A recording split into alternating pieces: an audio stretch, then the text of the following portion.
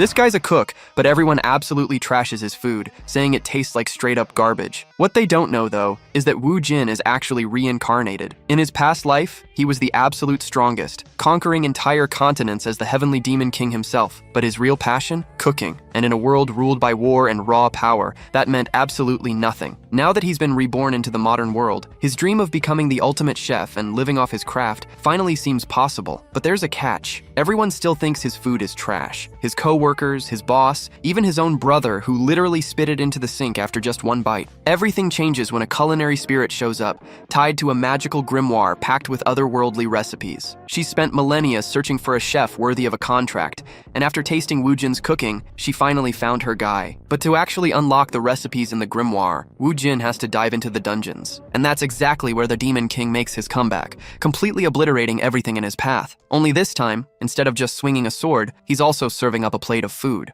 Born in 2011, Wu Jin was orphaned shortly after his parents died in the gate accident. He was taken in by his friend's parents, who, despite already having a son, treated him like family. A short time later, his adoptive father also died in a gate-related accident, an event that drastically affected him and awakened the memories of his past life. Back in the kitchen, Wu Jin thought something was wrong, remembering that he had finally escaped the world of martial arts to dedicate himself to cooking. He felt he would now have his chance, but most people in this world didn't like his food, which confused him, since in his previous life his dishes were adored by the elders, to the point that one of them had fainted from pleasure. Currently, the protagonist was cooking sausages with vegetables at home when his foster brother, Seonho, arrived. Upon entering, Seonho noticed a different smell and found Wu Jin savoring the food he had just prepared. Suspicious, he asked if Wu Jin was responsible for the dish. Wu Jin confirmed and offered him a piece to try. Still hesitant, but starving, Seonho decided to accept, thinking that anything would taste good and that maybe Wu Jin had improved his cooking. However, as soon as he put the food in his mouth, he spat it all out, feeling as if he would have died if he had chewed even once. He rushed to drink some water, convinced the food had been made with rotten vegetables. Startled, he looked to the side and saw a package of cherries on the table. He then asked Wu Jin if he had used cherries in the recipe. Wu Jin explained that he opted for cherries instead of sugar, as they added a tart and refreshing flavor that sugar couldn't provide. Seonho said he understood, mentioned he was going to take a shower, and suggested that Wu Jin finish the rest of the food. Alone, Wu Jin reflected that it had been almost a year since his reincarnation, and that despite his total dedication to cooking, his food continued to be disapproved of. He started thinking of ways to improve, but upon tasting his meal again, he concluded it was actually good. While taking a shower, Seonho was indignant that Wu Jin had put cherries in the food, considering him crazy. He wondered how something could taste so bad, and why Wu Jin insisted on cooking that way. A bit thoughtful, Seonho reflected that his brother's true talent wasn't in the kitchen. He remembered the night their parents were killed by a monster, and how Wu Jin had easily defeated it. He concluded that they had both awakened their powers that day, but Wu Jin was incomparably stronger, having probably reached S rank. Seonho thought that if Wu Jin became a hunter, he would be a legend, and they could fight together to avenge their father. Suddenly, a mysterious girl appeared and began to describe Wu Jin's dish. She defined it as a simple combination of meat with vegetables and some kind of sauce, commenting that it was the second most delicious thing she had ever seen. Wu Jin was surprised it wasn't the first. The girl stated that the secret to elevating the dish to that level must be in the sauce, making Wu Jin reflect that she truly understood cooking. She then asked if she could know the name of the meal. He replied that it was called cherry soya, which led her to conclude that the flavor was defined by either the cherry or the soy. As she ate, Wu Jin questioned her about her identity. The girl then revealed herself as the secret spirit of the culinary arts. She explained that spirits made contracts with humans to enhance their skills, and that she, specifically, was a resident of the Cooking Grimoire's dungeon. Her mission was to clarify that this world's cuisine was inferior, and that people's palates were ignorant. She claimed to possess countless recipes that didn't exist there, which Wu Jin could learn, and added that he would be able to complete the ultimate flavor, a dish no one had ever discovered. The spirit said that her sole reason for existing was to achieve this final flavor. She continued, saying that she had met many chefs, but none had been capable enough to form a contract with her. However, she admitted she had only thought that way until that moment. Still confused, Wu Jin asked what she was trying to say. The spirit argued that after tasting his dish, she realized he would be able to complete the ultimate recipe, and then asked if they could make a contract. Suddenly, Woojin realized the spirit must be linked to an item Seonho had looted, which meant she should belong to his brother. However, the spirit girl argued that she hadn't made a contract with anyone yet. Woojin replied that the proposal sounded good to him, but there was one condition. At that instant, a light from the sky illuminated the place, and the contract was sealed. A smart panel appeared in his vision, informing him that he had become a dungeon chef. Woojin was confused by the amount of information he received so quickly. The spirit said they finally had a contract, and that he could check the journal for more details. Upon doing so, Woojin noticed the system showed him as level 1 with no access to recipes, which made him indignant, since he had conquered the world's martial arts. The girl despaired, explaining that this wasn't his true level, nor did it mean he was inexperienced. In fact, the level indicated the status of his cooking grimoire and his proficiency with it. The spirit explained that he could evolve through missions and recipes from the grimoire, but Woojin accepted not having access since he wasn't a hunter. The girl informed him that the ingredients for the dishes were in the dungeons, places he wasn't allowed to enter. Woojin understood the situation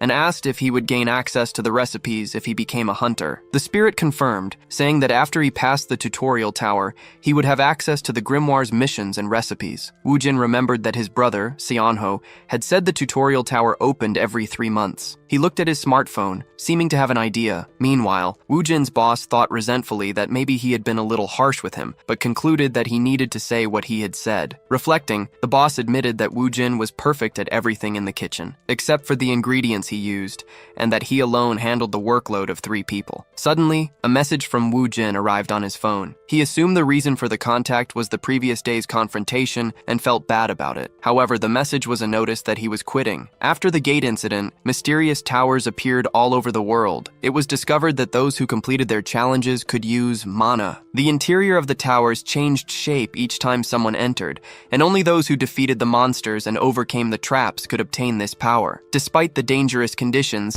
the number of challengers grew, attracting people blinded by wealth and fame, many of whom spent fortunes in the tutorial towers. The starting point was a place filled with desires and pleas. Inside one of these towers, a hunter was surprised by the attack of a green slime. He managed to dodge nimbly and then advanced to strike the monster's core. With the blow, the slime exploded, defeated, but it left behind only fluids and its core. The hunter was furious, as he had struggled to kill 4 slimes and none of them had dropped any weapons. Upset, he complained that all he got were useless fluids and that he had already spent 20 million just on the tutorial. Exhausted, he lay down on the floor, saying he needed an hour of rest to recharge his strength. Still lying down, the hunter reconsidered his rest time, thinking the hard work he had done so far had earned him the right to 2 hours of rest. His thoughts were interrupted when he noticed that more people had arrived at the tower. He judged them as strange, scorning the fact that they had entered the place without even leather armor. The newcomers were Woojin and his cooking spirit. The protagonist noticed he had been teleported in the blink of an eye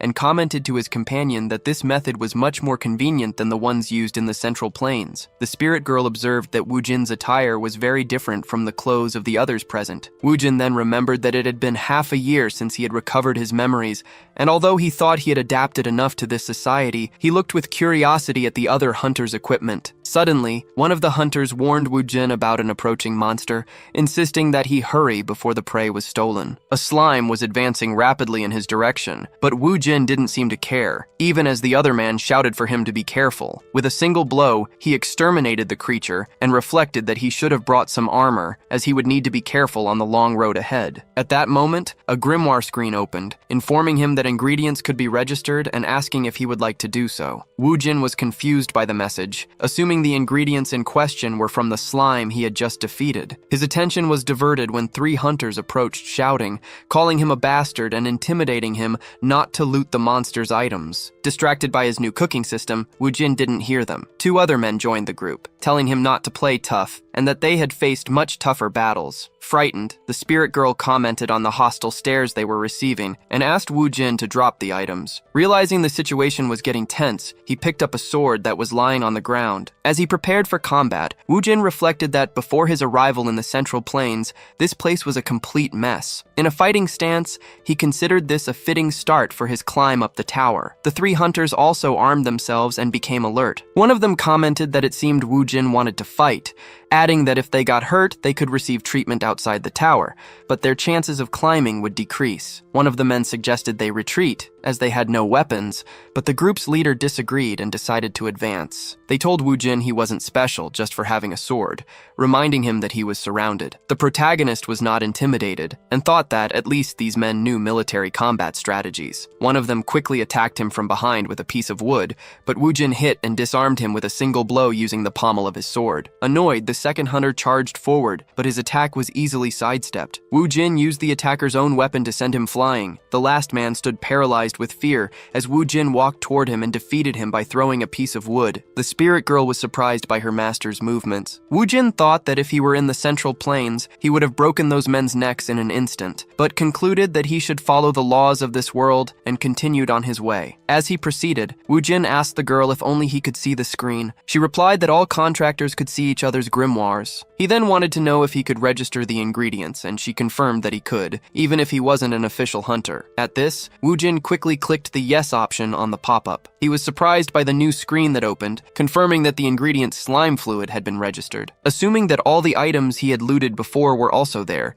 he decided to check them one by one. Soon, he found a recipe called slime pudding, but he didn't have permission to view it. The girl explained again that he couldn't see the recipe yet. She continued, desperately explaining that it wasn't the grimoire's fault, but rather the fact that he wasn't an official hunter yet. The spirit then remembered that the grimoire had already passed through the hands of many ignorant people who didn't understand its true value. She was certain that in thousands of years, no one like Wu Jin had been so prepared for the grimoire, and she decided she couldn't let him go. Before Wu Jin could finish his sentence, the girl shouted in his ear, begging him to accept anything but the cancellation of the contract. Confused, he watched her cry as she pleaded with him not to give up on her. The protagonist then clarified that he was just asking if he could create a new dish that wasn't in the recipe. He stated that he intended to develop something new, as he saw no point in blindly following someone else's method. The girl, still terrified, asked if that was really what he meant, and Wu Jin confirmed that he had never thought of canceling the contract. She had assumed he was upset about not having access to the recipes, but he explained that he simply wasn't used to it and had no complaints. Surprised, the girl commented that, in all her many years, he was the first person she had seen willing to cook without a recipe. Moving on, the protagonist said he would only know if it would work by trying. As they walked, Wu Jin sensed a presence and looked back, concluding that someone was following them, but he continued on his way. Lying in wait, the man pursuing them seemed to have noticed something. He was surprised to see a grimoire spirit and wondered what a contractor would be doing in a tutorial tower. Shortly after, the protagonist opened a jar of slime fluid and scooped some up with his finger. To the girl's astonishment, he put his finger in his mouth and tasted the substance. She warned him not to eat it, explaining in terror that slimes contained a poison that,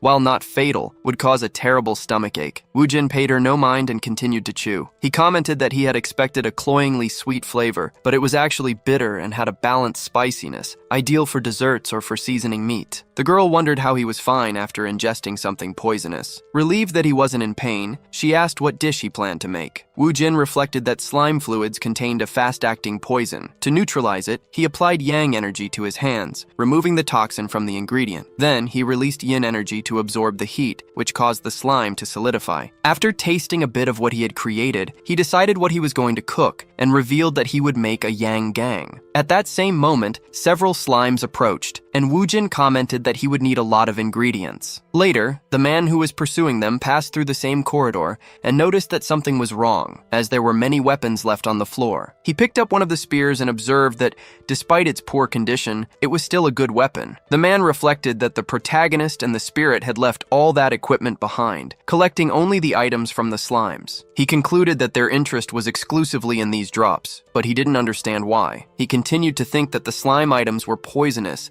and that there could only be one reason to collect them in the tutorial tower, the existence of some yet unknown piece or secret. Upon reaching this conclusion, the man despaired, realizing that the future had already changed. He started running in search of Wu Jin, regretting not having hurried, as that grimoire contractor was a completely unexpected variable. After running for so long, he arrived panting in a room and spotted Wu Jin and his spirit. Wu Jin noticed his arrival and presumed he was the one who had been following them. The two stared at each other, and the protagonist seemed to understand the situation, guessing that the man was after his grimoire spirit and wondering how he could see her. The mysterious man, in turn, stared at Wu Jin with suspicion. From the items scattered on the floor, he deduced that Wu Jin had eliminated all the slimes in that room. The man thought that, although he didn't know which grimoire spirit Wu Jin possessed, his relaxed attitude made sense. Still, he saw no logic in such a low-level hunter having a legendary item unless a specific group of people had provided it. Assuming that Wu Jin was acting with such a group, he sensed his aura from a distance and decided to surrender. He explained that he was just being cautious due to the sudden appearance of someone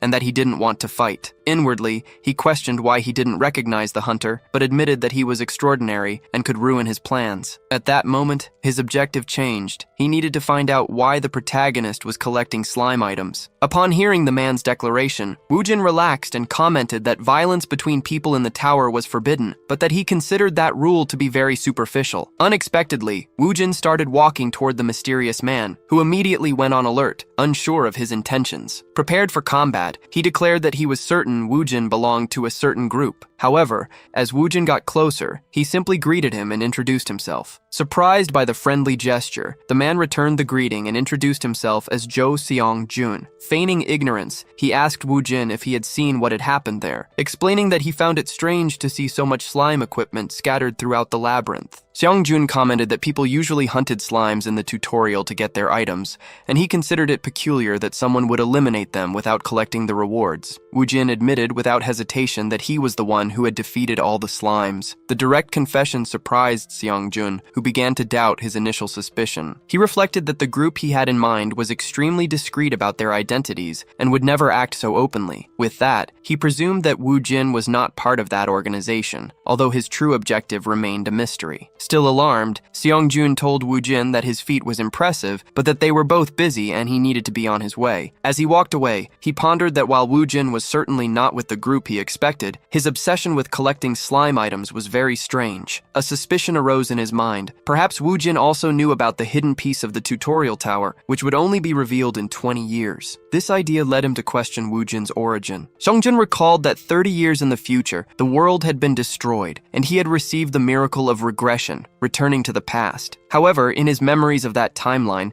there was no one named Wu Jin. The possibility that the young man had received the same miracle occurred to him, but he quickly dismissed the thought as useless and impossible. With a serious expression, he departed, determined to focus on his own affairs, as losing the hidden piece would ruin his plans for growth. Wu Jin remained in the room, watching Seong-jun walk away, and concluding that he was very astute. He noticed how the man had kept his distance until the handshake, and how he had disguised his reaction upon seeing the grimoire spirit. As the distance between them grew, Wu Jin began to suspect that Seong-jun might be someone like him. After eliminating countless slimes and finally gathering enough ingredients for his recipe, Wu Jin cleared the room. He informed the grimoire spirit that he was ready to cook, but the girl was confused by his statement. He then asked for a pot, explaining that he couldn't cook with his bare hands, and asked if she, as the spirit of a cooking grimoire, knew any way to get utensils. Suddenly excited, the girl remembered something important and used her magic to summon a pot, assuring him that she could materialize any tool at any time. With the utensils available, Wu Jin asked for a spatula, preferably a silicone one, and a square mold. Now ready, he announced that he would prepare a dish called yoken, the best way to use the slime items he had collected. He explained that the slime's glowing core, due to its unique texture, would be used differently. As long as the inner part didn't mix with the fluid, he could use it to create patterns. While cutting the core, he noticed its rubbery texture and decided he would use it separately, like tapioca pearls. The process began by boiling all the slime fluid to remove the toxins. Next, he poured it into the mold, and as the edges dried, he added the pieces of the core. Wu Jin mentioned that the melted part that remained in the pot was the key, explaining that if the fluid cooled down enough, it could be used as a broth. He then poured this remaining liquid over the other ingredients in the mold and used the spatula to stir and create patterns which, according to him, would alter the texture and flavor, making the dish more interesting. To finish, he used a freezing technique to chill the mixture quickly. Finally, he turned the mold over and revealed his newly created dish, the slime yoken. The girl and Wu Jin were quite pleased with the result. Ecstatic, the spirit girl asked him to quickly cut a piece. Suddenly, a message from the cooking system appeared, informing them that a new recipe had been added. Surprised, the two watched as the information about Wu Jin's slime yoken was loaded. The revelation that the dish was F rank left Wu Jin in disbelief, but the girl advised him to wait, as the dish's quality had not yet been revealed. Wu Jin then asked if the quality was more important than the rank, and the girl confirmed that it was. Next, a message announced that Wu Jin had leveled up. Several notification windows popped up, but one in particular caught his attention. His dish had reached A-grade quality. Another notification informed him that a new recipe had been unlocked based on the objectives he had achieved. The girl congratulated him, commenting that A-grade quality was a remarkable achievement. Wu Jin, however, remained skeptical that his dish could be good, considering its F rank. The girl recalled that he had asked about the difference between quality and overall rank, and offered to explain while they ate. Wu Jin replied that he didn't care,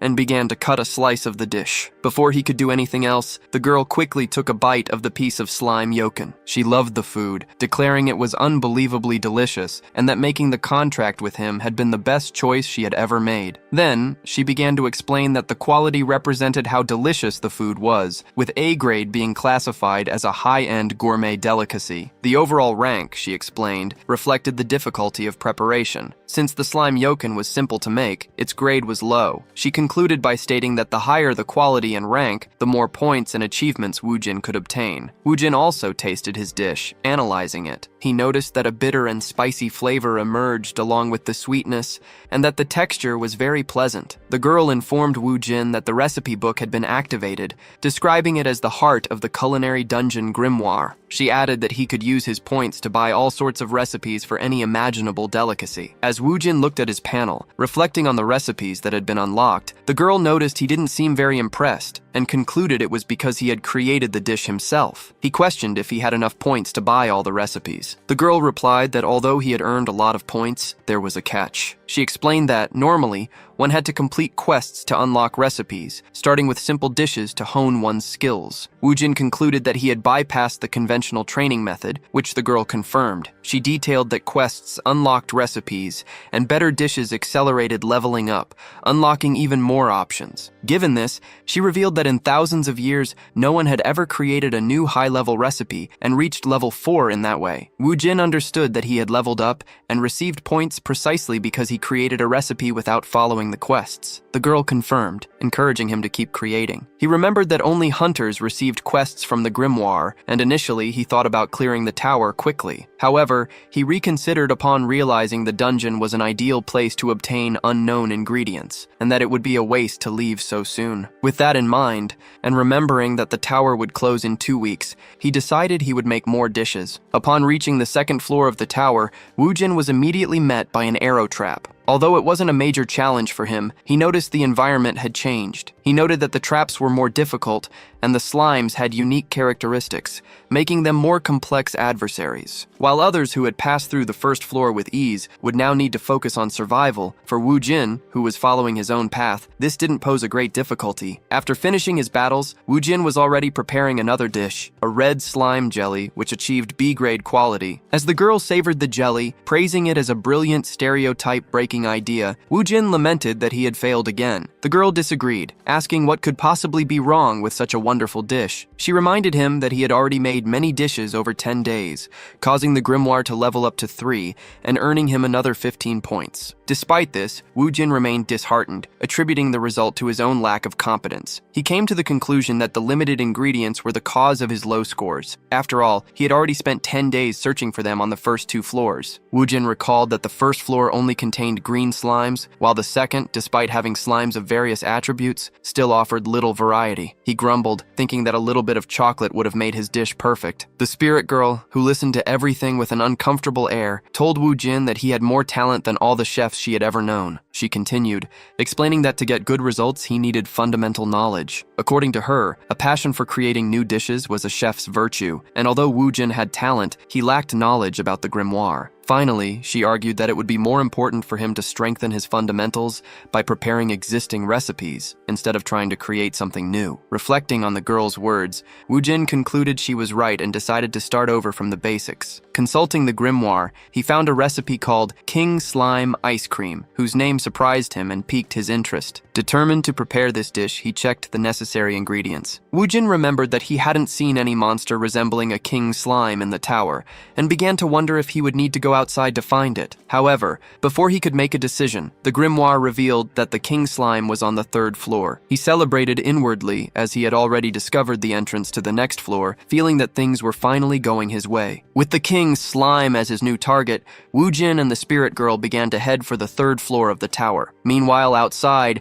10 days had already passed since Wu Jin entered the portal. In the city of Seoul, the area around the portal was surrounded by reporters, as it was the day the first people to clear the third floor were expected to emerge. Two men observing the scene commented to each other that the best talents of the day had probably already been recruited by major guilds, and that they were there in the hope that a negotiation might fall through. As they wondered who would be the first to come out, a person finally emerged from the portal. The person who came out was Baek Seol-ha, the eldest daughter of the Cheonik Guild leader. The reporters were ecstatic and surrounded her, wanting an interview and asking if she would join her father's guild. Arrogantly, she declared that she would refuse any unscheduled interviews and demanded that everyone back away. One of the observers commented that the situation was very unfair, and the other wanted to know why. The first man explained that it was unfair because she was beautiful, had wealthy relatives, and on top of that, was talented. He then told his companion to keep his eyes open, as they might find someone they could use. The more pessimistic of the two retorted that no one who reached the third floor would join a small guild like theirs, but his colleague argued that there were always exceptions. The man in glasses complained that the best talents came out on the 10th day, and that the last chance to find someone good would be on the 13th. After that, according to him, all that was left was to wait for the quitters and useless ones who would come out on the 14th day. Back in the tower, Wu Jin continued to fight slimes. He observed that the structure of the third floor was very different from the previous ones. While the first and second floors were labyrinthine, the third was divided into rooms. Suddenly, he spotted an entrance different from all the others and assumed it was a special room. Walking up to the unfamiliar door, Wu Jin passed through it and found himself in a dense forest, full of trees and vegetation. He found it incredible that a forest could exist inside the tower. The spirit girl wondered if they might have left the tower, but she wasn't sure. Wu Jin disagreed, pointing out that it didn't look like the outside, as he could see slimes further ahead. A little further on, he also spotted an altar that seemed to be dedicated to a slime. At that moment, his cooking system issued an alert, informing him that a special ingredient had been detected and that unlocking the recipe would cost 20 points. Wu Jin was now certain that the king slime was there and confirmed the mission, noting that the system had more convenient features than he had imagined. It was then that Wu Jin felt a presence behind him. It was Seong-jun, who had just arrived. Seong-jun commented that it had taken him longer than expected to get there, and, with a suspicious look, observed that Wu Jin seemed to have come alone along that unusual path. With a smile, Wu Jin greeted Seong-jun, telling him that he had reached the third floor. Seong-jun explained that since the tutorial tower could only be completed once,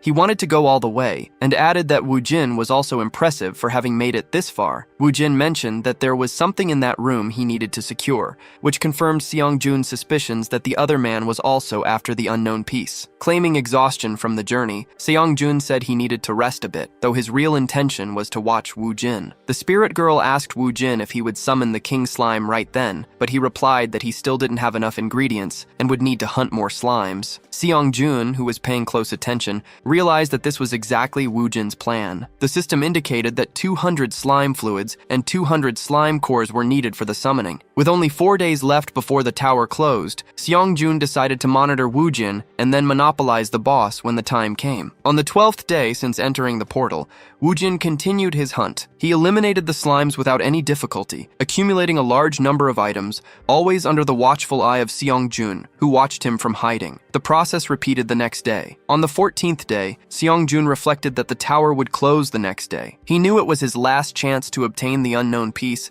and that he couldn't wait 3 months for the portal to reopen. Noticing that Wu Jin was still collecting items, Seong-jun presumed he already knew the conditions to summon the king slime and was just postponing the confrontation. While watching him, Seong-jun also observed Wu Jin eating substances that looked toxic, imagining it must be a skill from the grimoire that made monsters edible, something very useful for surviving in dungeons. Pushing aside these useless thoughts, he focused on finding a way to face the boss without Wu Jin noticing. Seong-jun had noticed that for the past 4 days, Wu Jin would leave the area for periods ranging from 30 minutes to 2 hours. His return was unpredictable, which made the situation a gamble, but it was the only opportunity he would have. He questioned whether he could defeat the boss and get the piece in just 30 minutes. Realizing that hesitation would only make him lose the chance, he decided he would summon the boss during Wu Jin's next absence, having already prepared the materials. As soon as Wu Jin left, Seong-jun ran to the altar and threw all the necessary slime items onto it. He waited anxiously, still apprehensive, until a light from the sky illuminated the entire structure. Suddenly, the king slime, black in appearance and wearing a crown, was summoned. Its first attack was to bounce on the ground, destroying the surrounding area and raising a cloud of dust that disoriented Seong-jun. Amid the chaos, the monster advanced toward him. Far away, Woo-jin suddenly stopped walking, which seemed strange to the spirit girl. With a serious expression, he stated that they needed to return to the altar immediately. The combat was already intense. The king slime tried to land a blow on Seong-jun, who dodged with great ease and prepared to retaliate, advancing with his spear. The attack tore a hole in the monster's chest, which seemed to feel pain, leading Seong-jun to believe his strategy was working. He reflected that it had been half a year since he had returned from the future, concluding that just knowing what would happen wasn't enough. Suddenly, the king slime unleashed its fury. While nimbly dodging the attacks, Seong-jun thought about how his meticulous preparation had prevented the world's destruction and declared to himself that he would not rest for a single day. In a swift move, he leaped onto the monster, ready to drive his mana-energized spear into it. Enveloping the weapon with his aura, he delivered a powerful downward strike, subjugating the creature and confirming once again that his blows were significantly effective. Before the slime could counterattack, he moved back, gaining distance and reflecting on how his combat power was far superior to that of his past. Dodging the attacks, he calculated that at this rate, he would be able to collect the unknown piece. However, Woo-jin had already arrived at the scene and was watching the fight, commenting to himself that Seong-jun's performance wasn't bad at all. Woo-jin observed that Seong-jun wasn't directly resisting the slime's power, but rather letting the flow of energy pass while adding his own strength. He noticed the young man seemed to be his age, but his skills didn't match. A faint energy emanated from the tip of the spear, and Woo-jin realized the source wasn't the weapon itself. He concluded that Seong-jun's techniques exceeded his internal energy. If he were his disciple, he could become much stronger. The spirit girl suggested that this would be the perfect opportunity to hunt the Slime King, but Woo-jin scolded her, stating that it wouldn't be appropriate. He remembered how furious Seonho used to get in the past when someone stole his dungeon boss, a behavior similar to the men he had encountered earlier in the tower. Out of courtesy, he decided not to interfere while Seong-jun's intense battle against the monster continued. Seong-jun, for his part, was struggling. He reflected that, even with all his desperate training, it was still difficult to deal with the creature alone, and his mana was almost gone. As he braced for another attack, he realized this would be his last chance. With a quick movement, he dodged by, sliding under the slime, thinking that if he could pierce it at that exact moment, he could finally defeat it and obtain the unknown piece he was seeking. However, as he landed the blow, he felt that something was wrong. As the slime began to dissolve on the ground, Seong-jun spotted Woo-jin, who had already returned. In disbelief, he thought that wasn't possible, as the combat pattern Woo-jin had taught him over the last 4 days hadn't worked. This brief distraction was fatal. The Slime King hit him with a powerful blow, slamming him against a tree trunk. Lying on the ground, Seong-jun regretted missing the attack because he had been paying attention to Woo-jin, concluding his wound was too severe for him to get up. He felt pathetic, a failure. He found it ironic that he had thought he could change the future, considering it arrogant to believe that things would be different just because he had returned to the past. A painful memory of an important woman he seemed to have lost in his original future surfaced. Despite the pain and despair, Seong-jun did not give up and resisted, trying to get back up. He told himself it didn't matter if he was arrogant or a failure, as thinking that way wouldn't help him change what had happened. He reflected on the many times he had been on the brink of destruction, and how much he regretted each one, wondering if it would have been different had he tried with more determination. With renewed resolve, he promised himself he would not repeat the same mistakes. A fury took hold of Seong-jun, who resolved to burn his own life force to defeat the monster, declaring that he could not give up. As he channeled energy into the tip of his spear, he declared that if he lost to something like this, he would never change the future, and that he would definitely eliminate this slime. He then charged forward, running toward the creature. Before he could do anything, an intense pain paralyzed him. He stopped his advance and began to spit blood, realizing his physical condition was terrible. With the slime advancing for the final blow, he thought this was the end. However, a slash of light appeared in front of him, slicing the Slime King. Confused by what was happening, Seong-jun passed out. Woo-jin had saved him at the last second. A notification window appeared for Woo-jin, informing him that the Slime King had been defeated and that he had obtained the Slime King's core and the Slime King's fluid. The spirit girl was impressed, commenting that it was to be expected that he would defeat the boss with a single blow. Looking at Seong-jun on the ground, Woo-jin thought he was a disgrace. He analyzed that the moment the young man noticed him on the battlefield, his focus wavered, which led him to suffer a major attack and panic. It was reckless of him to draw out energy with an injured body, which left him in a terrible state, although he still had the ability to escape. Woojin concluded that Seong-jun's objective was the Slime King's cube. Knowing the young man could probably still hear him,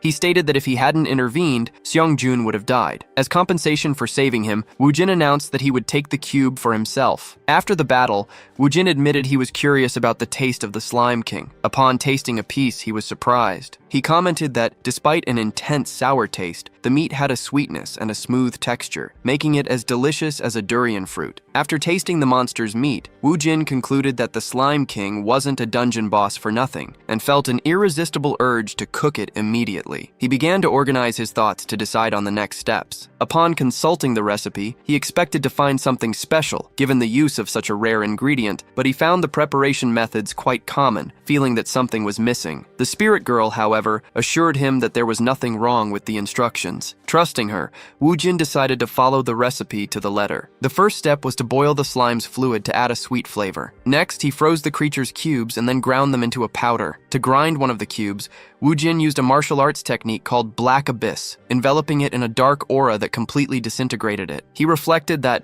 although this technique had originally been created for culinary purposes, in the Central Plains it had been used to harm many people. After grinding, he added the powder to the original fluid and began to mix everything with a spatula. Woojin noticed that the mixture's viscosity increased fascinatingly after adding the powder, an effect that, according to the recipe, applied to all types of slime. He realized that this method was different from the one he had used to melt the cubes earlier, which led him to conclude that the shelf life of the ingredients varied greatly depending on the cooking method. Finding the process interesting, he finished the dish, which was named Slime King Ice Cream. The system identified it as an E+ level and A quality item, notifying him that he had gained experience, unlocked achievements, and leveled up several times. With the dish ready, he declared it was time to taste it, and the spirit girl agreed. Just as they were preparing to try the ice cream, a groan caught their attention. Seong-jun had woken up. Upon regaining consciousness, he asked how long he had been unconscious. He felt that his mana had not yet fully recovered, and was surprised to have gotten up much sooner than expected. His body felt like it was on fire, and despite a few broken ribs, he could move. In front of him, he saw Woojin doing something curious and clearly remembered seeing him defeat the Slime King before passing out. Seong-jun then noticed that Woojin was holding the unknown piece, the unique item from the tutorial tower that only appears once. He berated himself for being so careless, lamenting the failure of his original plan, which was to ambush Woojin while he was busy with the monster to secure the item. He decided, however, that there was no point in lamenting, and, keeping his cool, concluded that all was not lost. Since Woojin would certainly not share the piece, he would have to take it by force. Gathering his strength, he tried to get up to attack. Before he could make a move, Woojin offered him some of the ice cream. Seong-jun was stunned and silent, completely confused by the situation. Woojin insisted, saying he should eat some, as he must be very tired. Seong-jun thanked him, wondering why Woojin would share something with him, but he saw it as a golden opportunity and decided to take it. He rationalized that as long as they didn't kill each other inside the tower, accepting the offer would be advantageous. As soon as he tasted the first spoonful, it was as if his mind exploded. He wondered what kind of flavor that was, and if Woojin was really a contractor of a culinary grimoire. He questioned if it was truly edible, if it could even be called food. To him, it was understandable that the grimoire's spirit, a non-human entity, could eat it, but he couldn't understand how a human being could. Even so,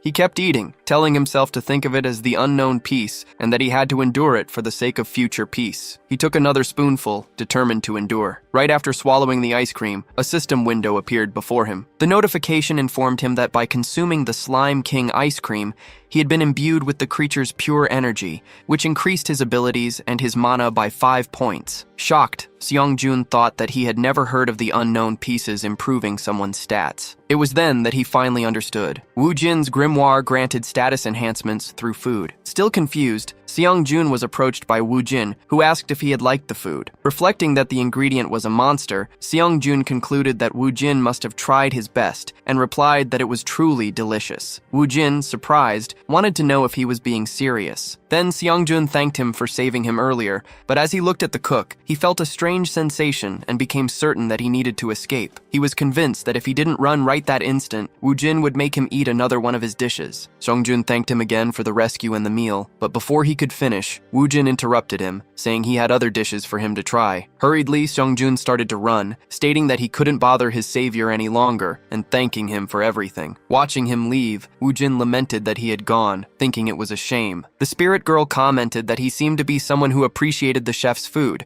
but that she was the only one in the world who truly did. Woo Jin pondered that maybe they would meet again. The girl then reminded him that the next day would be their last in the tower and suggested they get more ingredients. In the city of Sayu, with 2 hours left until the tutorial portal closed, Woo Jin appeared, accompanied by the spirit girl. She expressed her relief at being able to breathe fresh air after so long. Woo Jin informed her that they would be heading back now, and she agreed. At that moment, he received a system message, congratulating him on completing the tower and becoming an official hunter with access to the status window and inventory. Surprised by the new features, he felt a presence behind him and quickly grabbed what seemed to be a spirit. With an intimidating aura, Woo Jin demanded to know what it was. The spirit girl, terrified, asked the chef to calm down. Another system window appeared, asking if he would like to see the instructions for using the inventory and the status window. He hesitated, wondering what would happen if he refused, but decided to accept. Immediately, the spirit he was holding began to enter his body, a process Woo Jin found interesting. He realized he could open the status and inventory with just a thought, and could also check his information and manage items freely. While exploring the new interface, he found his daily quests: cook in a dungeon and serve the food to another person. Woo Jin reflected that cooking wasn't a problem, as he did it all the time, but serving others would be the real challenge. He thought that if the situation got too complicated, he would have to give the dish to Seonho. Suddenly, a voice called him a brat and scolded him for entering the portal without warning. It was Seonho, who explained that he had been waiting all day for him. Woo Jin, surprised, asked why he was there. Seonho replied that he had come to take him back and congratulated him on reaching the 3rd floor. Without beating around the bush, he got straight to the point and asked Woo Jin to join his guild. Along the way, the two discussed the proposal. Woo Jin refused, claiming he wasn't skilled enough, but Seonho doubted he had only completed the 1st floor. He explained that he had recommended Woo Jin, and that if he passed the practical test, he could join the same guild as him. Even though the offer seemed advantageous, Woo Jin maintained his refusal, leaving Seonho visibly stressed. His friend tried to convince him by offering benefits like equipment and personalized schedules, questioning the reason for his stubbornness. Woo Jin explained that this was exactly why he was refusing, as he had become a hunter to improve his culinary skills. Shocked, Seonho asked if he had abandoned his dream of being a chef. Woo Jin vehemently denied it, and Seonho warned him that he would gravely regret his decision. When Woo Jin asked for an explanation, Seonho revealed the truth. If he didn't register with a guild within a week, the government would forcibly take him to the Hunter Academy, a place whose imposing structure surprised both Woo Jin and the spirit girl when they arrived. Confused by the place's name, Woo Jin heard Seonho confirm that it was indeed the academy he had imagined. Seonho went on to explain that it was a state-run institution for hunters, where the treatment was terrible and transferring to private guilds was very difficult. Furthermore, the place was filled with prejudice and the education system was completely outdated. Despite all that, he informed him that the academy had access to any dungeon in Yeong, as long as they were accompanied by an observer, but warned that the dangers were greater than they seemed. The information about unrestricted access to the dungeons excited Woo Jin, who said he would think more about it, but that he felt very tired at the moment. Understanding his exhaustion, Seonho eased the pressure but advised him to make a decision before he was dragged there by force. Woo Jin assured him he would decide as soon as possible. Shortly after, he received a text message from the academy itself, which made him realize he had only until the following week to make a careful choice. While cooking another dish, Woo Jin thought that, unlike the tower with its limited ingredients, the outside world offered an abundance of options. Thanks to this, he was able to create new recipes and gain 2 more levels in his skill over the last week, although he had failed the mission to serve food to another person. He had tried to offer the dish to Seonho, but he refused, stating that he would only eat it if Woo Jin joined his guild,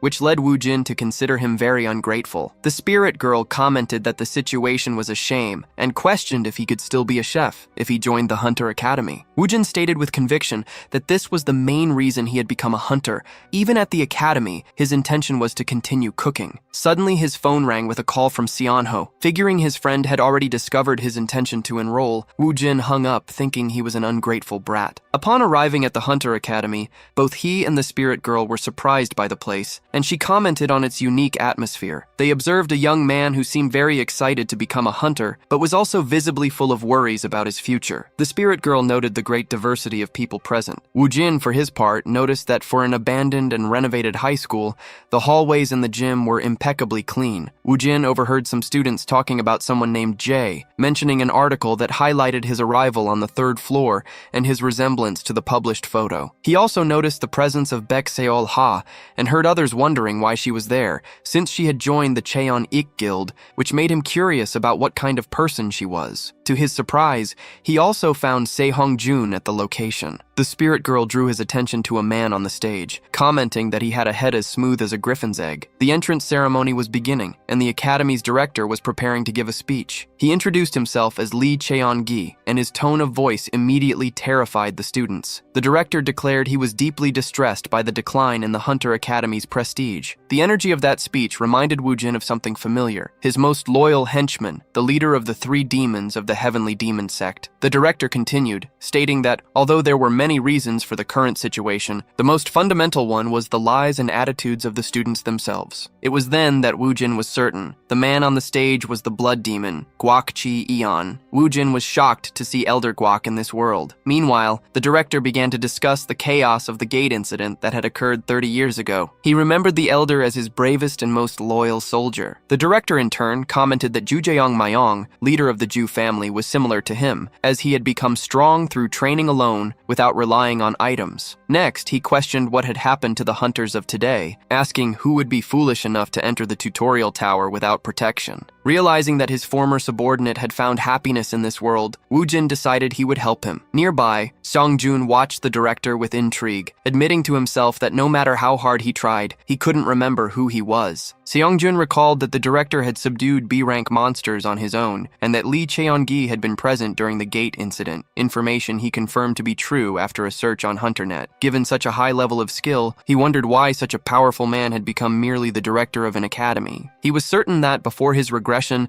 the director had been Lee Chae-young-ji, a fundamental fact he wouldn't forget. Seong-jun then concluded that he needed to investigate the other changes caused by his return to the past, and that was the main reason he had come to the academy. With a serious expression, he understood that this was just the beginning of his investigation. The practical class began with a teacher instructing the students to strike a mannequin with all their strength. He explained that after each strike, a score would appear, and that the exercise was just a test to assess everyone's levels, promising to detail the academy's rules at the end. The instructor added that those who used weapons could practice with the equipment available on the left, and asked if there were any questions. A female student raised her hand, questioning the need to perform the attack 5 times, to which the teacher replied that the goal was to measure how long they could maintain their maximum power. Another student asked about the highest score ever achieved by the vice director, and the teacher suggested they use the fact that he was a B-rank hunter as a reference. With no more questions, he asked everyone to form a line to begin the test. The first students came forward, with one girl scoring 302 points, followed by a boy with 272 and another with 403. Watching the tests, Woo Jin commented to himself that although he had already understood the scoring criteria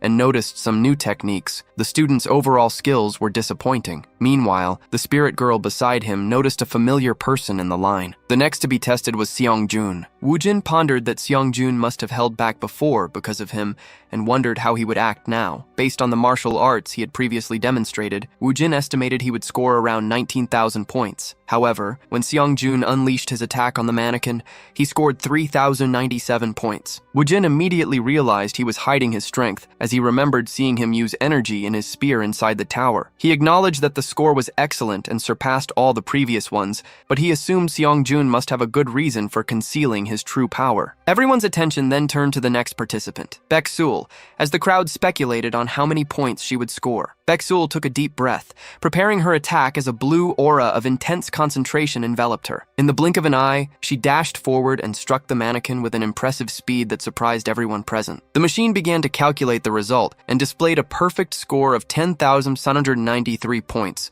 a feat she seemed to achieve with great ease. The other participants were shocked and intimidated by the result. Some of the boys wondered if she was using an artifact, but they soon saw that wasn't the case. When his turn came, Woojin scored a modest 222 points and decided it was best not to get involved in that power struggle. The high scores of Seongjun and Baekseol quickly became the main topic among the students, and Woojin officially enrolled in the academy after receiving the rules from Min Sung. Sometime later, settled in the academy dormitory, Woojin was preparing a meal and found the place quite pleasant. He felt a different kind of freedom compared to his home, and while cooking, he noticed that the salad turned out very well with a blue slime base. He remembered his brother saying he would be exploited at the academy, but Woojin questioned why he would join a guild in such a troublesome place. Here, he could cook whenever he wanted and even serve others. Besides, he found the classes very interesting, as he needed to learn the basic theory about the most common monsters in dungeons. He noticed that the other students complained, underestimating the value of learning directly from the teachers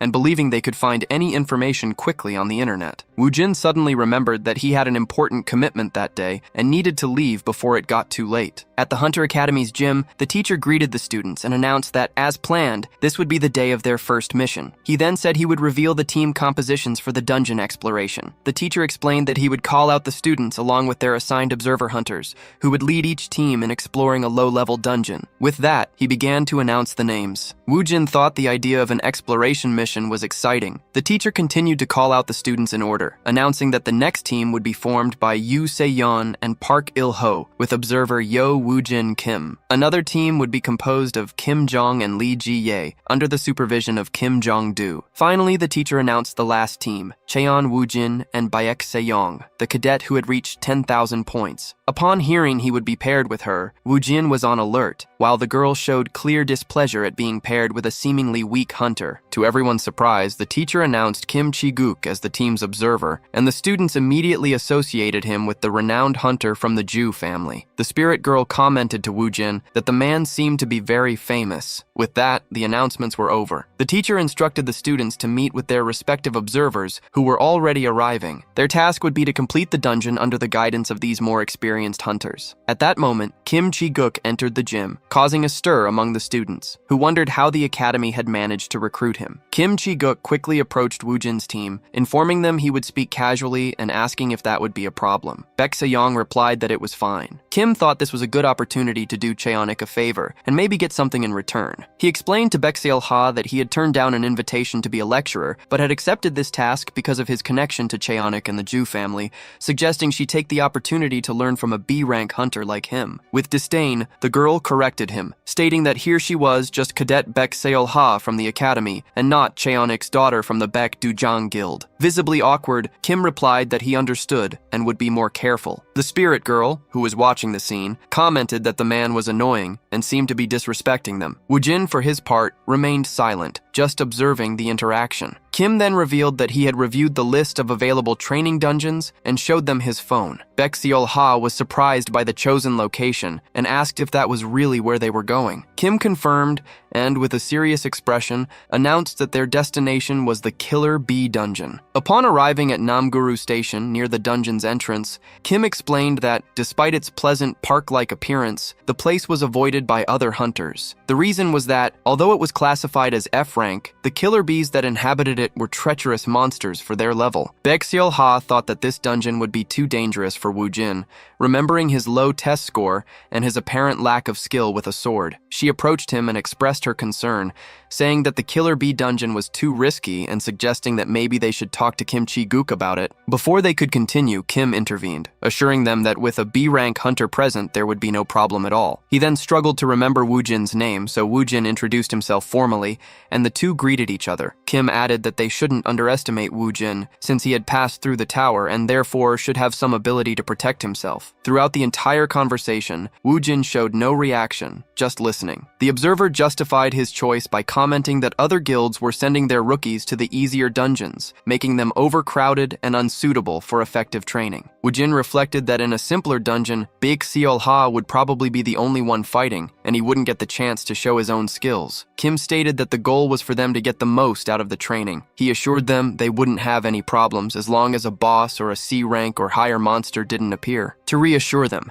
he concluded by saying that this dungeon was known for not having any bosses, so there was no reason to worry. After the brief explanation, Kim asked if they could enter the dungeon if they had no objections. Baek Seol-ha remained silent, mentally agreeing, while the spirit girl was visibly irritated by his tone of voice. Once inside the dungeon, Kim announced that before they began their practical training, they would talk about insect-type monsters. He reminded them that these creatures had a common venom, information they should have already learned in class, and mentioned the existence of a swarm controller. To demonstrate, he pierced a bee with his spear and explained that neutralizing the leader would make the rest of the group much easier to take down. Immediately, Baek Seol-ha located and attacked the bee leader. Kim praised her speed, commenting that the leader's mana was unique but difficult to identify without experience, and proposed an alternative method. While the two were talking, Woo-jin was searching the area for ingredients. He found a fenestra plant, and noticing the greater diversity of materials compared to the tutorial tower, decided to collect as much as he could, since they only existed in dungeons. Kim offered Bayek the possibility of private lessons with him. All she had to do was make the request through the Ju family. Soon after, Kim's attention turned to Woo-jin, and he wondered what the boy had been doing since they arrived. With disdain, he ordered Woo-jin to stop collecting grass and join them, thinking that academy students were useless. Baek just watched the scene in silence, reflecting that Woo-jin acted like a textbook. Impatient, Kim scolded Woo-jin again, emphasizing that the basics of exploration consisted of understanding the surrounding environment,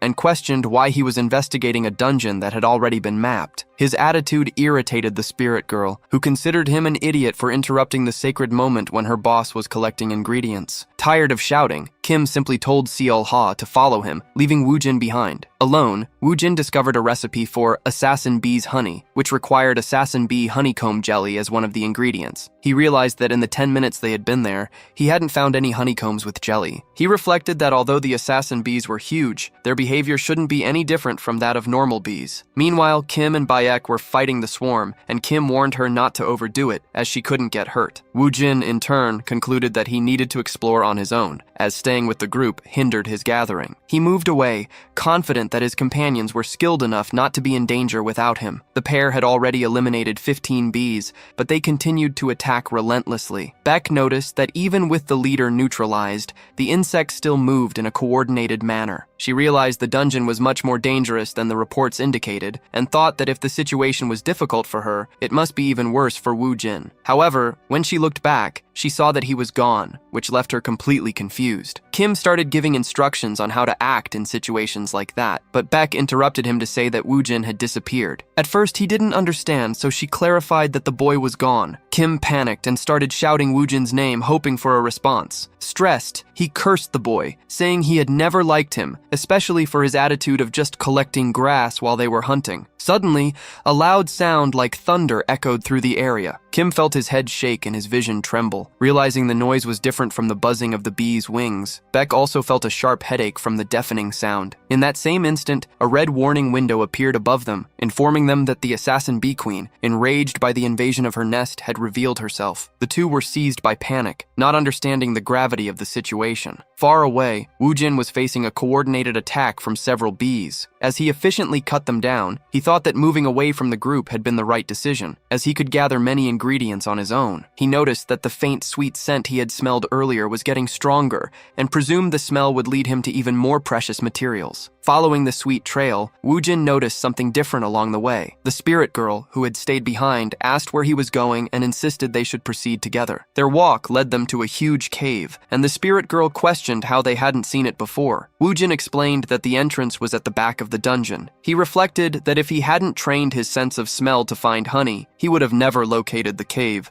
as it was rare for anyone to approach that area. Upon entering the place, he commented that they might have found the source of the sweet smell. The spirit girl was impressed upon seeing a gigantic beehive and nicknamed the place the Honey Mine. Surprised by the size of the honey stones, Woo-jin expressed his desire to taste them. However, as soon as he touched one of the stones, a warning alert appeared before them. Turning around, Woo-jin read the message, which informed them that the queen bee was enraged by the invasion of her nest. Right after the announcement, a thunderous sound echoed, and and Woojin presumed it came from outside the cave. Far away, Chi-guk and Baek were running desperately. The professor lamented that things had gone so wrong, grumbling that if he had known what would happen, he would have brought a tracker from the academy. He was terrified by the thought that if he left the dungeon without one of the cadets, all his efforts to be recognized by the Ju family would be wasted. Baek suggested in desperation that they split up to search faster, but the professor stated that it wouldn't make sense. While they were dealing with the bees, he reinforced that if she disappeared, the problem would be even bigger. The professor explained that in situations like that,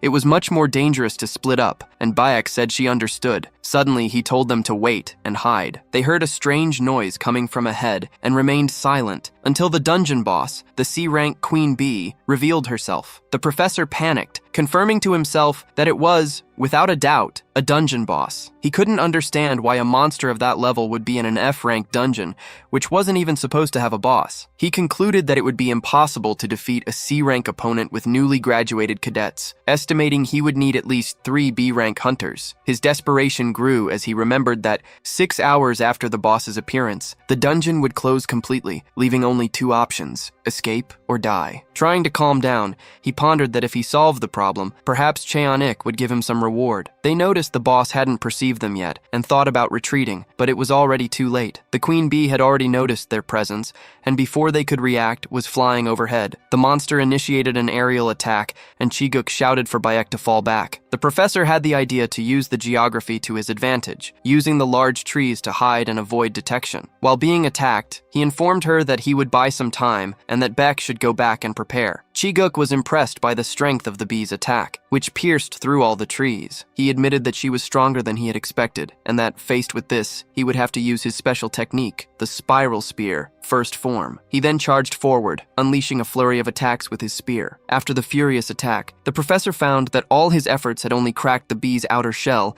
and shouted for Baek to run. The girl was reluctant, but the professor insisted she go while he held the monster off. However, Baek returned, declaring that her father had taught her to never turn her back on the enemy, and that for that reason, she would fight too. The professor became exasperated, saying she didn't understand the gravity of the situation as it was a C-rank boss, and warned her to be careful. The bee unleashed another swift attack, which the professor barely managed to dodge, but he thought Seol-ha wouldn't be as lucky. The cadet, in turn, advanced on the bee and attacked with her sword. After the strike, she reflected that she could protect herself for a while, but her attack had had no effect at all, not even leaving a scratch. The instructor then proposed they divide the roles. While Baek drew the bee's attention, he would finish the fight with his spiral spear. Aware that they couldn't prolong the fight, he planned to use a single powerful attack to destroy the boss's exterior at once before his stamina ran out. Aware they had only one chance, they launched their attack with all the mana they had. Baek ran ahead to draw the bee's attention, managing to dodge its first strike. The creature began to chase her, but the girl noticed something had changed in the monster's behavior. The queen bee started summoning smaller bees to aid it. While defending herself from the new enemies, Baek realized she needed to buy time for the instructor to prepare his attack, and for a moment, she felt all was lost. Suddenly, the instructor unleashed his strike, channeling all his mana into the second form of his spiral spear technique. The attack pierced through the queen bee and everything in its path, sending the monster flying. Lying on the ground, Baek asked if they had managed to defeat it. The instructor replied confidently, stating that not even the strongest monster in the dungeon could withstand a direct hit from his spear at full power. Just as Baek was expressing her relief and suggesting they go back to looking for Woojin, she was caught off guard by an attack from the queen bee. Before she could react, Baek was hit by a furious attack and thrown forcefully against a tree trunk. Chi-guk despaired as he witnessed the monster's fury. The instructor, in turn, realized he couldn't intervene and panicked. He reflected that he had used all his power in the last strike and that, after so much effort to gain recognition, he would die in this place. In his mind, the blame fell on Woojin. If it weren't for him, he could have hidden safely until the dungeon opened. The instructor considered that Seol-ha might take advantage of the bee's distraction to attack, but he soon noticed the creature was looking in another direction. It was then that he spotted Woojin approaching to save them. Enraged, the instructor called him an idiot, questioning where he had been and why he was only showing up now, ordering him to flee from the monster immediately. As Woojin prepared for combat, the instructor kept shouting for him to run, warning that he would be killed if he stayed there. The queen bee charged at Woojin with full force, but before it could reach him, he sliced it in half with a single swing of his sword. The scene left the instructor in disbelief. Woojin seemed to have made no effort at all. Still on the ground, he wondered what had just happened. Unable to believe that Wu Jin, whom he considered a nobody, had cut the bee in half. He reconsidered his earlier fear, concluding that he hadn't been exaggerating. The queen bee truly had the power to kill him, which meant Wu Jin had genuinely annihilated it. Rethinking his past actions, the instructor realized he was in a difficult situation. Overcome by fear, he walked toward Wu Jin and asked how he had done that, but he was simply ignored as the young man began to walk away. The instructor then remembered he should take care of Beck and went over to her. He checked and saw that, although unconscious, her life was not in danger, and her mana circulation was normal. Meanwhile, Chiguk noticed that Wu Jin was carrying a honeycomb and wondered if he had gone off to look for it. He also realized that Wu Jin had an inventory, questioning who could have provided it, and concluding that he needed to investigate him further. The only explanation that made sense to Chiguk was that Wu Jin had completed the 3rd floor of the tutorial tower. The instructor continued to ponder Wu Jin's reasons for joining the academy instead of a guild, wondering what kind of person he was. His thoughts were interrupted by a strong, unpleasant smell. He approached and saw that Wu Jin had cooked something. The instructor speculated it might be an alchemical item to repel monsters, recognizing the killer bee honeycomb on the plate. However, he didn't understand the addition of mushrooms, which to him looked like simple weeds. He assumed the dish was meant to poison the queen bee, but since it was already dead, he saw no point in it. Suddenly, to Chiguk's astonishment, Wu Jin offered him a piece of the dish he had just prepared. Breaking out in a cold sweat, Chiguk understood that Wu Jin really expected him to eat the dish, realizing that it was, in fact, food. He suspected that Wu Jin held a grudge and wanted to get revenge by making him sick. Looking at the bee split in half on the ground, the instructor concluded it was better to suffer a stomachache than to be cut in two, and so he decided to eat a piece. He tried to convince himself that he wouldn't die from it, but as he put the piece in his mouth, a horrible sensation overwhelmed him, making him feel like he was about to die. The food was terrible, with a shocking texture that reminded him of larvae squirming in his mouth. The cooked honeycomb was too soft, and the mushrooms were slippery. Chiguk found the bitter taste strange, since the honeycomb should have made the dish sweet, and wondered what else Wu Jin had added to the recipe. Amidst his misery, he was sure that Wu Jin had finally gotten his revenge. Before he could think of anything else,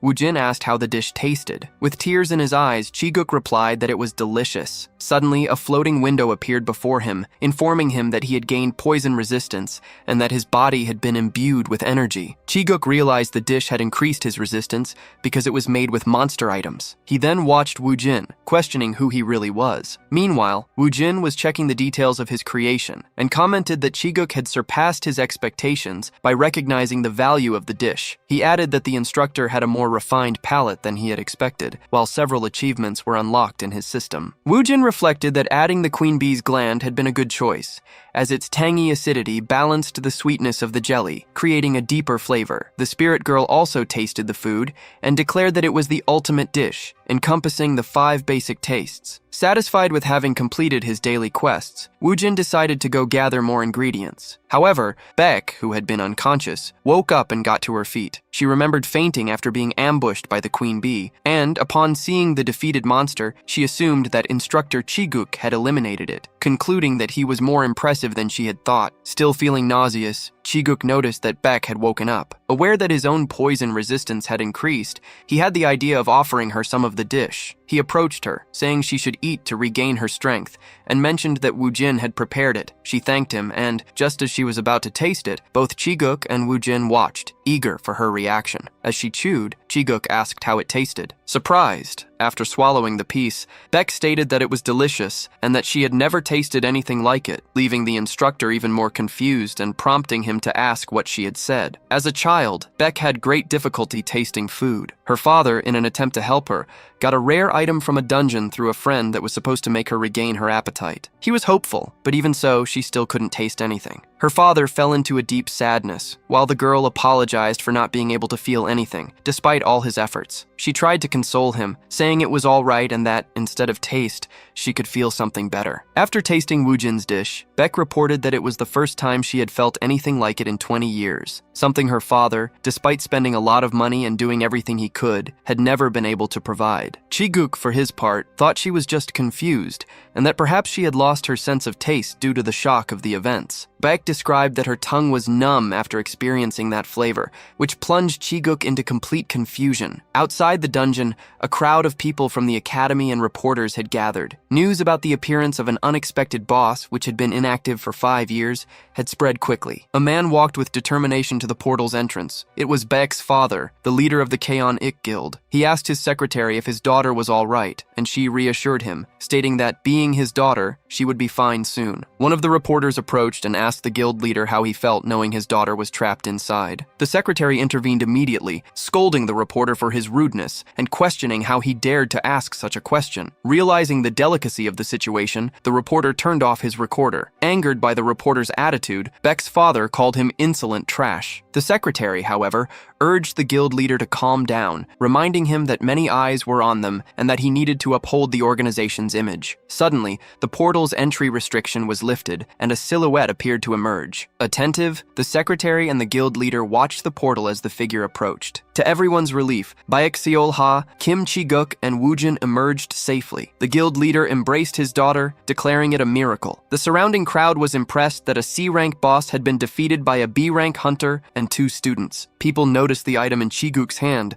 and identified it as a trophy from the dungeon boss. Weapons and artifacts were classified into 5 categories: common, rare, unique, epic, and legendary, and Chi-guk reflected that the number of people in Korea with legendary items could be counted on one hand, making the object extremely valuable. The excited crowd turned their attention to Chi-guk, bombarding him with questions about how he had defeated a C-rank boss and what kind of monster the killer bee was. They continued to question him about how he had ensured the students' safety, but he remained confused, not understanding why the questions were directed at him. A young man filming the scene commented that it looked as if Chi-guk had defeated the monster by himself. Unsure how to respond, Chi-guk remained silent, looking over at Woojin. Elsewhere, the academy's director, who had been worried about keeping his job due to the institution's poor performance, saw the news. Upon learning that Chi-guk had defeated a C-rank monster, he concluded that the hunter was solely responsible for the feat, realizing that he was more skilled than he appeared. After the dungeon closed, numerous news reports emerged about various countries taking an interest in the hunter. Many comments praising Chi-guk were posted, mentioning the standing of his family, Ju, which had publicized the story. The director read Chi-guk's statement that he would not have survived without the students' help, but interpreted it as an act of humility. He concluded that Chi-guk had been very lucky and was glad to have recruited him. At that moment, his office door opened, and the 3 dungeon participants, now hailed as the Academy's heroes, walked in. The director invited them to have a seat and talk. He explained that he had called them to make sure they received a bonus and to hear what had happened inside the dungeon. Chi-guk, wanting to ease into the subject, began by saying it was just as he had reported. It would have been very difficult without the help of Woojin and Baek. He then began to recount the events, explaining that at first, he had thought it was just an ordinary F-rank dungeon. Woojin listened with a bored expression. Once he understood the situation, the director found the story quite peculiar. Chi-guk continued, stating that they had managed to clear the dungeon because he was there to guide them, but that they should be prepared for future anomalies. As he listened, the director noticed that the student named Woojin looked familiar. He recalled Woojin's energy and his tendency to recommend strange foods to others. Suddenly, he realized that Woojin was the sect leader. The surprise on the director's face was so evident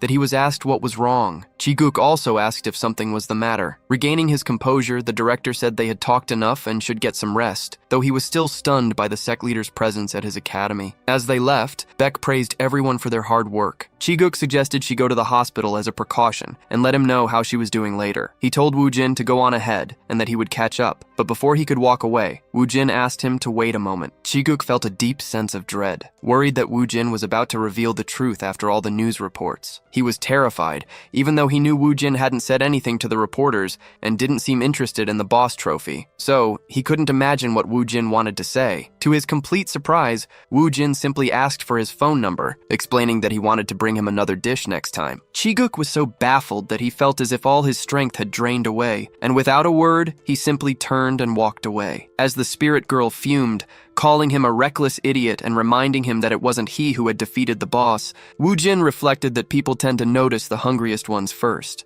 and he preferred to avoid drawing attention to himself. With everything settled, he had gotten new ingredients and recipes, which meant it was time to get back to cooking. In the classroom, the students questioned Woo Jin about the truth of the news that had been published. The article featured Chi-guk's statement, claiming he had taken down a C-rank boss with the crucial help of the students. The classmates continued to ask questions, curious about what it was like to see a monster of that level in person and what his teammates were like. Woo Jin, for his part, thought that for the first time, he had managed to complete the daily quests thanks to Baek and Chi-guk, and now he pondered who he would bring his food to that day. Professor Kim Jung-do entered the room, announced the start of the class, and asked everyone to sit down. He reminded them that in the previous class they had studied labyrinth traps, while Woo Jin continued to think about who would receive his delivery. The professor informed them that they would discuss the topic while watching the practical exercises on the screen. The first to be evaluated was Hyun-sung, who seemed completely lost amidst the smoke during his test. The professor warned him, saying that in a real situation he would already be dead and that he should have held his breath to assess the scenario. Hyun-sung was visibly disappointed with his performance,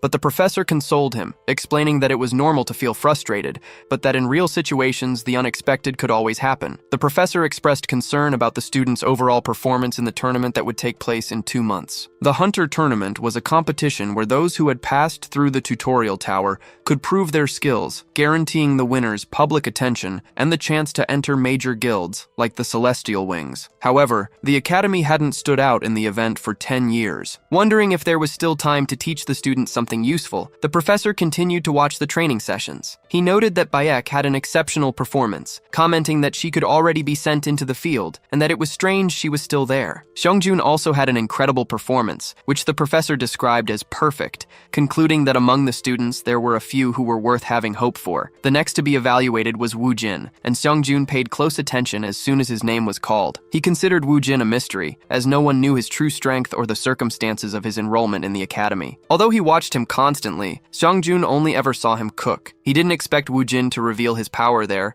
but as a precaution, he decided to watch him carefully. To everyone's surprise, Woo Jin intentionally failed his test miserably, pulling a lever that simulated his death and earned him 0 points, making him perhaps the worst participant. The professor was so frustrated with the result that he was left speechless. The spirit girl, outraged, protested that the professor was insolent and shouldn't disrespect her boss. Seongjun, for his part, realized that Woo Jin had done it on purpose, but he couldn't understand why. Later, in the academy cafeteria, some guys were complaining, saying that if it weren't for a certain bastard, they wouldn't even be there. They complained about how this person had gotten in their way on the climb to the 3rd floor of the tower, although they had managed to pass thanks to one of them. One of the 3 brothers declared that he would kill the one responsible the next time he saw him, and added that he didn't like the professor's methods, recalling that he had commented that they were lucky to pass the tower with their skill level and that everyone in the academy was equal. As they walked through the cafeteria, one of the brothers noticed a strange-looking dish on one of the tables. They wondered who would be eating something so horrible until they realized it was Woo Jin, the very person they were talking about. Uncomfortable, the 3 brothers sat down at the same table as him, trembling with fear. Woo Jin's reaction made it clear that he remembered them, and they knew that any false move could get them into big trouble. The spirit girl asked Woo Jin why he was making so much noise while eating,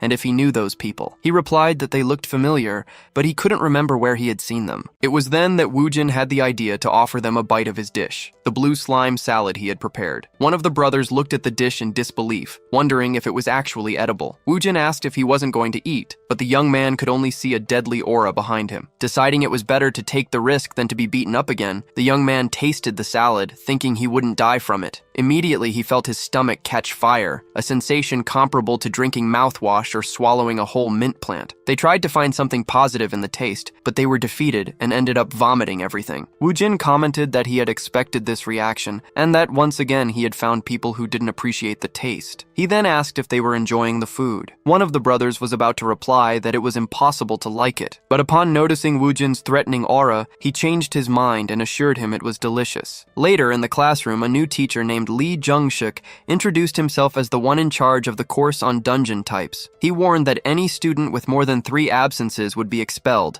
and that paying attention in class would be useful for the exam that would take place in 3 weeks. While the students showed skepticism about the quality of the class, the teacher asked if there were any questions and, with no response, began his explanation. He started by talking about the Goblin Station, also known as the Honey Dungeon, warning that it was a dangerous place for rookie hunters. Wu Jin, on the other hand, found the class excellent as it combined his personal and systematic interests. The teacher continued, discussing the Hangye dungeons, highlighting the most famous one, the Westland Boar, located on the outskirts of Wangsimni. The spirit girl commented that the illustrated pig was a delicacy, and Wu Jin corrected her, noting that it was a boar. He reflected on the animal's strong, flavored meat, while the teacher explained that the place was a gold mine for E-rank hunters. However, many disappearances had been reported in the dungeon, and for that reason, students were forbidden from entering. The spirit girl lamented, finding the animals very delicious, which led Wu Jin to wonder if there wasn't another way to get in. That was when the teacher mentioned that, with the director's authorization, students could gain access, although he didn't recommend it until they had more experience. This gave Wu Jin an idea, to look for Guak Chi Eon. In the director's office, Guak Chi Eon wondered why the hell Wu Jin was in his room. Wu Jin apologized for the sudden visit, but the director invited him to speak comfortably and asked what brought him there. Initially, Guak thought the matter would be about the Killer Bee dungeon, but he quickly dismissed the idea, as Wu Jin was a cadet with no notable skills in the tests. The more he observed him, the more he was reminded of the sect leader. Suddenly, the director felt an energy emanating from Wu Jin and recognized the same aura as the sect leader's. Stunned, he asked where Wu Jin had learned that martial art. Wu Jin explained that, when he was young, he had an accident during a trip to Mount Baekdu and got trapped. He found refuge in a cave, where he discovered a chest with old books and, out of curiosity, read about the martial art contained within them. The director concluded that the sect leader must have left a book on Mount Baekdu, not Mount Tian Shan. He remembered the leader lamenting that his followers didn't notice certain things, which the director interpreted as disappointment that they didn't follow his teachings. Still not understanding why the book was on Mount Baekdu, he considered that, based on Wu Jin's energy, the story could be true. Guak confronted Wu Jin directly, commenting on his confidence and asking how he knew the director would recognize his aura. Thinking that the director's meticulous nature hadn't changed, Wu Jin revealed that the book also contained information about a person named Blood Demon. He added that the book was very detailed and supposed that the director himself had learned the martial art that way. The director asked hostilely if anyone could learn just by reading. Wu Jin replied that the book was exceptionally well written. The director pondered that the sect leader didn't do things on impulse and must have written the book with great detail, which made him curious to know more. He then asked Wu Jin if he had sought him out just to tell this story. Without wasting any time, Wu Jin made his request. He wanted the director's permission to enter the Westland Boar dungeon. The director explained that, although the dungeon usually had restricted access, he would make an exception because of the new martial art Wu Jin had learned. Intrigued by the story of the book, the director asked Wu Jin to tell him more details, but suggested he do so the next day, as it was already getting late. Wu Jin agreed, and the director then wanted to know who he planned to go to the dungeon with. Meanwhile, atop a building, Chi-guk was reporting recent events to his family head, Ju Jung-myung. After hearing the report,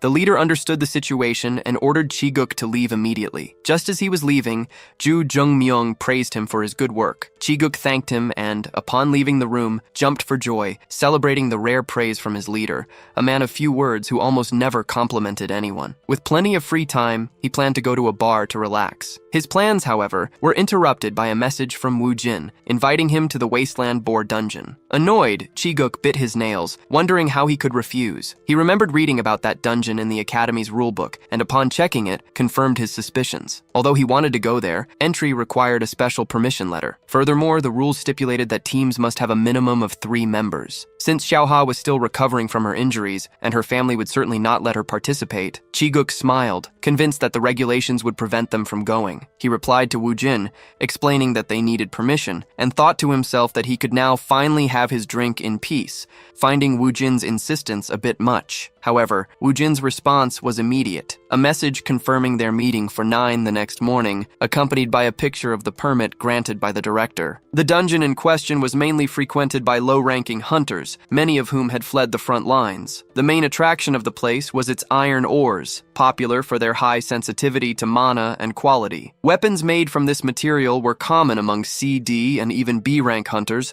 which made mining there a profitable activity and kept the place always crowded. Inside the dungeon, Chi-guk couldn't understand what Wu Jin Jin, with his exceptional skills, was doing there. He observed that since they had entered, the only thing Wu Jin had done was collect plants. Chi-guk then got his attention, informing him that the iron mine was to the southeast, assuming that was their goal. To his surprise, Wu Jin denied it, which left him even more confused. The confusion grew when Wu Jin admitted he didn't even know there was a mine in the place. While Chi-guk was trying to process the information, Wu Jin disappeared before his very eyes. He dashed after him, noticing that although Wu Jin seemed to be walking normally, his speed was impressive. Exhausted, Chi-guk finally caught up with him, still wondering what the purpose of their visit was. He found Wu Jin examining a cactus, commenting that it looked edible and smiling at the plant. After traversing the dungeon, Wu Jin opened his cook's menu and reached a conclusion. Just as the Slime King recipe used the properties of slimes, this cactus could also be used as an ingredient. Chi-guk approached him again, demanding to know why they were there, but Wu Jin just asked where the cactus had come from. With his nerves on edge, Chi-guk replied that it was from the iron mine he had mentioned. Losing his patience, he reminded him that he had been saying from the beginning that the mine was to the southeast. Before he could finish scolding him, Wu Jin had already run off in the indicated direction. Completely exhausted after another chase, Chi-guk noted that Wu Jin had covered a 40-minute distance in just 5, without showing any sign of fatigue. Upon reaching the mine's entrance, he wondered why someone with Wu Jin's potential would choose the Hunter Academy when he could be accepted anywhere. Before they could enter, a miner came out of the place and upon seeing Wu Jin,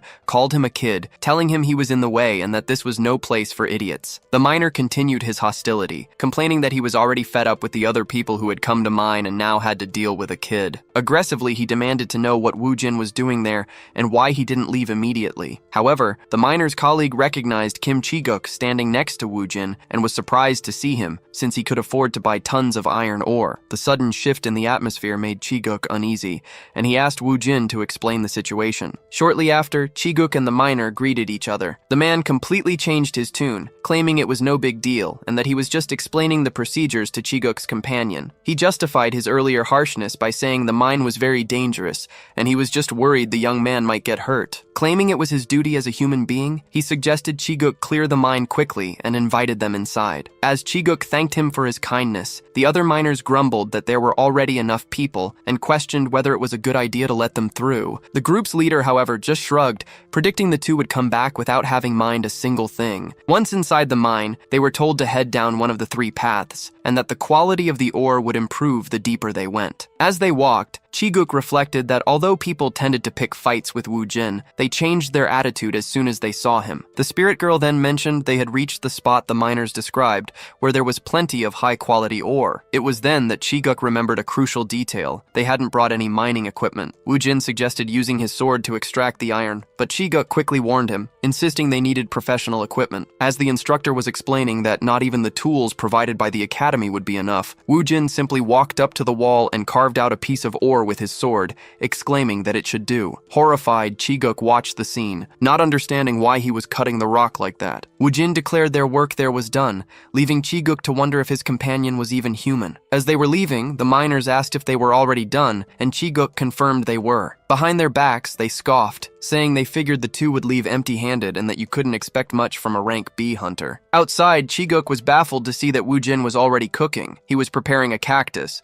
noting that while the juice wasn't bad, the flavor was too bland and needed something extra. Then he had an idea, to make a sauce with slime fluid. He heated the fluid and added chopped peppers and onions. Just as he'd thought, the spicy flavor made the dish much more delicious. The cooking system announced that he had gained experience and created a dish of the highest quality, imbued with dungeon energy. That last term caught Wu Jin's attention. The spirit girl reappeared, celebrating that her boss had managed to cook something that surpassed A-rank quality and declared she always knew he could do it. She explained that dishes with that rating were imbued with dungeon energy and granted special effects to whoever consumed them. Wu Jin confirmed this when he noticed he had received a buff that increased his strength for 24 hours. He then decided to offer the cactus ore dish to the instructor. Chi-guk looked at the food with disdain, doubting it was even edible. However, he remembered Wu Jin's previous dish and admitted that this one, at least, looked more normal. Apprehensively, he wondered if a cactus could even be grilled and eaten, but he was reassured by the fact that Wu Jin had already tried it. However, as soon as he put the first piece in his mouth,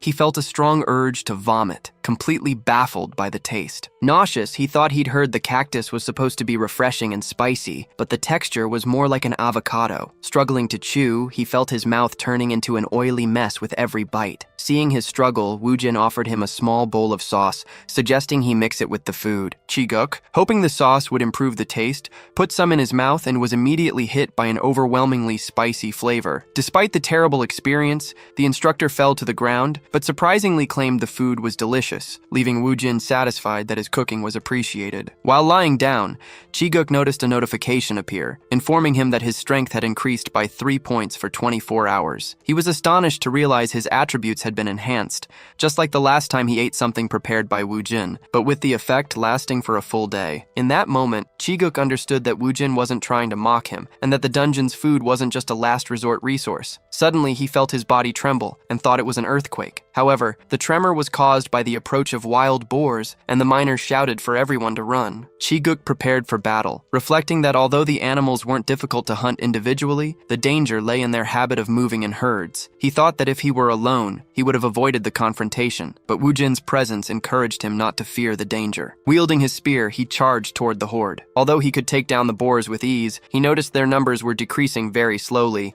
and considered that the task would be simpler if Woojin were helping him. However, when Chi-guk looked for Woojin to fight alongside him, he couldn't find him. He even thought his companion had been carried away by the herd, but then a voice with a sinister aura sounded in his ear, criticizing the excessive flourishes in his spear technique. Searching for the source of the voice, Chi-guk spotted Woojin standing atop a nearby mountain, wondering how he had gotten there so quickly. From a distance, Woojin instructed him, stating that the opponents were just beasts and that it was useless to fight them as if they were human. As Chi-guk wondered how he could hear the voice from so far away, Woojin warned him to stay focused, as a boar was approaching from behind. Chi-guk eliminated the threat without difficulty, while Woojin continued to watch him. In his thoughts, Woojin reflected that Chi-guk was the only person who appreciated his cooking, and so he decided to return the favor by offering him valuable lessons that not even his fortune could buy. Chi-guk's irritation grew, as Woojin had not only fled the fight, but was now giving him orders and treating him informally. From a distance, the miners' leader watched the combat. He commented that, as usual, everyone else had taken refuge in the mine, and that if Chi-guk defeated the boars, they could keep all the iron ore. However, the miner noticed that the hunter was not living up to his reputation and wondered why his performance was so below expectations,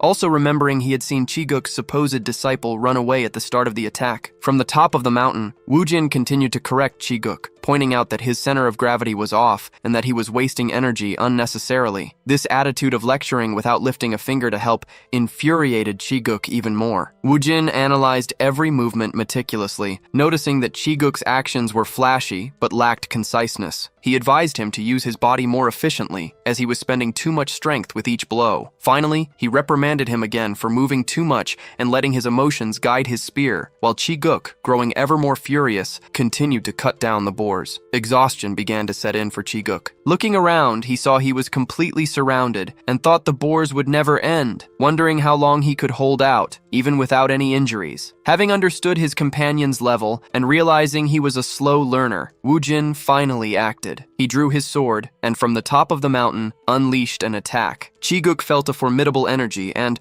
before he could react, a devastating blow covered the area, hitting countless boars at once. Chi-guk was astonished by Woojin's ability to launch a sword attack from that distance, assuming he could only be an S-rank hunter. Before he could process what had happened, Woojin was already by his side, and Chi-guk was certain that his abilities were incomparable to his own. The miner, who was watching everything, saw that Chi-guk seemed to be in trouble until suddenly something changed. He witnessed the instant annihilation of the boars and mistakenly attributed the feat to Chi-guk. The man reflected that, although he had worked with many B-rank hunters, none were as impressive. He concluded that Chi-guk was, in fact, hiding his true strength the whole time. Suddenly, a notification window appeared for the three of them, informing them that the slaughter of the herd had enraged the dungeon boss, who then appeared before them. Before them, the desert dungeon boss appeared with a furious roar that filled the air with tension. As soon as he sensed the imminent attack, Chi-guk shouted for Woojin to get behind him, preparing for combat and telling himself he wouldn't lose so easily this time. However, just as the giant boar was about to charge, Woojin moved forward and struck it down with a single decisive blow. Chiguk stood stunned, watching the scene, unable to believe what he had just witnessed. As Woojin was already sheathing his sword, he commented that he hadn't even felt him draw the weapon. The miner, watching from a distance, also admitted to himself that he couldn't follow the spear's movement, wondering if such a feat was humanly possible. His conclusion was that Kim Chi-guk was, in fact, a god. He theorized that the hunter and his disciple were training in secret to avoid attracting attention, and feared they might eliminate him for being a witness. The man assumed his death was certain, since fatalities in dungeons were common. Although Chi-guk seemed like a good person, willing to sacrifice himself for his apprentice, the miner wondered if that kindness extended to strangers. Overcome by fear, he ran back to the cave to hide. Woojin noticed the miner's presence had vanished, and felt a bit disappointed as he had planned to offer him some of his food. He observed that, unlike the assassin they had faced earlier, this dungeon's boss hadn't dropped any equipment. The spirit girl, on the other hand, was happy to have gotten some high-quality meat. Woojin stated that a true cook should know how to satisfy the hungry, and realizing the dungeon would only close in 6 hours, warned that they couldn't waste time. Chiguk complained that based on the items the monster dropped,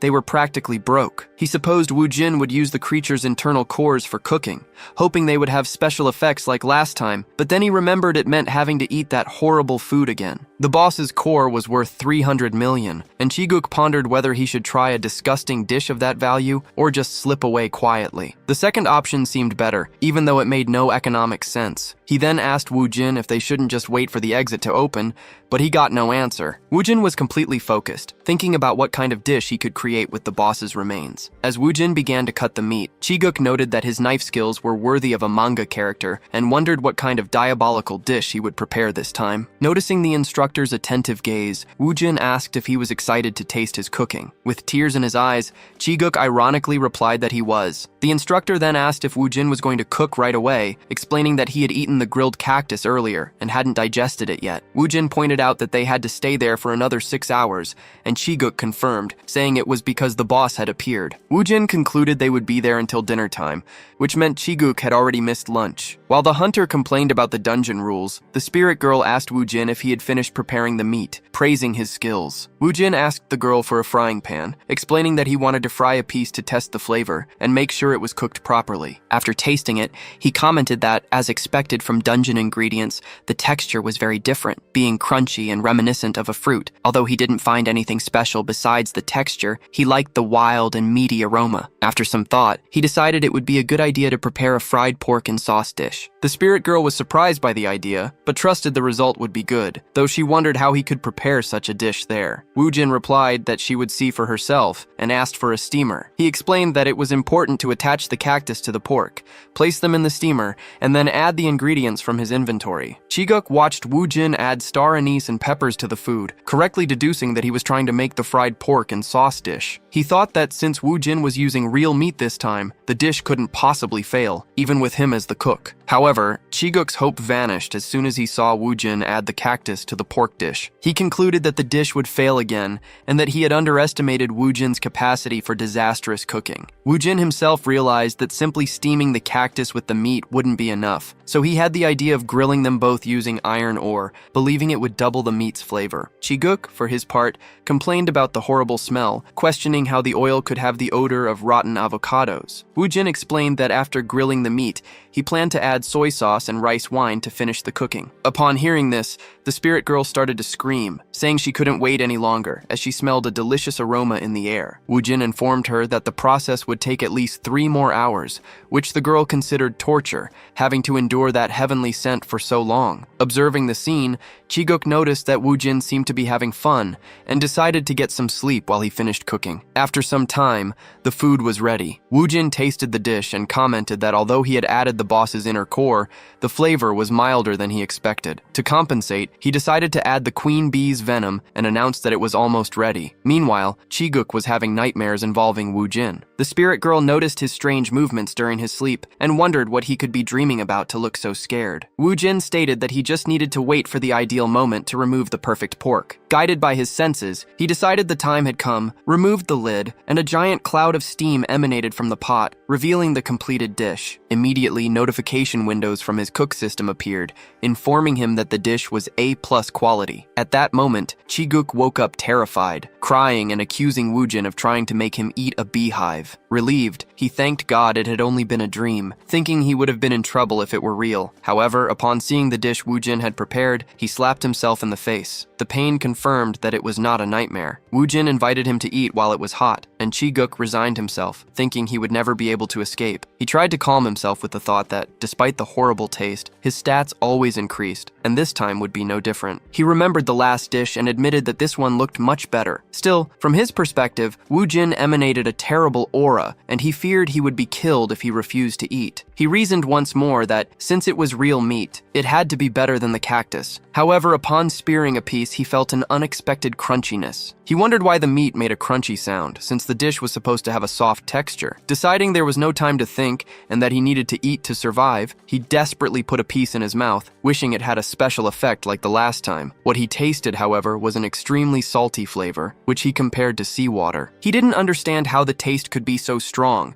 describing the sensation as having several wild boars in his mouth and a texture that was both crunchy and similar to a spoiled jelly bean. To him, that food was the final curse of the Wasteland Dungeon. Before despair could consume him, a system notification appeared. For consuming the boss's inner core, his health had increased by 4 levels. Another notice informed him that his resistance had also increased slightly. Chi-guk was surprised, as for a rank B hunter, any stat increase was difficult, and gaining resistance required immense effort and a lot of money. He concluded that if this information spread, many hunters would come to the location. However, he pondered that there was a limit to everything, as the taste was so horrible that death seemed like a preferable option. Outside the Wasteland Dungeon, many people were waiting. One of them commented to the others that, as expected, following Chi-guk had been the best decision. One of the reporters present reflected on his career, remembering how he had spent 3 years in a streak of bad luck until his fortune changed when he landed an exclusive story on the Killer Bee Dungeon. Around him, the crowd speculated about Chi-guk's ability,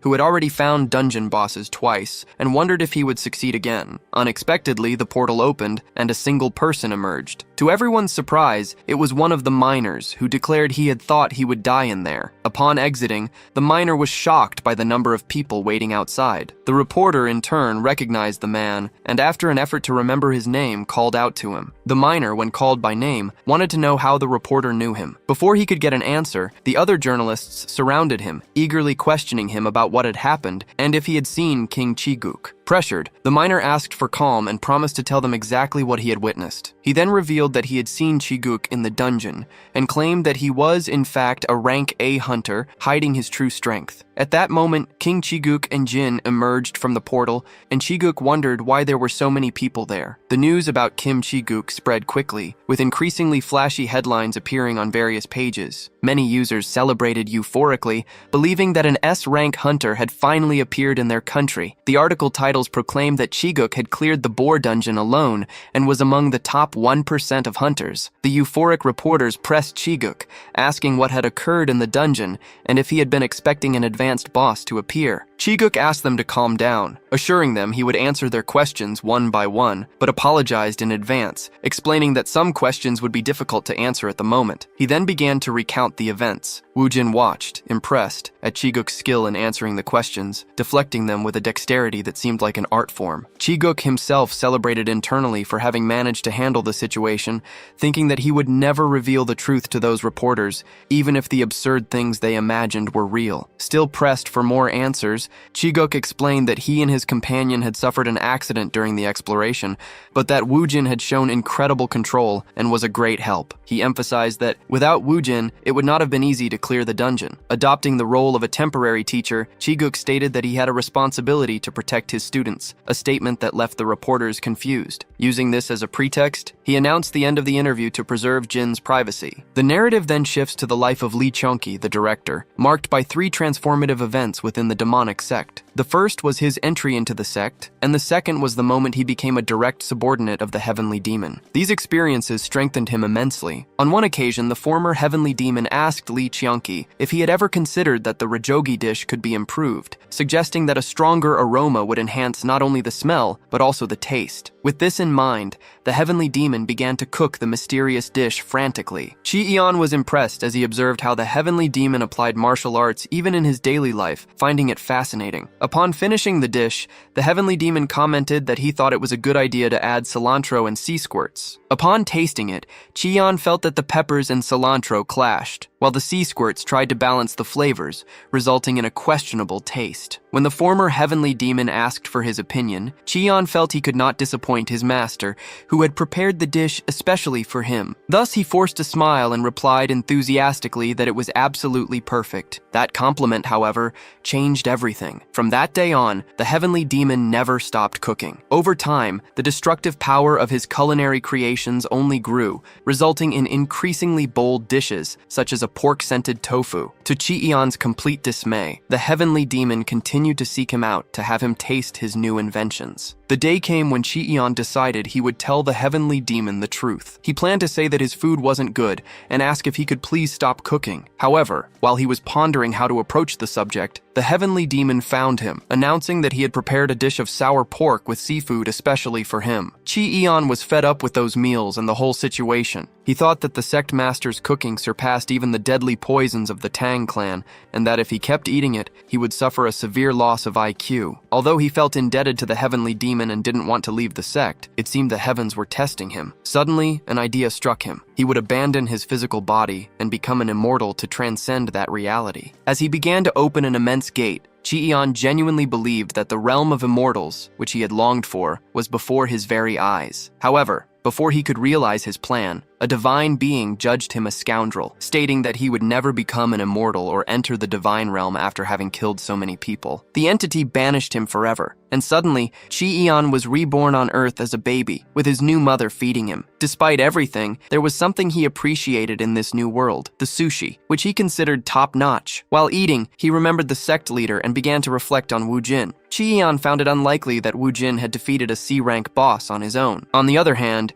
he considered that since Wu Jin had inherited the sect master's martial arts, perhaps he was capable of such a feat if he had tried his best. He wondered why the young man would be hiding his power, but decided he would question him when he came to his office. Shortly after, Wu Jin appeared in the director's office, bowing to him. Cheon, now the director, asked him not to be so formal and to feel more at ease, reminding him that they were fellow alumni. In a relaxed tone, he asked why Wu Jin was so tense and suggested they speak casually, as he considered himself an open-minded person. Internally, Cheon thought that kids these days opened up more when an adult approached them, but also that they lacked good manners. He noticed that Wu Jin didn't seem curious about them being alumni, and presumed that even if he were, it must be difficult to talk to someone older. Therefore, he decided to explain everything step by step, starting with the martial arts he had learned. Cheon explained that the martial art he practiced was called the Blood Demon Arts, whose founder was known as the Blood Demon. In contrast, Wu Jin's martial art had been founded by a person called the Heavenly Demon. He described the Heavenly Demon as someone with strong ideals and the power needed to achieve them. He recounted that the Blood Demon, upon meeting the Heavenly Demon by chance, was so impressed by his ideals that he offered to be his subordinate. Cheon added that although the Heavenly Demon's path was appealing, the Blood Demon was more qualified. Meanwhile, Wu Jin was already showing he was fed up with the long conversation. Laughing, Cheon said that since they were fellow alumni, Wu Jin shouldn't try to compete with him. He even commented that the Heavenly Demon's martial arts granted enlightenment just by being observed, but that even so, the disciples preferred the blood arts. Tired of listening, Wu Jin thought Cheon's claims were outrageous and almost too ridiculous to be taken seriously. It was then that Cheon revealed his true interest. Now that he was older, his curiosity had grown, and he wished to learn the Heavenly Demon's martial arts that Wu Jin had mastered. He proposed a trade, offering to teach the Blood Demon's martial arts, although he felt he would be at a disadvantage in the deal. At that moment, Wu Jin's expression turned serious. He stated that he understood all that nonsense, and that Cheon's ultimate goal was the Heavenly Demon's martial arts. Wu Jin acknowledged that the desire to obtain his techniques was understandable, as it was something everyone in the Central Plains would covet. However, he accused Cheon of deceiving himself with lies and romanticizing the past, a habit he should abandon. Then, Wu Jin stood up, and a dark aura began to emanate from him, making the atmosphere heavy. Cheon was terrified by the immensity of the power he felt. Finally, Wu Jin revealed that he knew the director as Guak Cheon, causing him to tremble in fear as he recognized the sect leader before him. Wu Jin initiated the hostility by accusing Cheon of having claimed that the demonic blood arts were superior to the celestial arts, a lie that not even he himself believed. Terrified, Cheon began to apologize, insisting that he had never thought that way and begging the leader to believe him. However, Wu Jin pressed him, reiterating that those had been his exact words. In desperation, Chi-eon tried to justify himself, claiming he had been tempted by the rumor of a book and deceived by a fool, declaring himself ready to receive his punishment and pleading for the sect master's forgiveness. Faced with his submission, Woojin calmed down, stating that acknowledging the mistake was enough and that he would let the matter slide this time. Chi-eon thanked him, but Woojin warned him about his disrespectful behavior from earlier. He then instructed the director to sit down so they could finish their conversation more calmly. Woojin then mentioned that the blood demon had declared he would ascend and disappear, to which Chi-eon confirmed, explaining that he had been rejected by the immortals out of sheer bad luck. Woojin recalled that the celestial deities had attributed 30% of his sins to the demonic cult and the rest to his crimes against cuisine. The memory left Woojin so lost in thought that Chi-eon had to call him back to reality, making him wonder what that memory was. Woojin reiterated that if it hadn't been for the lie, he wouldn't have revealed his identity. Chi-eon apologized once more, admitting that greed had blinded him, and Woojin ended the matter, stating that he didn't want to discuss it anymore. The director noticed that his master seemed very pleased with the current world, which made him fear that he might dream of a future dominated by demons. Then, Woojin broke the silence and asked Chi-eon if he was free to have a meal together, adding that he would cook himself.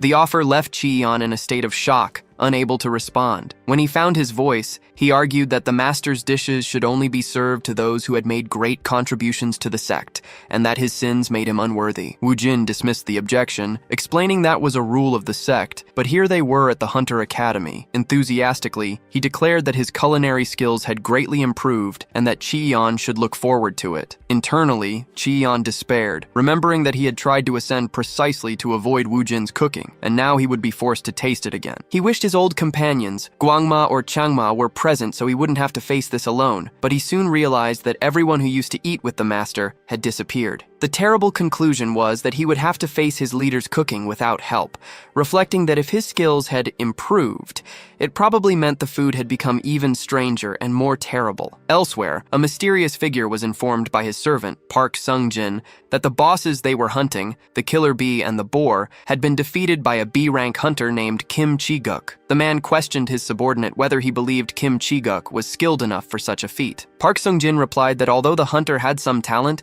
he did not consider him capable of it, being at best a mere B rank. The man agreed, adding that Kim Chi-guk had only reached that level with the support of the Zhu clan and was not strong enough to attract their organization's attention, the servant added, pondering that even if he had gotten lucky to defeat the boss, he wouldn't have had the necessary information to track it. Faced with this, the man ordered Kim Chi-guk to be placed on the watch list and monitored closely, demanding an immediate report on any new developments. He declared that it was all part of the Great Eclipse plan and then suddenly vanished from the room, leaving Park Sung-jin tense and sweating as he added the name to his list. Back at the Hunter Academy, Beck was lamenting that she couldn't go anywhere due to the recent Killer Bee incident. Her father insisted that the outside was dangerous, but she considered his concern excessive. In fact, she revealed that the main reason she had entered the academy was precisely to escape her overprotective father. He would make a huge fuss over any minor injury, going as far as to call every available hunter doctor for a simple scraped knee and forcing her to spend the rest of the day at home to recover. While reflecting on her situation, Baek was reading a news article about Kim Chi-guk, impressed by the report that speculated he was actually an A-rank hunter in disguise. Baek discovered that Chi-guk and Woojin had explored low-level dungeons over the weekend, and she was annoyed that they hadn't told her. She felt upset, as she considered them a team and they hadn't even bothered to invite her. She began to wonder why Chi-guk was so focused on Woojin, who to her seemed like just an ordinary and very hardworking hunter. She wondered if Woojin was really his disciple, or if Chi-guk's interest was actually in his cooking. The hypothesis seemed plausible, as Chi-guk might have been so moved after tasting Woojin's food that he now sought it out constantly. Beck remembered how unique that meal had been, completely reviving her palate. The sensation was like an electric current running through her tongue, something she associated with what people described as delicious. Despite having tried various dishes since then, she had never felt anything like it again. Determined to confirm this impression, she decided she needed to find Woojin to taste his food once more, concluding that he was, in fact, special. During class, as the professor explained that mana increased the more one ventured into dungeons, Seo Baek watched Woojin, noticing his extreme concentration on his studies. Soon after, she rushed out, realizing she was 20 minutes late for lunch. She reflected that since her return from the Killer Bee dungeon, the constant questioning she was subjected to had delayed her considerably. Her search for Woojin continued in the cafeteria, where students were whispering about Chi-guk's presence beside him, confirming the rumors. Many wondered about the reason for their closeness. Although it wasn't surprising they were together, since Woo Jin was his disciple, the situation was strange considering Kim Shiguk's personality. Oblivious to the comments, Shiguk reluctantly ate Woo Jin's meal, thinking about how horrible it tasted. The steak tasted bitter and spicy, giving him a stomachache. Nearby, other students commented that it was better to keep their distance from the table because of the bad smell. Finally, Baek-seol found Woo Jin. He greeted her and asked if she was feeling better, and she said yes, thanking him. Pleased, Woo Jin promptly offered her a piece of his meal, which she gladly accepted. Shiguk, already fed up with the situation, just watched, questioning Beck's sanity for being about to eat that. All the students around watched in anticipation, waiting for her reaction. Upon tasting the food, she went into ecstasy, declaring it was exactly as she had expected, and that Woo Jin's cooking was simply delicious. The reaction left Shiguk in a complete state of shock, unable to understand what was happening. Baek-seol noted that the food was different this time, a bit weaker, or, to put it better, milder. She explained that the meal prepared in the Killer Bee dungeon had felt like it was stinging her tongue, while this one was like a pig gently scratching it with its paws. Seeing Shiguk eating, she assumed he was enjoying it, and that therefore, it was just a matter of personal taste. As she stood up, Baek-seol thanked Woo Jin for the food and asked if he could cook for her again, receiving an affirmative answer. The other students watched the scene, confused, wondering if Woo Jin's food was really good, as its appearance was not at all inviting. However, upon seeing Kim Shiguk devouring the dish, they assumed it couldn't be that bad. The spirit girl commented that her master now had more people who appreciated his cooking, and Woo Jin said that it made him very happy. He remembered that, in his past, many had loved his food, but no one had ever asked to eat it again. It was unfortunate, because even if they liked the dishes, they were too intimidated by the heavenly demon's reputation to say anything. He liked that this reality was different, but suddenly he felt an unusual aura. Woo Jin realized the person was hiding their aura very well. An ordinary person would not have noticed. Inside the gym, he found Seong-jun training with a wooden sword. Woo Jin was impressed to see him once again fighting against virtual enemies. Watching closely,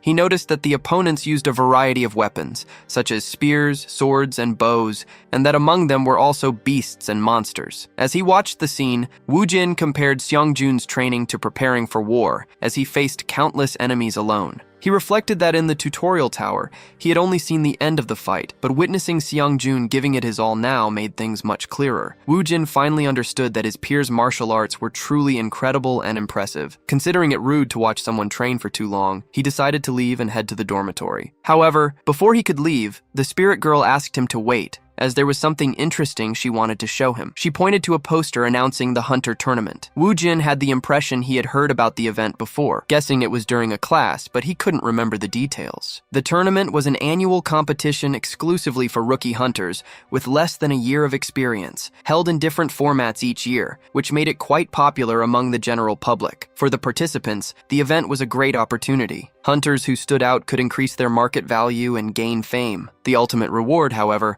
was the chance to become eligible to compete in the World Hunter Tournament, an honor granted only to the top 4 competitors in Korea. Woo Jin was impressed by the prizes, but felt no interest in participating. That's when the spirit girl noticed that among the rewards was something called Mandragora, which immediately captured Woo Jin's attention. He remembered hearing that it was a rare and highly reputed plant, and the spirit girl confirmed it was a mystical plant. She enthusiastically described that a 10-year-old Mandragora was a delicacy even when eaten raw, making Woo Jin wonder about its possible flavor. According to her, the plant was incredible in every aspect, from its scent to its taste, and no other could compare. With a slightly bitter taste that stimulated the palate, it was perfect for any dish, and could be grilled or even serve as a main course. Despite the tempting description, Woo Jin stated that he would not participate in the tournament. The spirit girl questioned him, arguing that he had enough skill to reach the top. He, in turn, explained that being at the top came with responsibilities, and that he was not willing to sacrifice his cooking time. Besides, the tournament was a huge event that would attract unwanted attention, and he preferred to keep cooking without any hassles. The spirit girl was moved by his solemn dedication to cooking, commenting that he seemed like a monk, something she already knew deep down. Suddenly, Woo Jin's phone rang. It was Guak Chaeyeon, who asked if the sect leader was available for a talk. Woo Jin wanted to know what was wrong, and Guak explained that he had important matters to discuss, offering to come to his room. Annoyed by Chaeyeon's lack of understanding of the rules of this world, Woo Jin scolded him, saying that his visit to the dormitory would be very strange for the others. Instead, Woo Jin decided he would meet Guak himself. He informed him that he would bring food around dinner time and find him on his own. Guak Qian seemed to freak out at the news, but Wu Jin hung up before he could say anything. Shortly after, he heard Guak's shouts coming from the next building and assumed he was just very excited at the prospect of his food. That night, during dinner, Wu Jin explained to Qian that after much thought, he had managed to balance the flavor of the dish he had obtained from the bee dungeon by adding mint. As he tasted the meal, Guak Qian commented that the flavor reminded him of the times when blood and flesh were spilled on the ground. Wu Jin asked if he was enjoying it, and Guak confirmed it was delicious, a flavor worthy of the sect leader. Once the meal was over, Wu Jin got straight to the point and asked what Guak wanted to tell him. Guak Qian wanted to know if he had seen the bulletin boards around the academy, and Wu Jin immediately guessed he was referring to the tournament. Guak confirmed and explained that the academy hadn't gotten decent results in the competition for a decade. Anticipating what was coming next, Wu Jin watched as Qian bowed and humbly asked him to participate in the tournament to raise the institution's status. Wu Jin quickly refused the request, leaving Guak confused. He then reiterated that he was dedicating his life exclusively to cooking. Guak, in turn, didn't understand the refusal, as he thought the mandragora offered as a prize would be more than enough incentive to pique Wu Jin's interest. Faced with the refusal, Wu Jin informed him that if their conversation was over, he would take his leave. Guak, however, insisted he couldn't just give up like that, arguing that Kenshi Guk's mere presence at the academy had already significantly raised its status. He reflected that a good performance in the championship would ensure the bureaucrats wouldn't interfere with his management until his retirement. Although Baekseol's participation could bring good results, any slip-up would be risky. Guak was convinced that with the sect master in the tournament,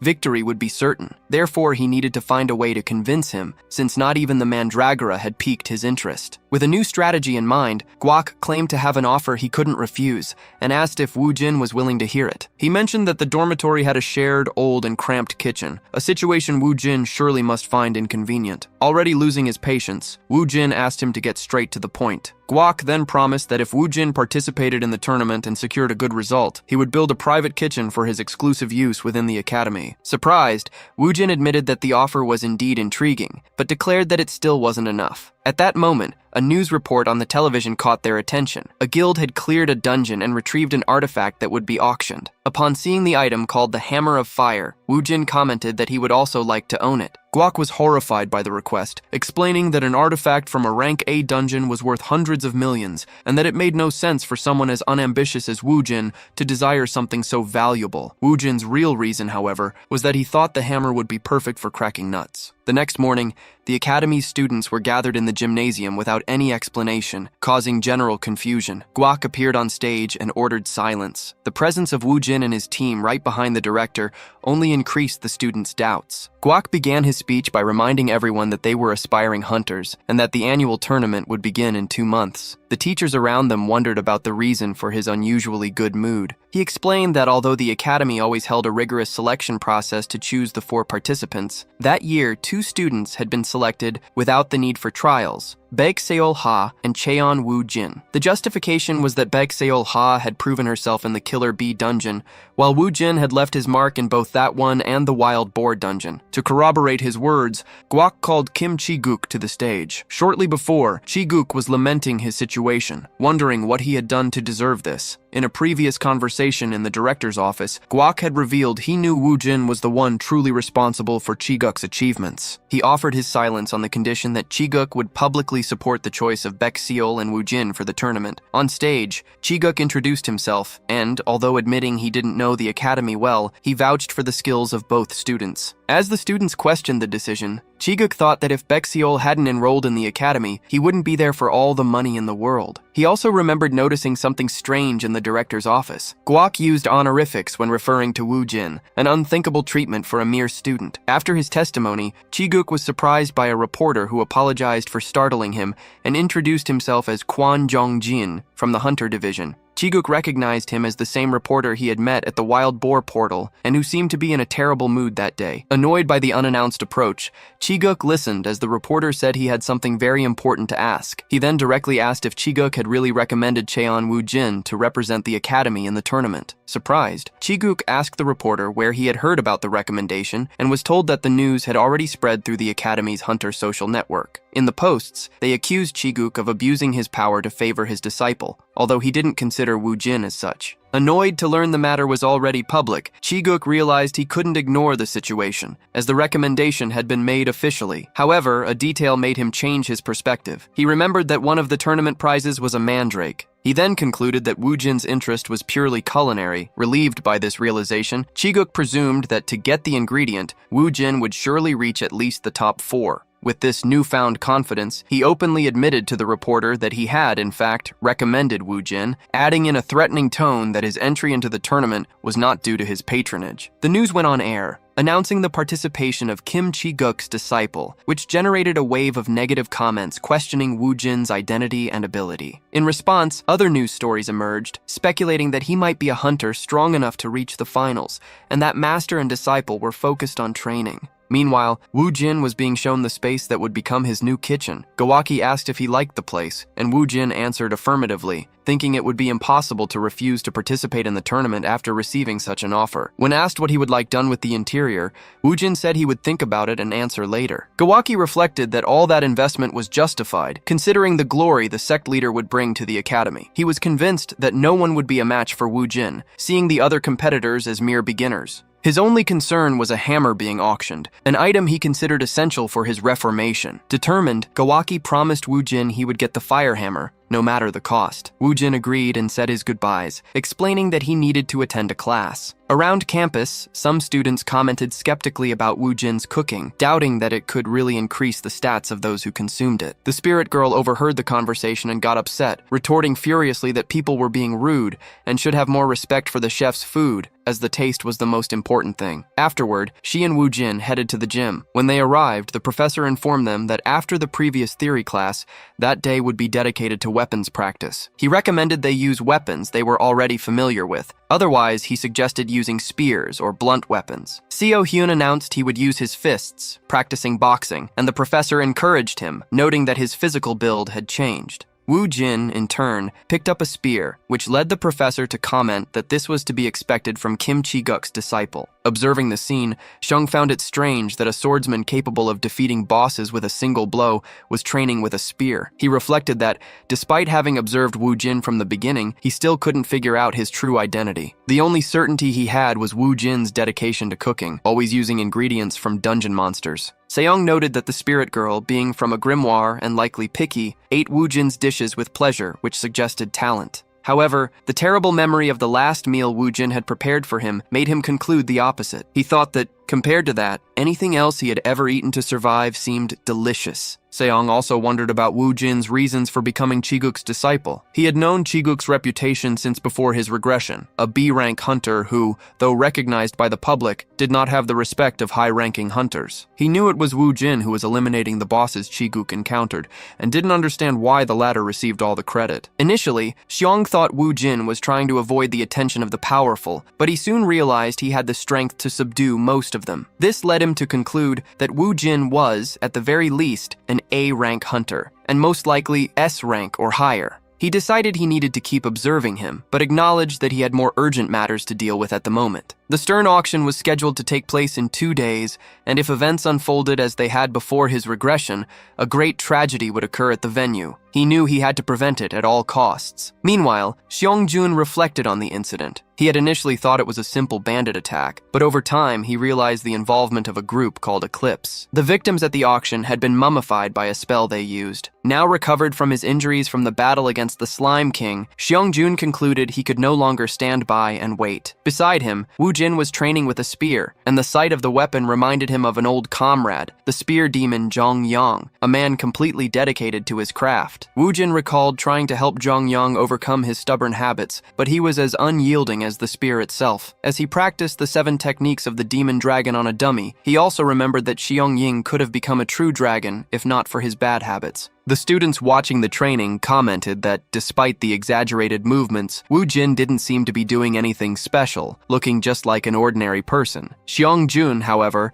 thought the students were foolish for not seeing the truth. To them, Woo Jin might just be making random strikes. but Xiangjun was certain that he wielded the spear with all his heart. He realized that Wu Jin's strike was so powerful, it could even pierce dimensions, concluding that he was not only a master swordsman, but also a spear master. This made him question once again who Wu Jin was. In another corner of the training ground, a teacher scolded Xiangjun for dozing off, expressing his disappointment. The Stern Guild was the 5th largest in South Korea, alongside Samjogo and Cheonik. While the latter two symbolized the country's military power, Stern represented its monetary power. Its business ventures spanned manufacturing, support, security, and even entertainment, using famous hunters to promote its activities. It was said that the easiest way to make money in Korea was to go through Stern, whose most representative venture was its famous auction house. Despite the irregular hours and the 500 million won entrance fee, hunters frequented the venue for the high reliability of the auctioned items. Due to the multi-million won transactions, security was reinforced by B-rank and A-rank hunters. That night, Wu Jin and his servant, Guak, stood in front of the venue. Guak assured him that everything would go smoothly, commenting that auctions could be surprisingly tedious. Wu Jin replied that opportunities to see rare items weren't common, and that he enjoyed watching auctions from time to time. Guak then asked him to put on a mask, explaining that the rule had been implemented after a hunter lost a bid and murdered the winner. Since then, entry was only permitted anonymously. Wu Jin understood, noting that the measure only proved the organization couldn't guarantee the safety of its members. The two entered the auction house. At the entrance,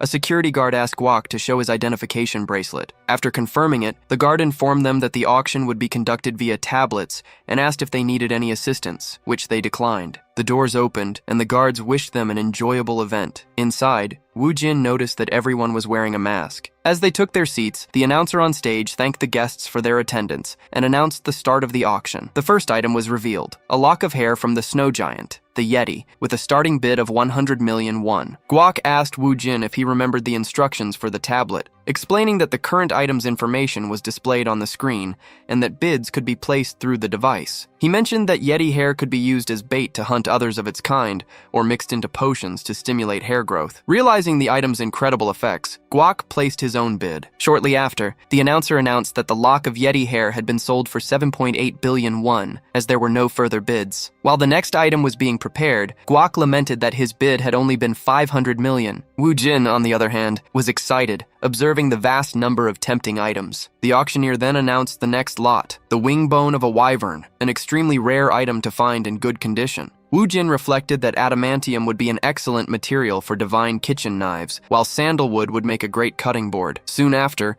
he realized he was being greedy, and that if he continued like this, he might end up losing what he already had. At that moment, the next item was announced, the Hammer of Ignis's Nest, an unidentified artifact from an A-rank dungeon with an initial bid of 1 billion won. The announcement piqued the interest of Guak and Wu Jin. The latter commented that seeing the hammer in person made his heart race. The two exchanged a nod, and Guak made the opening bid of 1 billion, assuming the bidding might end there. He pondered that most unidentified items, about 80%, had poor stats. These items were unpopular precisely because they couldn't be appraised, and there had been absurd cases where a cursed item caused its user's death. However, on rare occasions, they could contain incredible abilities, which was why guilds kept appraisers to research them. To his surprise, the announcer declared that the bids had already reached 2.25 billion won. Guak imagined that this item, which Korea couldn't identify, might be a divine weapon of extraordinary power. His astonishment grew upon hearing that the offer was already at 8 billion. With great reluctance, he made his final bid of 10.2 billion, and the announcer declared the hammer sold. Dejected by the high cost of the acquisition, Guak had the idea to ask Wu Jin if he would consider going to a dungeon together, as it would be very profitable. Wu Jin, however, refused the proposal, arguing that it would make his name known to the public, and he wished to dedicate his life exclusively to cooking. At that instant, the announcer revealed the main item of the auction, awaited by most of those present. It was an epic weapon called Prison of Fire, obtained from an A-rank boss. Guak noted that the weapon was imbued with mana and fire resistance,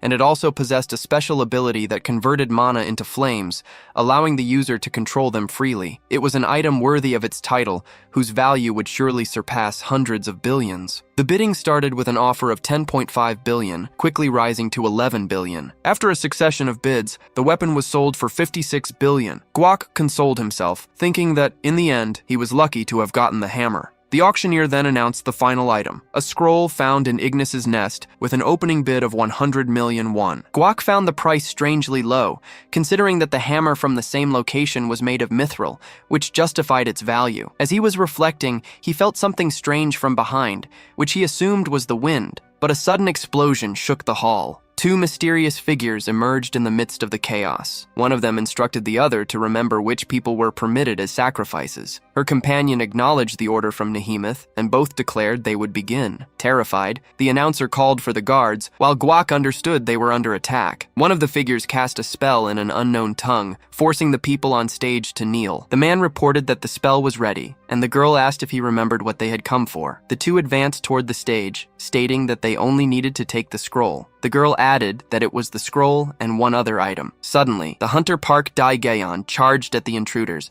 attacking with his fists. The woman dodged with ease and observed that, judging by his movements, the hunter possessed a strong resistance to magic, but everything else about him was pathetic. Then, she counterattacked him. The invaders commented that sacrifices were better when in good condition, and that he would make an excellent one in his current state. The girl replied that she understood, and that for that reason she had only touched the hunter's head. Observing the scene, Wu Jin found the invaders' techniques interesting and expressed a desire to watch more. Guak noticed his companion's interest, but thought the best thing to do was to stay still as the security guards would arrive soon. The male invader questioned the need for so many sacrifices, but his partner told him to focus on the mission. At that moment, several guards wielding katanas surrounded them, ordering them not to move. The man accused the girl of being foolish for not being able to stop, to which she retorted that she would kill him when they returned. The girl advanced, attacking the guards with great speed, while her partner used dark magic to subdue them. Wu Jin watched, noticing that the invaders' level was completely different from the academy students. They seemed to draw mana directly from their hearts. He also realized that the dark aura was distinct from the absorption technique he knew, which had clear limitations. Looking at the woman, Wu Jin thought he had never seen so much malevolent energy emanating from someone, describing her as sadness itself in human form. The man of darkness reprimanded the girl, saying she should have held back so as not to diminish the quality of the sacrifices, but she retorted that he had been no different. He then concluded they just needed to get the scroll and the hammer. Upon hearing that the items were the target, Guak became agitated. Wu Jin rose from his seat and stated that he would handle the situation. Surprised by the sect leader's intervention, Guak simply said he understood and ordered a staff member to gather the people for a swift evacuation. As Wu Jin walked toward the invaders,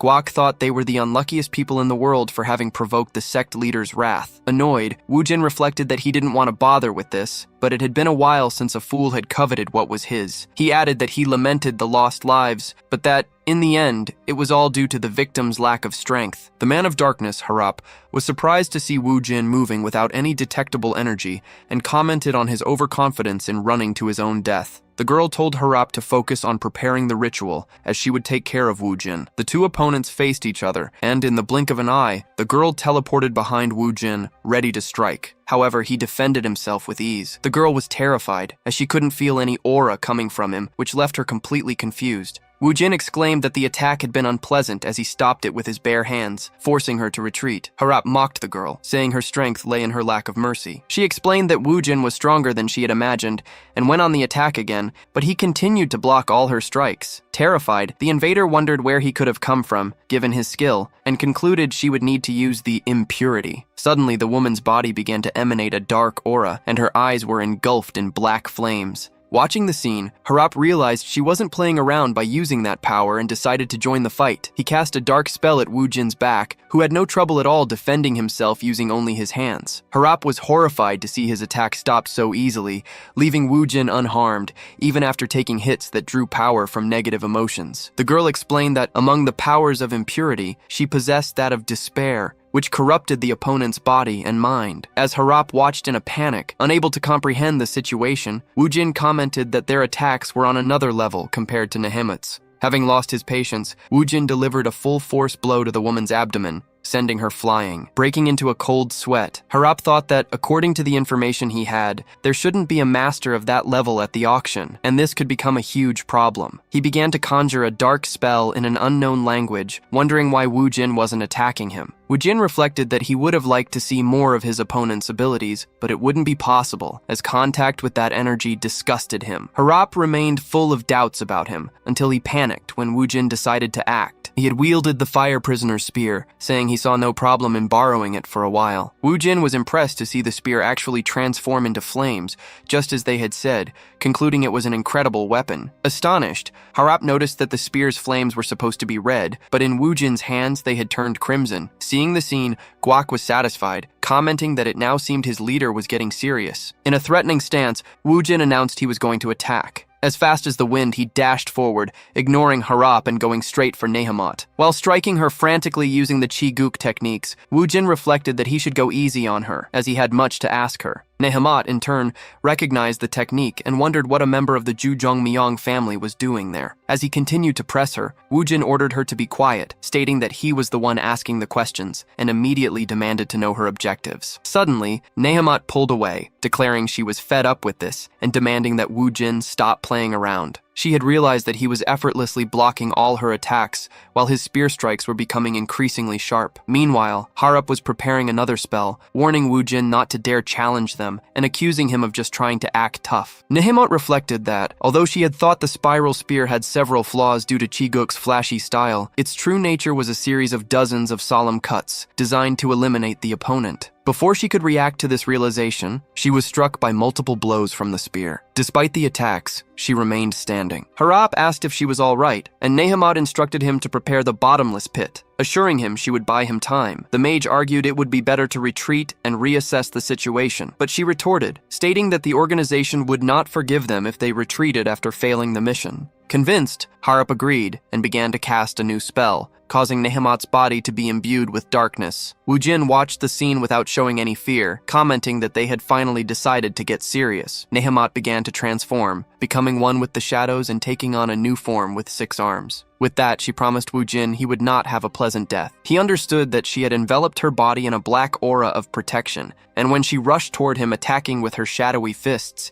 he parried the blows with his spear without much difficulty. He reflected that, although her physical abilities had increased considerably, she was just moving recklessly, like a bull. Then, Wu Jin kicked her away, declaring that her attacks were meaningless. Enraged, Nehamat expressed her frustration at not being able to land a single clean hit on him, even after using all her power and activating the Yaksha temple. Wu Jin commented that her fundamentals were weak, but admitted her energy control was very good, giving her credit for that. The comment, however, only infuriated her deeply. She declared that his arrogance knew no bounds, and that she would tear him to pieces. Quickly, she charged at him once more, using her wild dance technique, but Wu Jin continued to parry all her attacks. Then, without any effort, he ran her through with a clean strike, leaving her in disbelief. Wu Jin stated that her power was pathetic, and that with energy control alone, she would never be able to defeat him. At that moment, however, Harap shouted to Nehamat, telling her it was enough and that everything was ready to activate the bottomless pit. Black walls rose up surrounding Wu Jin, while Nehamat, with a wicked smile, said he would regret being so arrogant. In an instant, he was trapped in total darkness. Harap declared that this was his unique technique, the result of a lifetime of refinement, capable of draining his opponent's power and confusing their senses. He was certain that no matter how strong the hunter was, he wouldn't stand a chance in there. Nehamat appeared behind Wu Jin and whispered in his ear, asking if he was in trouble for suddenly going quiet. Then she attacked him with all her fury, but Wu Jin dodged calmly, commenting that this new power was worse than the impurity. He realized that even with his senses sealed, it was easy to detect the enemies by their strong energy. The real problem was the space itself. That place had been created to drain the life force of anyone inside, and was already sucking his energy like a voracious ghost. He concluded that the spell was so malicious that not even highly skilled individuals would be able to handle it, but his train of thought was interrupted when he took a hit. Nehamat argued that he had acted arrogantly before, but now he had started to react. She added that the longer one spent in the bottomless pit, the more exhausted the opponent became, and then she asked him whether he would yield to the pit or to her hands. Before Nehamat could continue, Wu Jin, who had already lost his patience, suddenly appeared in front of her, calling her a madwoman. In one swift move, he ran her body through with the spear of flames, telling her to shut up. Seeing Nehamat defeated with a single blow, even while fortified by the bottomless pit, Harap fell into complete despair, unable to believe what he was seeing. Harap couldn't understand why Wu Jin wasn't affected by the bottomless pit, wondering why he hadn't turned into a mummy yet. Realizing that Wu Jin still possessed a vast reserve of energy, he finally understood that his opponent's goal was to destroy the technique itself. Enraged, Harap declared that it was impossible, as it was his unique ability, the result of a lifetime of research. As he wielded the spear, Woo-jin remembered his companion Jong Hyung, who had always been by his side, holding that very same weapon to protect him. Returning to reality, he thought that although Jong Hyung was gone, his spear remained with him. Faced with Harap's growing desperation, who began to launch reckless attacks with his shadows, Woo-jin took an attack stance and announced he would use the 7th form, First Palm, Demon Dragon. He then summoned a gigantic fire dragon that shattered all the darkness of the bottomless pit. In the blink of an eye, Woo-jin was in front of Harap, asking if he had anything left to show. Otherwise, he would be eliminated. Too frightened to answer, Harap only heard Woo-jin decree that this was his end and demand that he reveal his identity and purpose. In a surge of panic, Harap began to pray, crying out to the god of chaos and asking his master to lend him power to be saved. He continued to recite incantations in a strange language until a dark power began to emanate from his body. Thanking his god for answering his call, he declared that he would offer his entire soul. Before he could do anything, the power began to take over his body, causing him to lose control. Woo-jin, who was watching the scene, noticed that unlike Nahimeth's transformation, this had completely changed the atmosphere. The ritual was complete, and the god of chaos, now in control of Harap's body, declared that he had been watching the mortal's efforts. Consumed by darkness, the Lord of Chaos introduced himself and announced that he would fulfill the great plan for this world. While Woo-jin just wondered what had happened to Harap, the Lord of Chaos noted Woo-jin's calmness in his presence and commented that it had been worth coming there personally. He then proposed that if Woo-jin swore loyalty to the eclipse, he would grant him power personally. Woo-jin promptly refused, stating he had no interest in that sort of thing in his current life. Enraged, the Lord of Chaos declared he would make him submit by force and prepared an attack with his darkness. However, before he could act, Woo-jin drove the spear into his chest with the tremendous power of crimson flames. The Lord of Chaos understood that Woo-jin had chosen to reject his grace with his mortal body. As his life faded away, he said he wanted to see if Woo-jin would still be so calm when they met again. With his last words, all the evil in the place dissipated. Guak began to offer his prayers, proclaiming that the heavenly demon should reign for years and that all should submit to him. Then Woo-jin asked Guak if he had ever heard of the Lord of Chaos. Guak denied it and offered to investigate, but Woo-jin preferred to handle it personally. He lamented having encountered the Lord of Chaos without discovering his true objectives, reflecting that they had invaded the auction to use people in some kind of sacrifice, but the origin of their power and their grand plan remained a mystery. Woo-jin decided he needed to get out of there before more people arrived, planning to investigate the matter calmly. The incident at the auction house became a popular topic on social media for several days. The news reported the death of the indestructible Park Dae-geon of Hangyam and speculated about the identity of the auction's hero, the masked spearman. Reading the news, Seong concluded that the future had been changed again. The auction had been attacked by Nihimeth and the life-stealer Harap, both key figures in the mystery of the eclipse. Seong reflected that even before his regression, they were already powerful enemies against whom he would have stood no chance, and now he wondered who could have been capable of defeating them. He himself had infiltrated the auction disguised as a guard to minimize the damage. While patrolling, he planted artifacts to interfere with the opponent's magic, eliminated several enemies who could become formidable in the future, and swapped the auction's scroll for a fake. Although he was pleased with his achievements, Seong-jun couldn't accept that someone had managed to eliminate the two strongest opponents from the auction. The cameras had captured a masked lancer using the spiral spear, which led the media to identify him as Chi-guk. However, Seong-jun knew that the Chi-guk he knew wouldn't last even 2 minutes against those adversaries. He continued to ponder the identity of the man who had stolen the spotlight, even considering that it might be Woo-jin. However, he dismissed the idea, as Woo-jin's obsession with cooking would have kept him from being there, and he would have had no reason to use a technique like the spiral spear, being far more powerful than that. Suddenly, Seong-jun realized a crucial detail. Before the regression, Kim Chi-guk had never surpassed rank B, but now he seemed different. He was preemptively defeating the Eclipse's bosses, acting as if he knew the organization's every move before it happened. With this realization, Seong-jun reached the only possible conclusion. Chi-guk was also a regressor. Meanwhile, Woo-jin was busy cooking for the spiritist girl. She commented that the meat dish had a rich aroma and was much better than she had expected. When Woo-jin transferred the broth to another pot, she asked if he was finished, but he explained that there was still an important step left. He then wielded the hammer he had acquired at the auction, stating that it was all he needed for the next stage. He praised the tool's weight and grip, noting that with a longer handle, it could even be used as a rice cake hammer. However, he clarified that for that day's dish, the focus would be only on the bones. He was suddenly interrupted by the appearance of status windows. The notifications stated that the conditions had been met, that an unidentified spirit was awakening, and that the item had begun to resonate. Both he and the girl were confused by the notifications, until an irritated voice emerged from the hammer, shouting, "No!" The spirit accused Wu Jin of being an ignoramus for boiling material suitable for bone powder and then grinding it, demanding an immediate apology. Wu Jin, in turn, was completely lost by the situation. The spiritist girl took offense when the hammer's spirit called them ignoramuses for enhancing the flavor, while Wu Jin simply asked who he was. The spirit was shocked that they would call that cooking, but Wu Jin insisted on knowing his identity. Finally, he introduced himself as Schmidt, the emperor who led the Black Hammer Empire and a genius blacksmith. Indifferent to the revelation, Wu Jin simply went back to hammering the bones, which drove Schmidt to despair, arguing that moments like these required more dialogue. The spiritist girl disagreed, calling him a weirdo and continuing to insult him, to which Schmidt retorted that she was nothing but a tiny insect. Suddenly, a sinister aura emanated from Wu Jin, who told them both to shut up. Overwhelmed, Schmidt felt that any opposition would result in his annihilation. The blacksmith then explained that 700 years ago,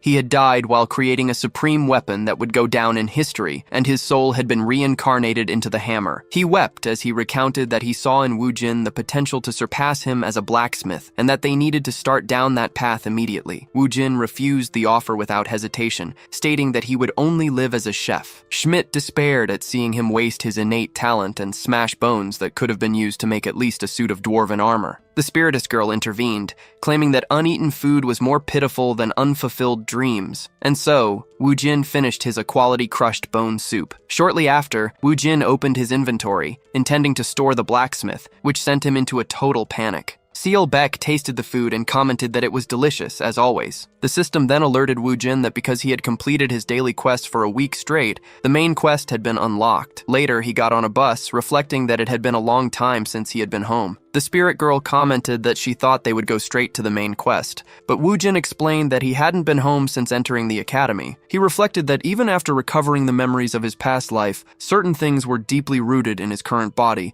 and family was as precious to him as cooking. Now, they could finally focus on the main quest, whose objective was to create a B-grade or higher dish. Wu Jin wondered what the dungeon pepper listed in the rewards was. The spirit girl clarified that it was a pepper from a legendary dungeon that specialized in cooking and housed various types of peppers. She added that the dungeon was created by the same person who created her, an unparalleled chef who had recorded countless exceptional recipes in the grimoire. Excited by the prospect of improving his skills, Wu Jin asked what a dish's grade meant. The girl explained that the grade was determined by the effort dedicated to its preparation and the rarity of the ingredients used. Wu Jin pondered that the highest quality dish he had ever managed to make was dongpo pork, and no matter how hard he tried, it never went beyond a C+ grade. Upon arriving home, Wu Jin was greeted by his mother and brother. Shortly after, his mother offered him some food and they gathered for a meal. The spirit girl, who was also eating, commented frankly that the flavor was weak and the cooking showed no skill, criticizing the lack of uniform flavors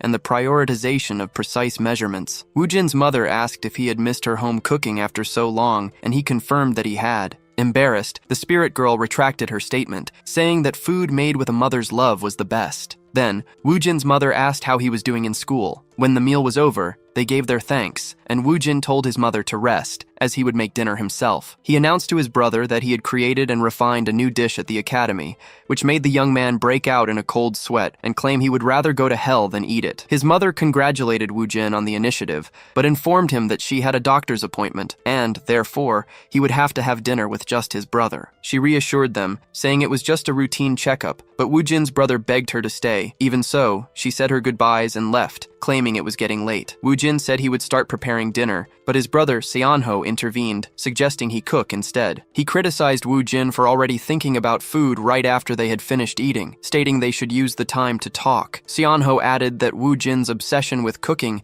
had made him lose all the human warmth he once had. Seonho observed that his brother hadn't been so indifferent before, and considered that it might be an effect of his awakening, but he quickly dismissed the idea. He then remembered that Wu Jin had always liked to cook ever since he was a child, perhaps due to their mother's influence. For Seonho, everything had changed completely on the day Woojin awakened. He compared his brother's passion for cooking to his own desire to become a hunter, speculating that perhaps cooking was Woojin's way of overcoming their father's death. Approaching him, Seonho mentioned seeing on the news that Woojin had become Chi-guk's disciple and asked what was going on. Woojin's response suggested the news was false, leading Seonho to assume that the information about his participation in the hunter tournament was also a lie. However, Woojin clarified that this specific part was true, as he had made a promise to someone. Faced with more questions, he simply fell silent. Furious at being ignored, Seonho questioned if his brother acted that way at the academy and recalled the rumors about his strange meals. Confidently, Woojin stated that many people liked his food, which left Seonho shocked, considering it impossible. As he started to cook,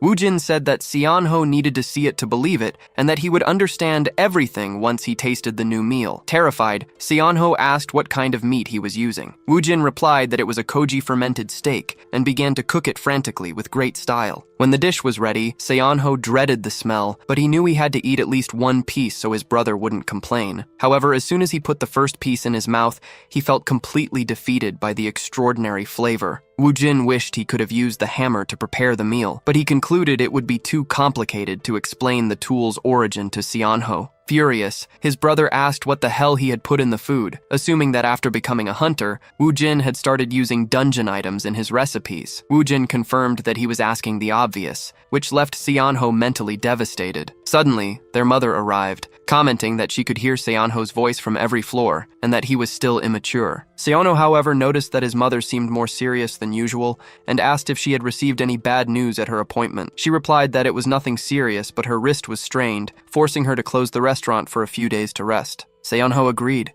stating that she deserved a break after so many years of working non-stop. Even so, she seemed apprehensive because of the regular customers. Unexpectedly, Woojin intervened and said they didn't need to worry, as he would take care of the restaurant. Their mother seemed happy with the decision, while Seonho was in a state of shock. In front of the establishment, Seonho asked if Woojin remembered the promise he had made to their mother to watch over the restaurant but never enter the kitchen. Woojin reflected that Seonho's cooking was regrettably similar to their mother's. Realizing it had been a while since he had helped, Seonho asked his brother to prepare the ingredients while he did the cleaning. The two began their respective tasks, with Woojin chopping the food and Seonho tidying up the place. Shortly after, their uncles arrived and asked about their mother, and Seonho explained that they were covering for her while she recovered from her wrist injury. The orders started coming in. Woojin wrote down what the customers wanted, and Seonho was in charge of the food. After serving everyone, Seonho was already exhausted and asked if they would have any free time before dinner, and Woojin thought so. The older brother thought about how tiring it was to run a restaurant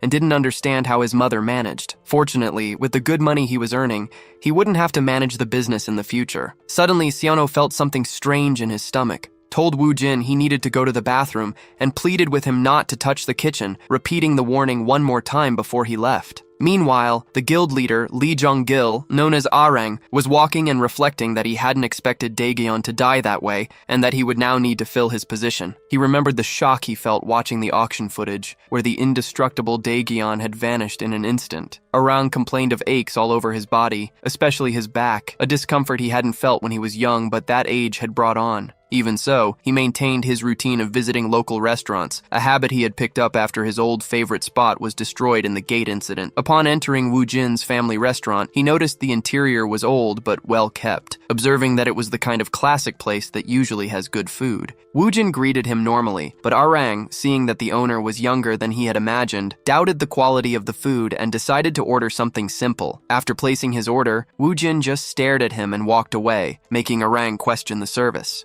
The spirit girl saw this as a chance to show off the chef's skills. Despite the promise to Seonho, Woojin thought it was wrong to keep a customer waiting and decided to cook, believing that serving a waiting customer was the most important thing for a chef. He faced a dilemma: stick to his mother's traditional flavors, or cook using his full potential. In the end, he couldn't resist and mixed dungeon items into the food, resulting in an A-quality dish. He had enhanced the flavor using cactus and fennel seeds, finishing it with lemon juice for a refreshing touch. Woojin explained to himself that he had coated the meat with viscous fluids that melted with the heat, creating a complex flavor. He then served the dish to Arang, thinking that he had broken his promise and would have to apologize to Seonho later. Upon tasting the meal, Orang noticed that something was wrong. The meat was extremely tough and bitter. He thought that if the ingredients were spoiled, the smell would be bad, but the dish's aroma was good. He felt extremely uncomfortable as he ate and wondered what Wu Jin had done to the food. As he was expressing his dissatisfaction, a system screen appeared before him, informing him that by consuming the meal,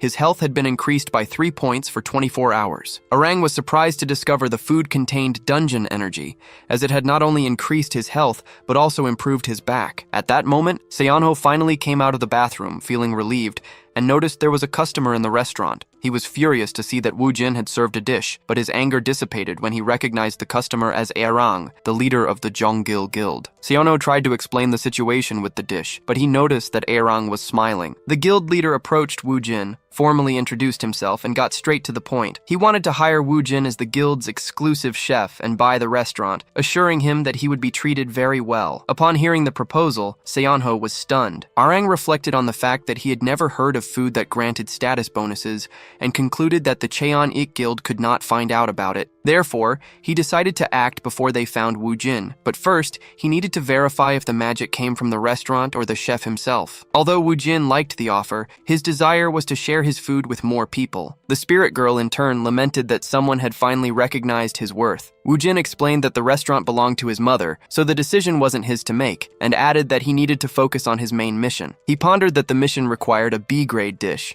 and the spirit girl had already informed him that the grade was linked to the rarity of the ingredients. Later in the classroom, the professor commented that 2 weeks had passed since the students enrolled in the academy, and that they should be settled in by now. He then announced that there would be an exam on August 20th, explaining that since it was the first one, it wouldn't be too difficult. The assessment would consist of a 10% written test, 30% mana manipulation, and 60% an E-rank monster hunt. To reassure the students, he added that the hunt would be against 3D images created by magic. The news caused a stir among the students, especially because hunting an E-rank monster was something only Wu Jin had ever done. Meanwhile, Wu Jin reflected that to obtain high-quality dishes, he would need to dedicate himself to more time-consuming recipes. That was when Baek Seol approached him to talk, asking how his preparation for the exam was going, and suggesting they seek Chiguk's help to train in mana manipulation and hunting. Then, a little embarrassed, she invited him to study together over the weekend. Wu Jin thought he would like to return her kindness, but he replied that he already had plans and preferred to focus only on cooking. Baek Seol understood and invited him to have lunch together that day. Wu Jin accepted, saying he was grateful that she appreciated his food, while the other students listened to the conversation in a state of shock. Back in class, the professor recalled that during the previous practice with holograms, the students had shown very poor awareness of traps. In light of this, he revealed that he had decided to take a drastic measure. He explained that while traps were common in dungeons, there was something even more typical: poisons. Therefore, he announced that the students would have a practical lesson on the subject, in which they would consume poisonous herbs directly, with the goal of improving their awareness of poisons and, consequently, of traps. The students were wary of the idea of eating poisoned herbs, thinking the class was unnecessary. The professor tried to calm them down, explaining that these were herbs from low-level dungeons, which were not very toxic and could even be ingested in survival situations. He explained that after ingestion, they would feel their tongue and fingers swell, with symptoms lasting 3 to 5 minutes. Even so, a student questioned him, arguing that even if the symptoms were mild, it was still poison and could cause death in severe cases. The professor, with a serious expression, encouraged him to continue, and the student concluded by stating that everyone already knew about poisons and that the class was a waste of time. With disdain, the professor replied that the same student had set off 11 traps in the last test, and that most of the class had triggered at least 10. He asked if the student really believed what he was saying, exclaiming that in a real situation, they would all be dead. Tired of the discussion, the professor asked if there were any more objections, and, faced with silence, proceeded with the class. While eating one of the herbs, Seongjun commented that he had already had a bad experience ingesting it by mistake in the past. Baek Seol, upon trying hers, observed that although it was poisonous, she couldn't taste anything, saying it was like chewing grass. As for Wu Jin, upon tasting the Arcus saffron, he noticed the herb had a pleasant smell and thought it could be used in his recipes. Woo Jin reflected that he had been postponing his plans to search for new ingredients in dungeons due to a series of unexpected events. Impulsively, he asked the professor if he could take some Arcus saffron with him, but the request was denied on the grounds that it was against the academy's rules. Noticing the student's disappointed expression, the professor even wondered how he had managed to pass the tower. Suddenly, Woo Jin's system displayed a list of dungeons that contained the herb, as if it were reading his thoughts. He searched for an E-rank one and found one located in the same tropical forest where, on another occasion,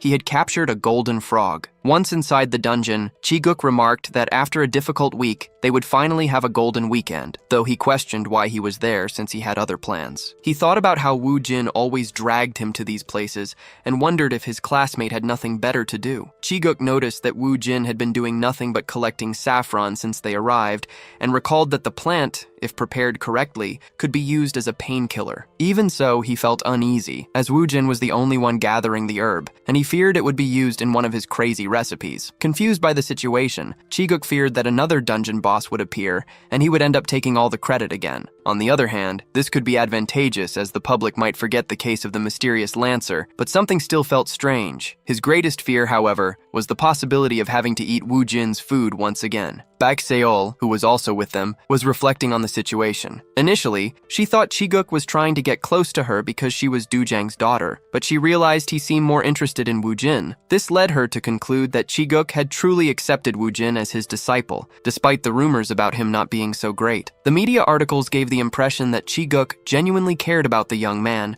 which she found acceptable. Suddenly, a giant frog surprised her.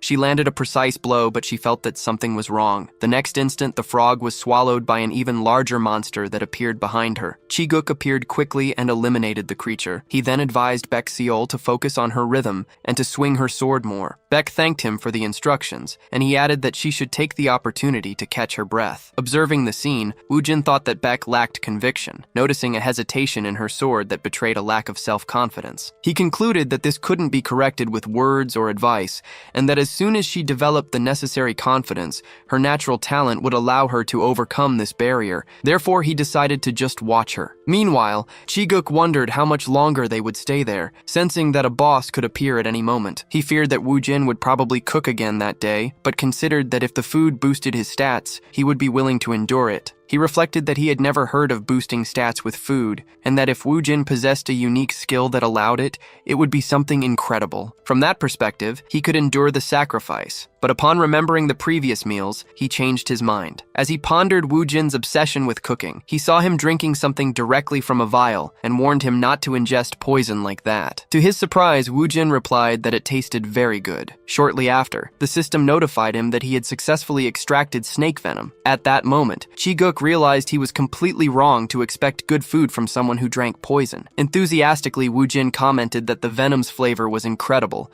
salty and lingering, completely different from that of the killer bee. With that, he already had his next dish in mind, which he was confident would be B rank, and decided it was time to leave the dungeon. Baek and Chi-guk were astonished by the sudden decision, wondering if he wasn't going to cook right there. Anxiously, Baek Seol asked how long the dish would take to be ready. Woo Jin replied that he would finish it the following night, and that he would call her. Still confused by the early departure, Chi-guk lamented the planned meeting until he realized he would be spending the rest of the weekend with him. On the night of the dinner, they met in the academy's cafeteria. Chi-guk looked at the meal, which seemed strange in every way, and wondered if he shouldn't just leave as quickly as possible. To his surprise, Baek Seol asked if he was also excited about it, which made him question her sanity. Chi-guk finally understood that Woo Jin had ventured into the dungeon just to collect the saffron on his plate. He looked around and noticed that other people were in the same situation, awaiting the cruel fate of tasting Woo Jin's cooking. Baek Seol started eating, and remembering she had liked the previous dish, Chi-guk questioned the resilience of her stomach before asking for her opinion. She replied that it was delicious and that the noodles caused a tingling sensation, which made him afraid to try it. Motivated by the possibility of a status increase, Chi-guk convinced himself to eat, thinking that many dishes smelled bad but tasted good. However, as soon as he put the food in his mouth, he felt as if his entire body had been shocked. He described each sip of the broth as feeling like lightning striking his tongue, comparing the experience to torture. Curious, Baek Seol asked Woo Jin how he had prepared it. He explained that he was inspired by Japanese tantan noodles, and to balance the acidity, he added saffron and various spices, as well as ground boar meat to improve the texture. Baek Seol agreed, stating that she could really taste sparks, to which Wu Jin added that he had refined snake venom to add a salty touch. He seemed surprised by their interest in his cooking and declared that eating a dish was to appreciate the deep mystery surrounding it. Chi-guk was astonished to see the two of them acting as if everything were normal and concluded they were a perfect match. What bothered him most, however, was the need to eat everything to receive the status window. Determined, he swallowed the rest all at once, trying not to focus on the taste. After finishing, he felt like he had survived an electrocution and had only done it for the status increase. However, the seconds passed and the window didn't appear, making him think it had happened just like last time. Wu Jin noticed he had finished, and beside him, Baek Seol thanked him for the food, saying it was delicious. Meanwhile, Chi-guk was lamenting the lack of a reward, and it was then revealed that only A-grade or higher dishes guaranteed a status increase. With that, Wu Jin completed his first main quest, unlocking the second, which consisted of searching for ingredients at the bottom of a submerged cave. Wu Jin lamented that even after refining snake venom and spending the whole day preparing it, the dish didn't reach an A grade. The spirit girl commented that it was a shame, as she believed adding the dungeon peppers would have secured the rating. He reflected that the pepper clashed with the saffron, diminishing the noodle's flavor, but its power still surprised him. He concluded that he didn't fully understand the ingredient and that using it that way hurt his pride, which was why he hadn't added it to the dish. Determined, Wu Jin resolved not to use the dungeon pepper until he understood it completely, as he felt that relying on it would make the dish less his own. The spirit girl didn't doubt his ability, but she warned him that the pepper was made from extremely rare ingredients and that understanding it would take a very long time. Wu Jin, however, stated that he had plenty of time and would learn through trial and error. Upon checking his new quest, he noticed that the reward for collecting the ingredients was a fermentation storage. The spirit girl explained that it wasn't an ordinary item, as it worked even inside the inventory, automatically adjusting the ingredients' temperature and humidity, and eliminating the need for a physical location for the process. Wu Jin was thrilled with the idea that the items would maintain their original size and could be fermented right there, deciding to leave immediately. Suddenly, Chi-guk appeared, asking Wu Jin if he knew the meaning of the word rest, since he had called them out for 3 days in a row. He complained that they hadn't found the final boss, and that the previous meal had made him spend the day in the bathroom, expressing his desire to get some rest. Chi-guk remembered that his boss had postponed the conversation about taking on a disciple, ordering him to use Wu Jin to cover up the auction event for the time being. He understood the order was referring to the masked lancer and confessed he didn't understand why people believed it was him. After reviewing the security camera footage, Chi-guk admitted he was shocked, as the lancer's movements were very similar to his own, which led him to remain silent on the matter. He concluded that his boss genuinely didn't know the individual's identity, but he himself couldn't imagine who else could use those spear techniques. Sighing, Chi-guk resigned himself to the fact that he had no choice, admitting to himself that even he had suspected his own involvement. In an attempt to delay the inevitable, he asked Baek if she was tired, commenting that overexertion could be harmful to her health,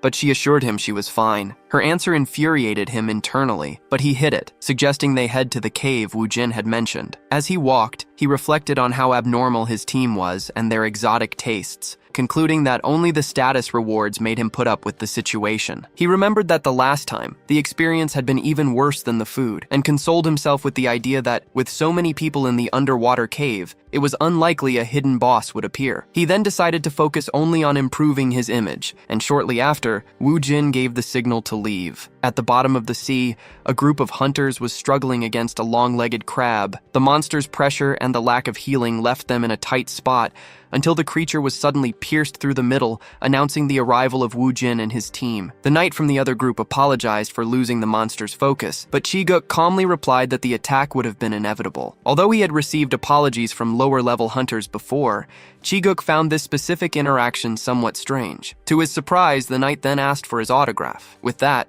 Chi-guk understood that his reputation had skyrocketed. He replied to the knight that he didn't have any paper with him, but that he would remember next time. The other hunters were discussing the low probability of a boss appearing, but expressed confidence that if one did appear, Kim Chi-guk would know how to handle the situation. They were also surprised to see Baek and Chi-guk's disciple, commenting with some envy that Wu Jin seemed to be very well treated. Oblivious to the conversation, Wu Jin was only thinking about his next dish and how he would cook it to make it delicious. Chi-guk was pleased to be recognized by the clan and to have improved his image, but he felt uneasy, as he knew it was all thanks to Wu Jin. He feared that his disciple could change his mind at any moment and reveal to everyone that he was the one who had defeated the hidden bosses. He imagined his life being ruined in an instant and his immediate expulsion from the clan. If only he were stronger than Wu Jin, he thought, everything would be resolved. For that, however, he would need his clan leader's secret skill, the Galactic Meteor Spear. With no other option, he decided that the best thing to do was to cooperate, which meant continuing to eat Wu Jin's terrible cooking without being able to tell the truth. Suddenly, Wu Jin and Beck, who were walking ahead, stopped. Chi-guk asked if something was wrong. Beck, also not understanding, said that Wu Jin had just stopped suddenly. In silence, Wu Jin was observing a set of rocks where a notification from his system indicated that the dungeon was just ahead. He presumed that the boss's location would be in the dungeon's log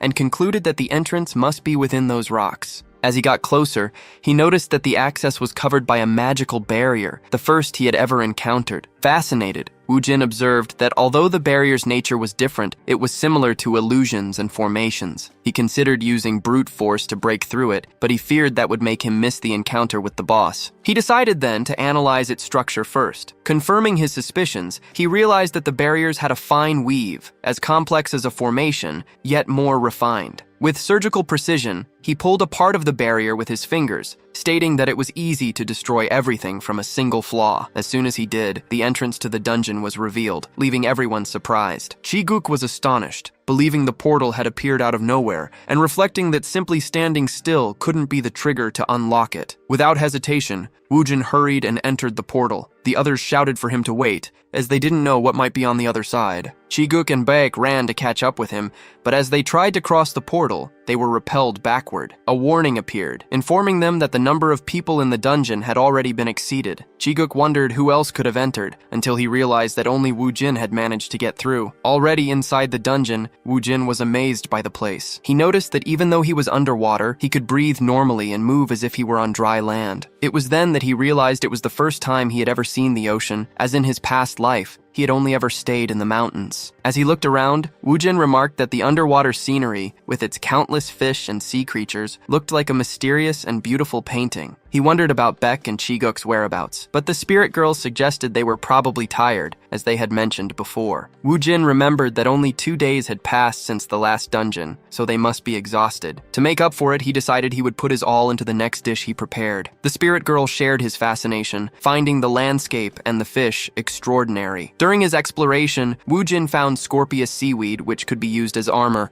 and the Arachnia shell, which granted temporary fire resistance. He noticed there was an abundance of seafood that could serve as ingredients, but he found no sign of his target, the limitless fisherman. To locate him, Wu Jin used a spell that allowed him to see for miles, until he finally sensed a familiar energy about 10 miles ahead and decided to run in that direction. His run was interrupted when a figure suddenly appeared, attacking him and asking who he was. Observing the man's movements, Wu Jin noticed that he could disguise himself very skillfully, even without using advanced techniques. After a moment, Wu Jin recognized the determined figure of Jo Seongjun. Seongjun in turn was astonished and questioned what Wu Jin was doing there. Wu Jin apologized for startling him and made the excuse that he had gotten lost. Incredulous that someone like Wu Jin could get lost in a hidden dungeon, Seongjun concluded that he must also be after the Jewel of the Sea. He revealed that he needed the jewel to break the scroll he had stolen at the auction. Seongjun had already considered that to use the artifact without suffering side effects, he would first need to create a spirit stone. He had even used an item to change his appearance, as he hadn't expected to find Wu Jin there. Now, he thought it was better to have met him in disguise than as himself. Keeping his composure, he expressed false pity for the young man having lost his way,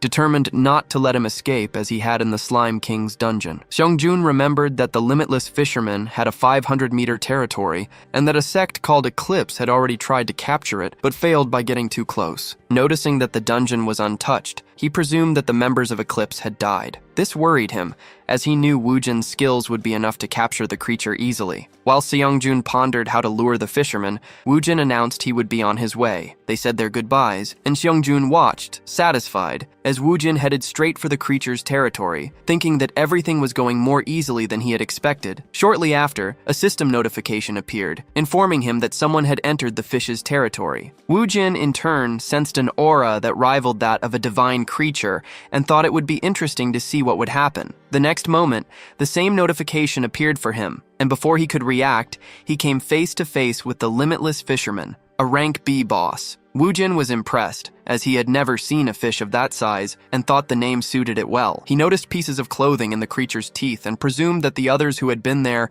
had fought and lost. The spirit girl, however, grew excited upon seeing the fish's spikes, claiming they were a true delicacy. Wu Jin was surprised, saying he thought she was more timid, but she declared that she loved seafood. He then asked what kind of dishes she liked, and the girl replied that she would eat anything he made. Wu Jin began to think that sushi or sashimi would be good options, not forgetting about steamed dishes. Suddenly, the gigantic fish became enraged and charged forward to attack. Wu Jin felt a surprising aura, but he dodged with ease. He reflected that although the aura was weak compared to others he had faced, he felt the same corrupted energy in it that he had sensed at the auction. Then, Wu Jin realized the aura was coming only from the fish's mouth and concluded that it must have devoured the members of Eclipse. He realized that not even a high-level hunter like Chi-Eon knew about this sect, which meant they concealed their identities while killing others in pursuit of power. As the fish shot beams from its mouth, Wu Jin, filled with fury, mentally condemned the cult as a disgusting organization, lamenting that its victims would never get the chance to enjoy a good meal again.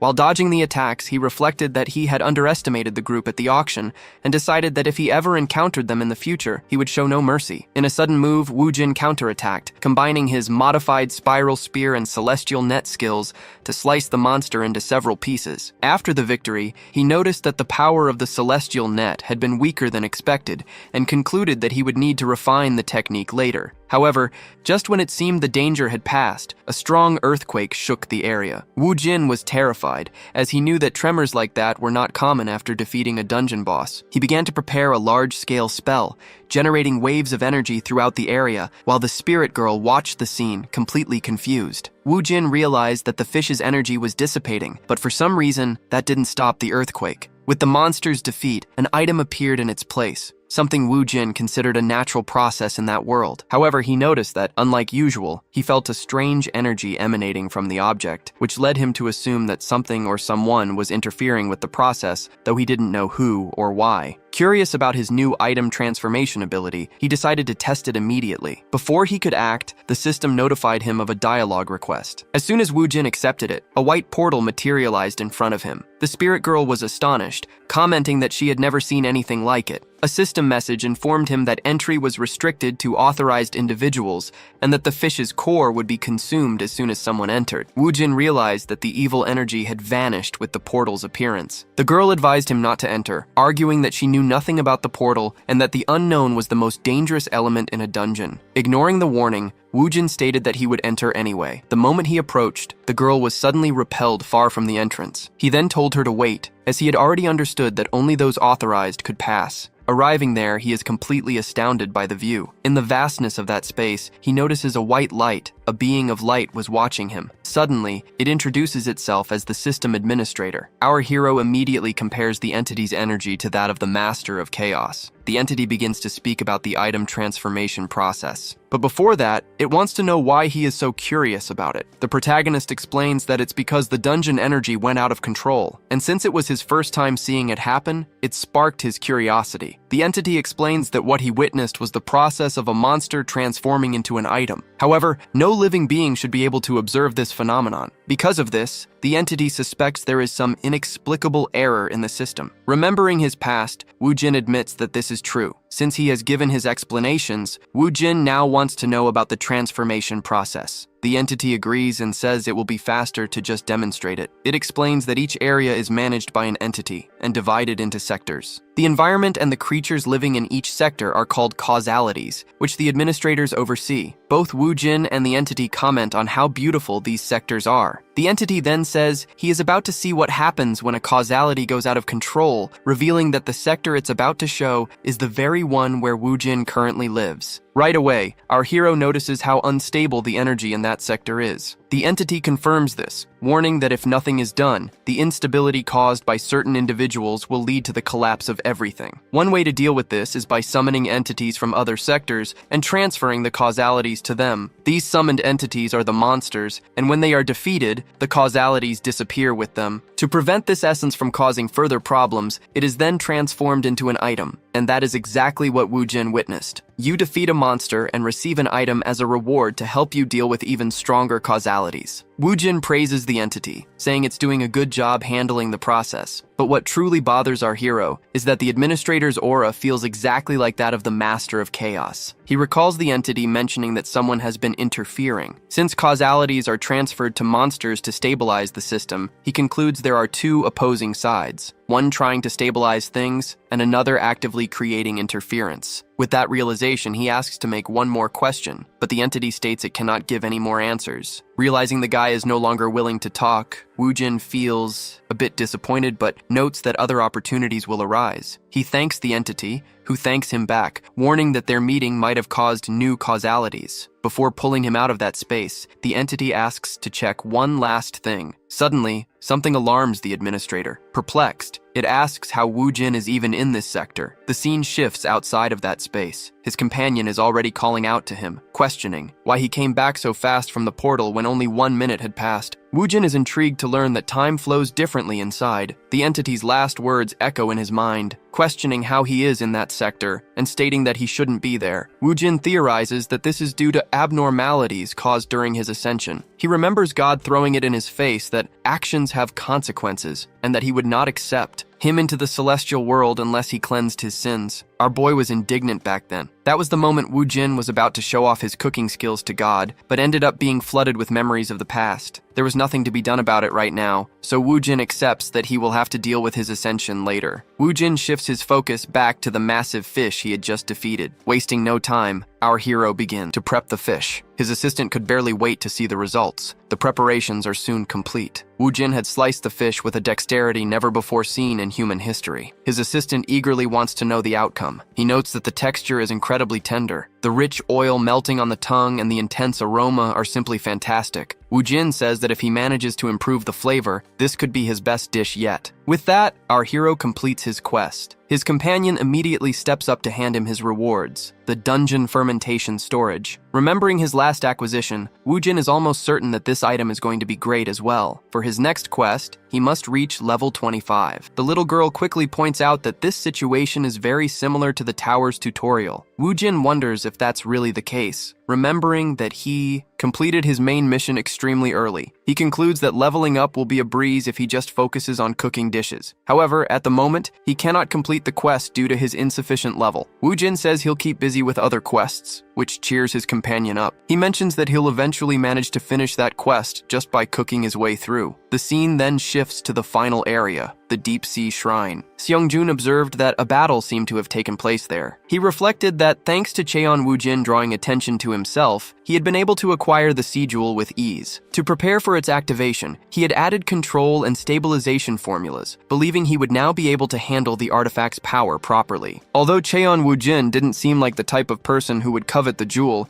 there was also no benefit in revealing it to him. With everything ready, Seongjun announced that he was about to begin. An intense light radiated from the sphere, and Seongjun confirmed his suspicions about the enormous amount of mana it contained. He had expected great power, but not something so overwhelming. Still, he felt he could control the energy, noticing that the bamboo scroll was reacting to the jewel's mana. Suddenly, an excruciating pain took over his body, but he knew he was almost at the end and just needed to hold on a little longer before letting out a scream of agony. After the process was complete, he commented that he had barely managed to break the seal and wondered if he would ever find something similar again. A voice spoke up, finding the situation unusual. With all conditions met, the voice compared the achievement to a castle built on the clouds, whose foundation still rested on the peak. Thus, the seal of the bamboo scroll was released. Seongjun recognized the item as his companion, which had shared its life with him before his regression. The artifact began to resonate, and he obtained the recordings of the martial god, who questioned him about the kind of training he had been doing. The spirit of the martial god had chosen Jo Seongjun as its master, and the man commented that it had been a while. Finally, he awakened the master of all combat class. Elsewhere in the sanctuary, Wu Jin reflected that even after defeating the boss, a rule prohibited him from leaving for 6 hours, something he suspected stemmed from causality. He felt he could force the portal open,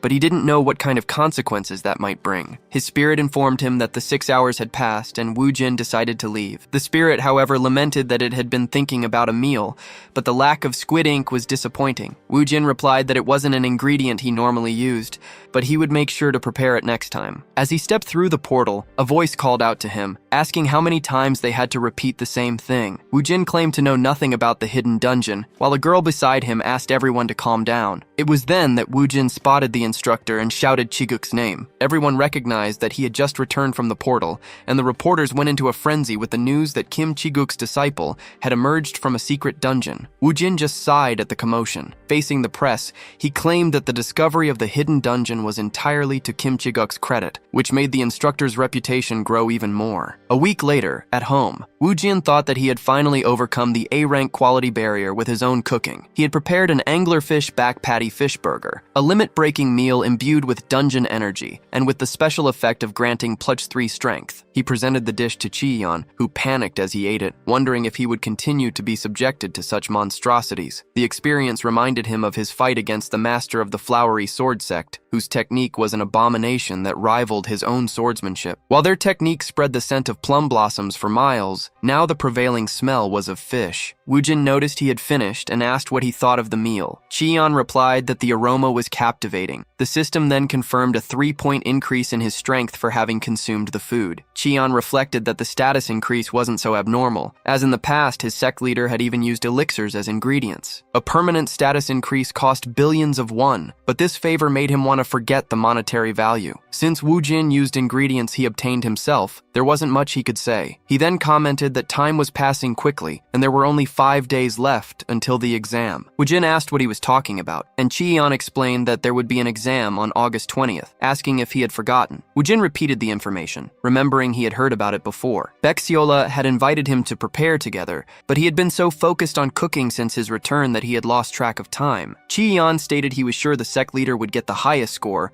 but pointed out that for the sake of fairness, not even he could know the exam's content in advance. He recalled that right after Woo Jin's recommendation from the tournament, an article had attacked him, and if he performed poorly, the media would criticize him. Woo Jin agreed that ensuring fairness in the exam was important, and that there was no reason to apologize. Chi-yeon thanked him for his understanding. With dinner finished, Woo Jin stood up and said he was going out. Chi-yeon bowed, thanking him for the meal and wishing him a good night, thinking that with the exam to worry about, he might be free from the culinary monstrosities. However, as he opened the door, Woo Jin stopped and said that, on second thought, Chi-yeon seemed to have a headache. He understood the man was busy, but as the one responsible for the cadets, he couldn't get sick, and so he would bring him more food. Chi-yeon was left completely bewildered by the offer. In another room, Park Seung-jin was kneeling before his leader. He apologized, reporting that the mission in the deep-sea sanctuary had been a failure and that all the agents sent had lost their lives. According to the media, the one responsible for the deaths of the Eclipse members inside the sanctuary was Kim Chiguk, who was suspected of having eliminated them. Suddenly, shadows in the room moved and broke Park Seung-jin's fingers, who bowed, begging for forgiveness. His leader then ordered Kim Chiguk to be added to level 1 of the watch list. This list contained the most important individuals in Korea, including hunters and mages who could interfere with Eclipse's grand plan. Such targets were to be eliminated or persuaded to join the organization. Park Seung-jin confirmed he understood the order,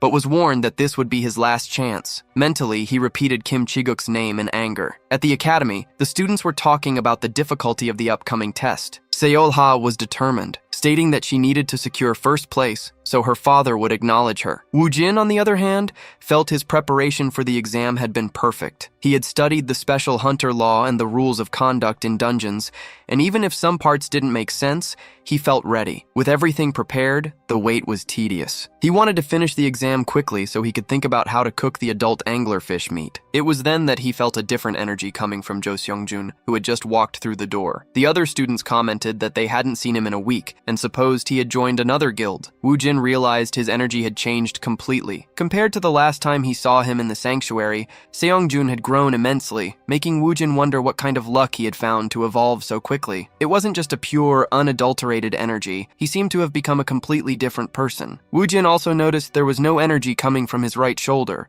and wondered why. He projected a bit of his own energy to investigate, and quickly understood the situation. Beside Jo Seung-jun, there was a spirit from a different recording. Jo Seung-jun wondered if the spirit was related to martial arts, as its energy was pure and its skill seemed excellent. The similarity between the spirit's energy and his own confirmed that he had assimilated a master's memory. He considered this uncommon and, since his own cooking skills were poor, perhaps he should take on a spirit as a teacher as well. The martial god commented that something felt strange. Seung-jun asked what it was and if something was wrong, but the martial god denied it, though he admitted to feeling like he was being watched. Jo Seung-jun reflected that the god was finally starting to relax in his presence, probably because he had followed the hellish training without complaining and had insisted on telling him that he was a regressor and that they had been partners. He explained that he had returned from a destroyed future, where they both fought together against the beings who annihilated everything. However, the martial god showed no reaction upon hearing about the ghost fire, seeming to remember nothing. Deciding to set the matter aside for now,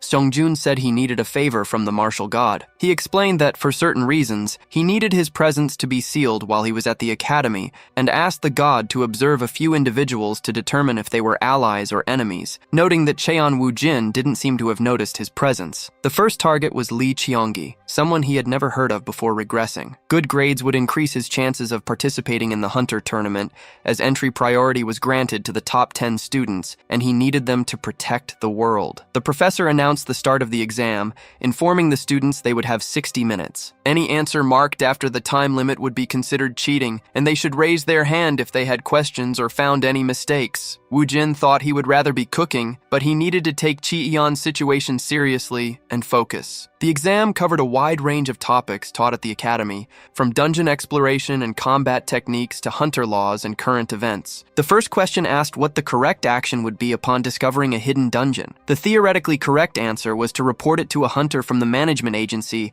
due to the potential dangers. However, based on his recent experience, where he had confirmed the dungeon was not dangerous, he knew the right move would be to explore it, and so he marked the answer considered wrong. For the law and history sections, he simply wrote what he had memorized, but for the questions about dungeons and monsters, he answered based on his own experiences. The last question, about dungeon survival, was set in the Red Feather Rainforest, a place he had recently visited. He knew that if he described the correct way to cook an Arcus saffron, a magical tasting herb, his answer would be perfect. However, he realized he was making a basic mistake by answering purely from his perspective. The others wouldn't have cooking materials or knowledge about the ingredients, so he wrote that they would have consumed the herb incorrectly, which would lead them to collapse instead of escape. At the end of the 60 minutes, the professor announced the end of the exam and instructed everyone to head to the gym for the practical test, warning them not to be late. As the students began to talk about the test, Woo-jin thought there was no point in waiting and that he should just go. Seolha approached and asked how he had done. Woo-jin replied that he thought he did well, and she suggested they check their answers together. He refused,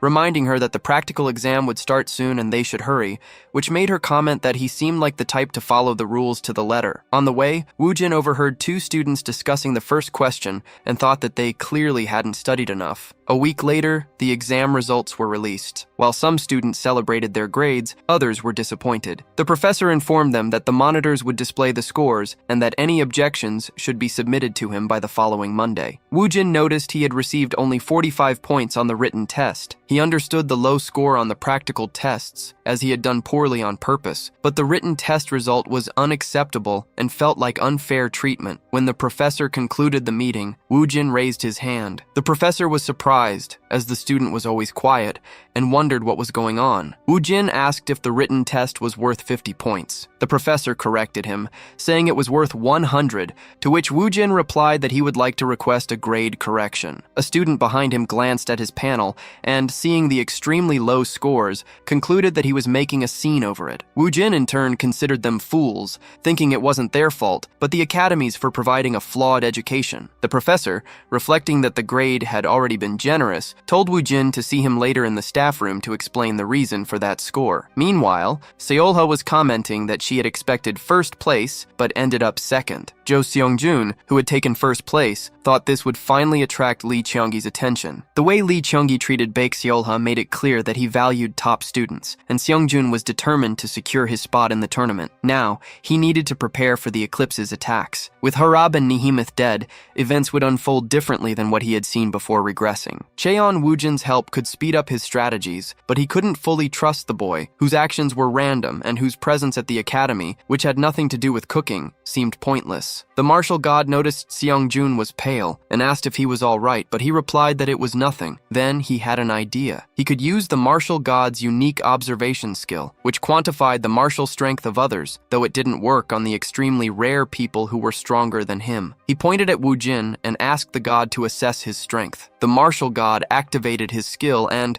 after observing, declared that the boy wasn't very strong, just a normal guy. He added that, although the young man's body was optimized for martial arts, there was nothing special about it, calling it a waste of potential that could be trained to become the greatest of all. Seong-jun was in disbelief. He had witnessed Cheon Woo-jin's strength with his own eyes. If the martial god's skill couldn't measure Woo-jin's power, there could only be one explanation. Cheon Woo-jin was stronger than the martial god himself. He then looked at the boy, who continued to calmly stare at the floor. Elsewhere, Park Sung-jin approached Lord Cethariel. Manifesting from the shadows, the entity ordered him to give his report. Sung-jin confirmed that Kim Chi-guk had canceled all his activities and remained confined within the Ju clan's territory. Cethariel questioned if their surveillance had been detected, but Sung-jin denied it, explaining that it seemed to be Ju Jung-myung himself who was restricting Chi-guk's movements. Cethariel concluded they were trying to suppress the rumors about the masked spearmaster and using Chi-guk to locate the lost piece. He lamented that if it weren't for the Ju clan's intervention,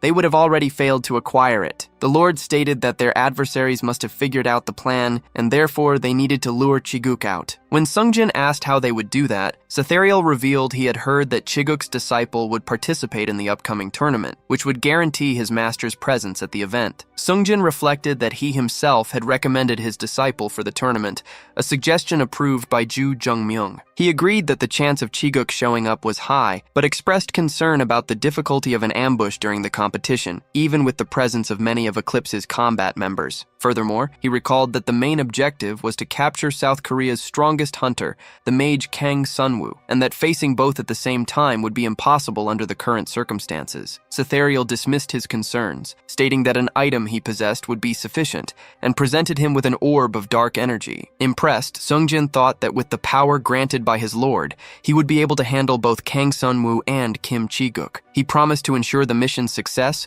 with results worthy of the support he received, stating that it would all be for the sake of the great plan. Meanwhile, in the Hunter Academy's cafeteria, Seola was staring at Seong-jun, who was looking away. She thought, annoyed that he had managed to get first place this time. Seong-jun, in turn, wondered why she looked so scary. Seolha admitted to herself that his performance had been incredible and deserving of a perfect score. Even so, she congratulated him angrily, making him barely able to breathe. After taking a deep breath, she tried to console herself with the fact that second place was still an excellent result, but she couldn't hide her disappointment. The martial god commented that her gaze seemed to be digging a hole in the floor. Seong-jun found the situation strange. He had hoped to use this meal with Cheon Woo-jin to build a connection with Seola, who would in the future become the S-rank hunter known as the Moon Lady, but now he could barely speak to her. To break the silence, he decided to comment on Woo-jin's food, remembering the king slime ice cream that tasted like underwear, and hoping that today's dish would be different. Just then, Woo-jin arrived, apologizing for the wait. As he added the finishing touches of fish sauce, even the martial god questioned what kind of atrocity it was. Seong-jun thought the fish on the plate looked like it was screaming. Surprisingly, Seolha cheerfully asked what kind of meal it was. Woo-jin explained that it was a fish head curry inspired by a famous Singaporean dish,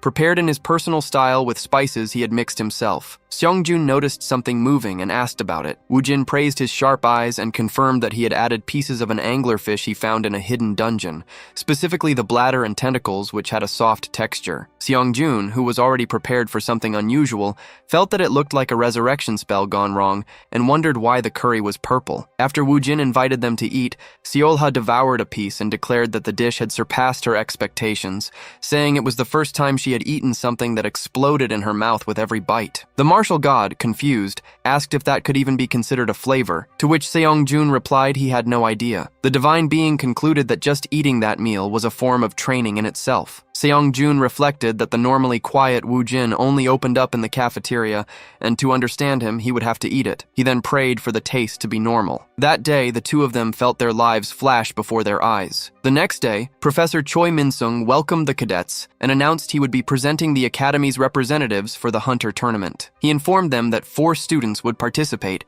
and should come up to the stage when called. The other students commented among themselves that the selection should be based on results, but that at least 2 of the spots were already decided. The professor thought the students were right and that the director's recommendation would cause controversy. He then called out Cheon Woojin, Baek Seolha, Kim Jaeol, and Jo Seongjun. Minsung justified that Woojin and Seolha had demonstrated exceptional skill by eliminating bosses in unexpected situations, while Jaeol and Seongjun had proven their capabilities during the exams. Although most agreed with the choices, the problem was Cheon Woojin, whom many considered undeserving. The professor admitted to himself that announcing his name had been the hardest part, and that the class's cold reaction was expected. Even so, he declared that this was the most talented group the academy had had in years. Woojin, meanwhile, was thinking about the absurd rewards from his missions, like a pepper that amplified flavor and a fermentation item that worked at any temperature. He planned to use these items to create meals that would satisfy anyone, but he knew he needed to be cautious. The professor continued, informing them that the participants would receive special training conducted personally by director Lee Cheongi. Before giving more details, he expressed his gratitude to everyone for joining the academy. Seongjun was surprised by the director's kindness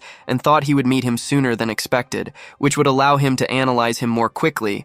Plus, he'd get to spend more time with Woojin as a bonus. The martial god questioned if it was really necessary to get close to that man, to which Seongjun confirmed it was. The entity then warned him, saying that Lee Cheongi was not an easy target, as he was absurdly dangerous and possessed a terrifying aura. Seongjun was completely shocked to hear such a serious warning coming from the martial god. The martial god warned that Lee Cheongi's aura was immense and his ferocity extreme, indicating the confrontation wouldn't be easy. Despite this, Seongjun felt confident he could defend himself from an attack, as long as Cheon Woojin didn't catch him by surprise. For now, he decided to just wait and see what would happen, turning his attention back to the kitchen. Later, back at home, he sighed, realizing the tournament was the next day and he needed to make the final preparations. The martial god commented ironically that only someone as special as him would get injured like that on the eve of the competition. Seongjun complained about the rough treatment he received, but the martial god retorted that it hadn't been that bad. Recalling that his own training with the bald guy had been so brutal, he thought he would die a dozen times. He explained that while the other apprentices received unique and adapted teachings, needing to land just one hit to pass, Seongjun's case was special. He then understood that the martial god must have noticed his training with the martial recording. Seongjun reflected on Lee Cheongi's mastery. Every one of his movements was profound and skillful,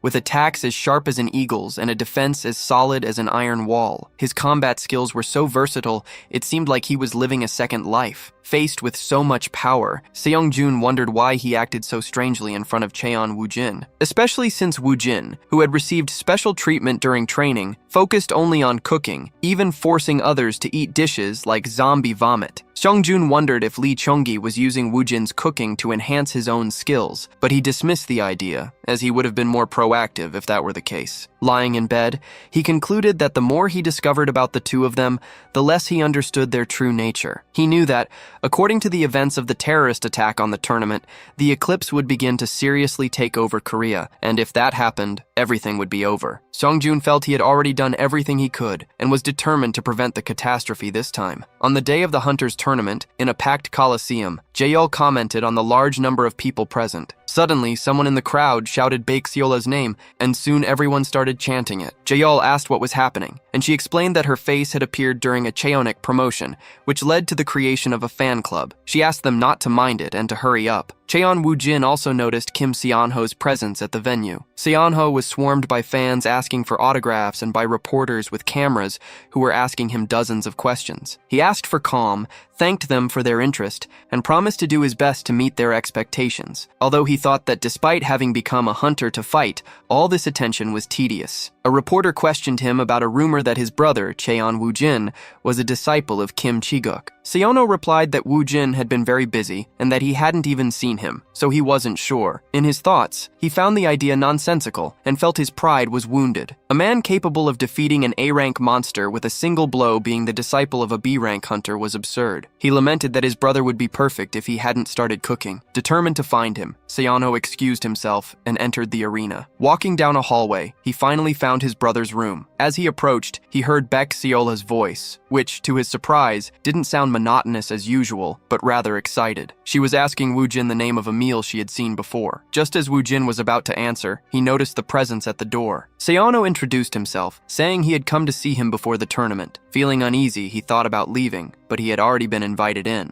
Upon entering, Seonho was completely horrified by the scene. Woo Jin welcomed him, pointing to the table where there were anglerfish tentacle canapes which were still moving. He explained that it was a type of appetizer, good for snacks. Seolha recognized the tentacles from the curry dish last time, while Seonho thought, horrified, that canapes weren't supposed to move. To his astonishment, the girl ate a piece and declared it was amazing, praising the wonderful texture the tentacles provided. She lamented that Jaeol, who had gone to the bathroom, was missing out. Seonho was shocked to see that Woo Jin's food could make someone as stoic as her happy. At that moment, Seongjun commented that he hadn't won that time and had been unlucky, which made Seonho wonder if that meant there were winners. Woo Jin asked Seongjun if the dish was to his liking, and he confirmed it was. Seonho realized his brother wasn't lying about many people liking his food. When Seongjun invited him to sit and eat with them, Seonho made up an excuse that he had remembered something urgent and needed to leave. Outside, he muttered that he had almost missed the preliminaries because of that. He heard Seolha say she was envious of Seongjun for being able to eat those things all the time. Seonho concluded that the academy cadets this time all seemed insane, and that he would investigate the matter later. On a training field, as the crowd cheered, the coach of the three-legged crow team instructed his students to place at least third. The scene brought back memories for Woo Jin, who remembered similar celebrations on Mount Cheon after his achievements in Jongyuan. Suddenly, he felt a powerful aura and saw a man approaching, immediately recognizing his strength. The man thanked everyone who had worked hard to participate in the event and introduced himself as Kang Sun-woo, the director of the Hunter Management Department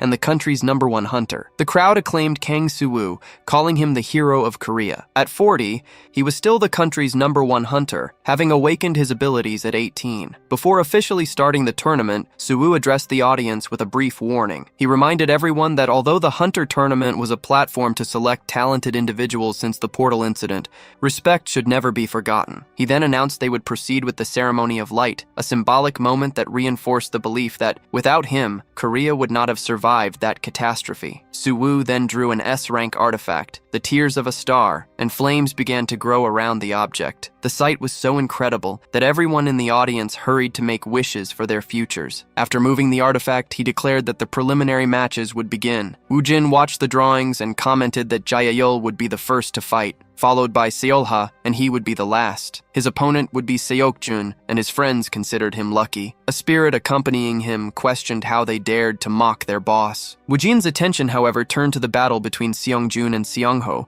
which promised to be interesting. The first fight began with a young man named Park Ji-hoon charging at Baek Seola with his sword, but he missed the attack. To his surprise, Seola defeated him instantly. With a minimal movement, she dodged his charge and knocked him down with a blow to the back of his neck without even needing to draw her own sword. The display of speed and swordsmanship was impressive, serving as a reminder to those who saw her only as Baek Dujang's daughter. Shortly after, Jaeol congratulated Seola on a job well done. She walked past him, thanking him briefly. He asked if there was any secret to her success, and she replied that it was just training. Attention then turned to the next match, announced as a showdown between two of the tournament's best. Kim Seongho from the Cheonic Guild entered the arena to face Jo Seongjun from the academy. Expectations were high to see if Seongjun could pull off another surprising victory. Watching from the audience, Seola commented that he was unlucky, as Seongho was one of the strongest fighters. Woo Jin agreed, thinking that the outcome would depend on Seongjun showing his true abilities. The match began with Seongho advancing quickly, but Seongjun blocked his gauntlet's attack with his sword. Seongho continued the offensive with a series of blows, finishing with a feinted punch that turned into a kick, believing he had caught his opponent by surprise. However, Seongjun dodged it with a backward leap. The audience, who had expected a quick fight, shouted for him to take the fight seriously. Seongho was impressed by the dodge. He had undergone extensive training for the championship, which included fighting veteran hunters, and he was confident. He didn't understand how Jo Seongjun moved with such superiority, smoothly blocking all his attacks. Seongho realized that if he continued like this, he would fall into his opponent's rhythm and needed to retreat. However, before he could pull back, Seongjun charged forward at full speed. Seongho thought it was too late to dodge and considered counterattacking after being hit, but he quickly dismissed the idea, knowing he wouldn't stand a chance against his opponent's skills. He resigned himself to defeat. However, Seongjun's attack resulted in only a small cut. Confused and angry, Seongho called him a bastard and lunged forward with a punch from his gauntlet, asking what his problem was. Seongjun remained silent. Seongho, furious, declared that his opponent's blade was now filled with conviction and that he wasn't a fool who wouldn't notice the change. In his thoughts, Seongjun apologized. He needed to conserve as much energy as possible to be able to stop a terrifying attack that would occur during the finals. No one knew the variables that could arise, and his mission was to protect Kang Soo-woo. Deciding not to speak anymore, Seongho released his aura and declared he would show his reaction, charging forward with full force. Seongjun recognized that feeling, but before the confrontation could continue, something strange happened. People in the arena began to wonder if this was part of some event, not understanding what was happening. It was Seongho who first looked up, questioning what that was, as the sky began to fill with darkness. A dark energy filled the arena. Seongjun cursed the situation, realizing that the attack he had expected for the finals was, perhaps, beginning right at that moment. In the audience, panic set in. People felt the temperature drop and noticed the internet was down. Soon, some began to faint, and cries of despair echoed as friends and family collapsed. The confusion was interrupted by a massive explosion. A security guard reported that the detonation was detected at Exit B and that an unidentified group was carrying out a terrorist attack. Orders were given to evacuate the civilians and send reinforcements. In the center of the arena, a sphere of energy was launched at Kang Soo-woo, who promptly blocked it. The attackers, who revealed themselves to be cultists, commented that he was already there and that his response was faster than they had expected. They called him by name, and Soo-woo replied that, unfortunately for them, they wouldn't be able to take his life, as he first needed to discover the identity of their group. In another corner of the arena, Chiguk was sitting, yawning from exhaustion. He felt suffocated by the situation, as he didn't consider himself a senior member of the Ju clan, enough to warrant an escort of elite hunters from the security force. Besides, it seemed the intense surveillance was meant to prevent him from leaking information about the hidden piece. His thoughts were interrupted when someone called his name. The man introduced himself as Kwon Jung-jin and commented that it had been a while since Chiguk was last seen in public, asking if he had come to see Cheon Woo-jin. Soon after, Jung Jin-sung, the leader of the Three-Legged Crow Guild, mentioned that Chiguk's reputation was riding high but was dismissed. Another man approached and asked for an autograph, but Chiguk apologized, explaining that due to certain circumstances he would sign it on another occasion, thinking to himself that all of this would drive him crazy. A voice announced the start of Seongho's fight. Chiguk considered the fighter a strong contender for victory and thought it would be worth watching. His opponent was Jo Seongjun, the academy's ace. Chiguk noticed that Seongjun, a swordsman, was fighting dangerously close to his opponent, a fighter, nullifying the long-range advantage of his equipment. Suddenly, a voice called Kim Chiguk's name again. An unknown man said he really wanted to ask him a question. Chiguk was startled, wondering how someone could have gotten so close without his escort noticing or leaving any trace. The stranger claimed to be a fan and expressed curiosity about how Chiguk was so good at finding the hidden pieces. Suspicious, Chiguk asked who he was and stated that he couldn't share that information, mentally scolding his guards for their ineffectiveness. The man insisted, asking for at least a small hint. Annoyed, Chiguk called for security, thinking the intruder needed to get out of there immediately. The guards, however, were confused, as they assured him that no one had approached from that side and that they hadn't seen anyone. They then warned the stranger, who was actually Sungjin, that the area was restricted and he needed to leave. Sungjin just commented that it was exactly as he thought. At that moment, the sky above the arena darkened unnaturally. Chiguk looked up, wondering what the hell was happening. Sungjin burst out laughing, saying it was a beautiful sky and that Chiguk should think so too. An explosion echoed through the place. Sungjin admitted he didn't expect an answer, as he already knew he wouldn't talk. The guards finally grabbed Sungjin, but he declared it was too late. Absolute darkness engulfed the place, and screams of panic echoed as people cried for help. Sungjin warned that they shouldn't compare this to the abyss of Harab, as the magic belonged to Lord Sathariel. Chiguk didn't understand anything he was saying. One of the hunters from his escort told him to take cover, as it was very dangerous, but was immediately struck in the neck by a dark arrow. Chaos erupted. Sungjin questioned aloud if those fools really thought they could get out of there alive, stating that the time for denial had passed and that the hunter who was hit was already lifeless. The barrier, called denial, symbolized an eclipse, completely isolating the area and draining the life force of those inside through negative energy. The most frightening aspect of the technique, unique, however, was the ability to summon monsters that obeyed the caster's commands. Observing the situation, Seongjun concluded that the summoning would take some time and that he should eliminate the summoner before that happened. He had faced denial numerous times before, and, judging by the flow of energy, he deduced that the one responsible was near the parking lot. Meanwhile, Suwoo emerged amidst the cultists, stating that he wouldn't take their lives, as he needed to find out who they were. The attackers recognized him as Kang Suwoo, and a bodyguard on the ground thanked him for his help. Suwoo ordered all agents to prioritize the rescue and evacuation of civilians, while he would deal with the invaders. He realized the cultists had skills of at least A rank,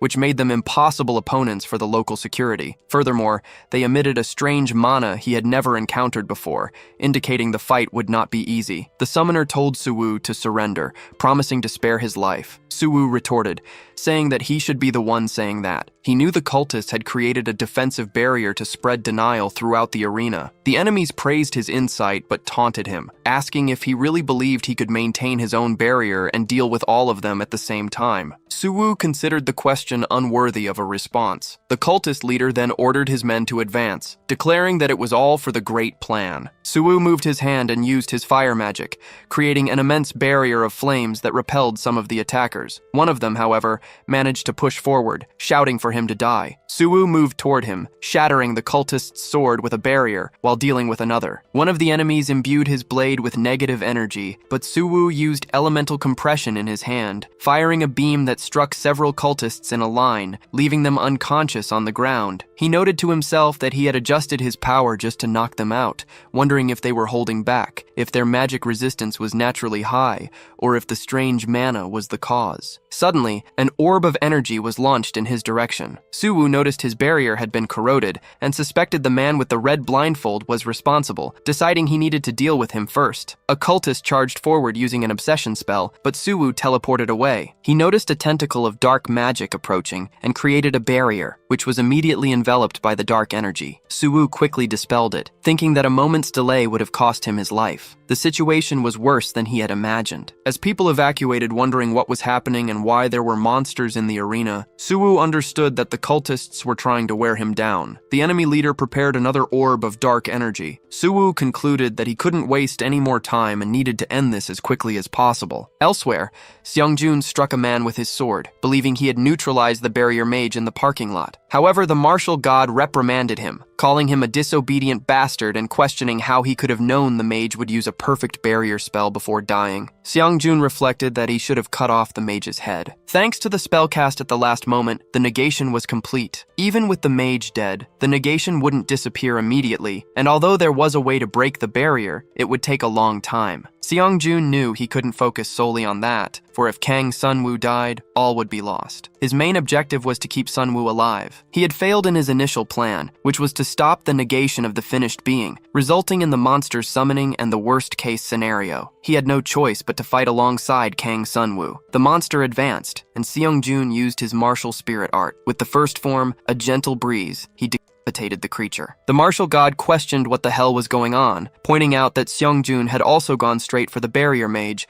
and demanding an explanation. Seongjun replied that the situation was too urgent for explanations. He recalled that, before his regression, Kang Sunwoo had died in that place, and the star's tear had fallen into the hands of the eclipse, leading to Korea's collapse. Although he was prepared to prevent it from happening again, the eclipse was acting faster than expected due to the effects of the regression. He admitted to himself that it was his fault, and that he had been complacent, thinking he could easily save Sunwoo because he had formed a contract with the martial god earlier this time. To minimize the damage, he needed to make a choice. The civilians were being evacuated, the academy would be protected by Cheonik, and Baek Seolha was also present. Above all, he knew that Cheon Woojin would not die. However, if Kang Sunwoo, the pillar of Korea, lost his life, everything would turn to mist. The martial god warned him, saying he was letting his emotions cloud his sword and that he should stay focused. Meanwhile, elsewhere, Chiguk wielded his spear and cursed the man before him. He thought about how the opponent had defeated the Ju clan's escort hunters as if they were children and wondered who this guy was. One of the fallen hunters asked what brought him there. Sungjin replied that he wanted to know how Kim Chiguk had discovered the hidden piece. The wounded man began to say that, in that case, if he took care of Chiguk, Sungjin would spare him, but he was killed before he could finish the sentence. Sungjin then turned to Chiguk and asked if he would tell him how he found the lost piece. promising to spare his life in return. Chiguk considered the offer a blatant lie, as the man's eyes screamed that he wanted to kill him right then and there. He knew he was facing a mage capable of dealing with the Ju clan's elite in a single blow, and his only option was to strike first. Advancing with absurd speed, he unleashed his spiral chain spear, using the first form, the chain strike, an attack with multiple adjacent blades. In response, Sungjin uttered words in a runic language. Chiguk's vision was engulfed in darkness, and pink blades emerged, striking various spots on the ground as he dodged. Sungjin commented that it was a good show, but without the abyssal flame, that was all Chiguk could do, and that he had worried for nothing. Some people screamed, asking the hunter to save them, but Chiguk just told them to run away quickly. Sungjin, finding them too noisy, dissolved them all with his pink magic. Chiguk cursed him, calling him a crazy bastard. Sungjin insisted, asking if he really wouldn't tell, and stated that fighting him in negation, and without the abyssal flame's beak, was beyond Chiguk's ability. Realizing he needed to stay calm and buy time to escape,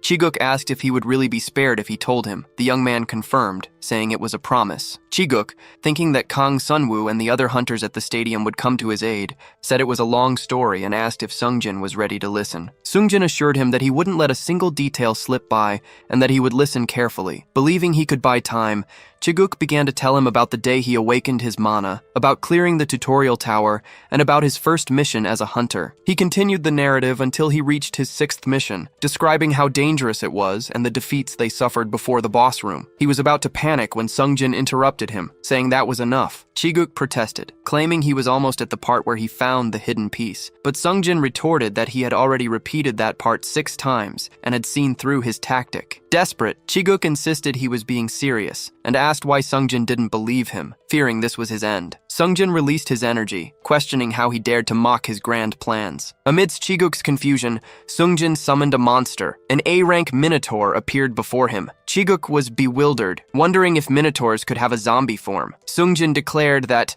although he had promised to spare him, he had now changed his mind and would make his defeat as painful as possible. Chiguk parried the pink blades with his spear, but a fist approached his face. He managed to dodge, throwing himself to the side, but he noted the attack's speed and the need for a quick response. However, he ended up being pierced by blades of darkness and then struck by the minotaur, getting thrown against a wall. Fallen, Chiguk heard Sungjin comment that it was pathetic to think this guy had defeated Harab and Nehemoth, concluding that the Jade of Destruction Flame was truly incredible. In any case, he said that Chiguk should just die. Chiguk wondered if it would all end like this, with such a meaningless execution. Far away, Suwoo's battle continued. Suddenly, the cultists were struck by lightning. Observing the scene, Seongjun was impressed, recognizing Kang Suwoo's power. He understood why the eclipse was so desperate to kill him. The eclipse's foundation was based on negativity and magic, and someone like Suwoo, who had reached such a level of power on his own, was a great threat to them. However, he noticed that Suwoo's left arm was completely corrupted by negativity,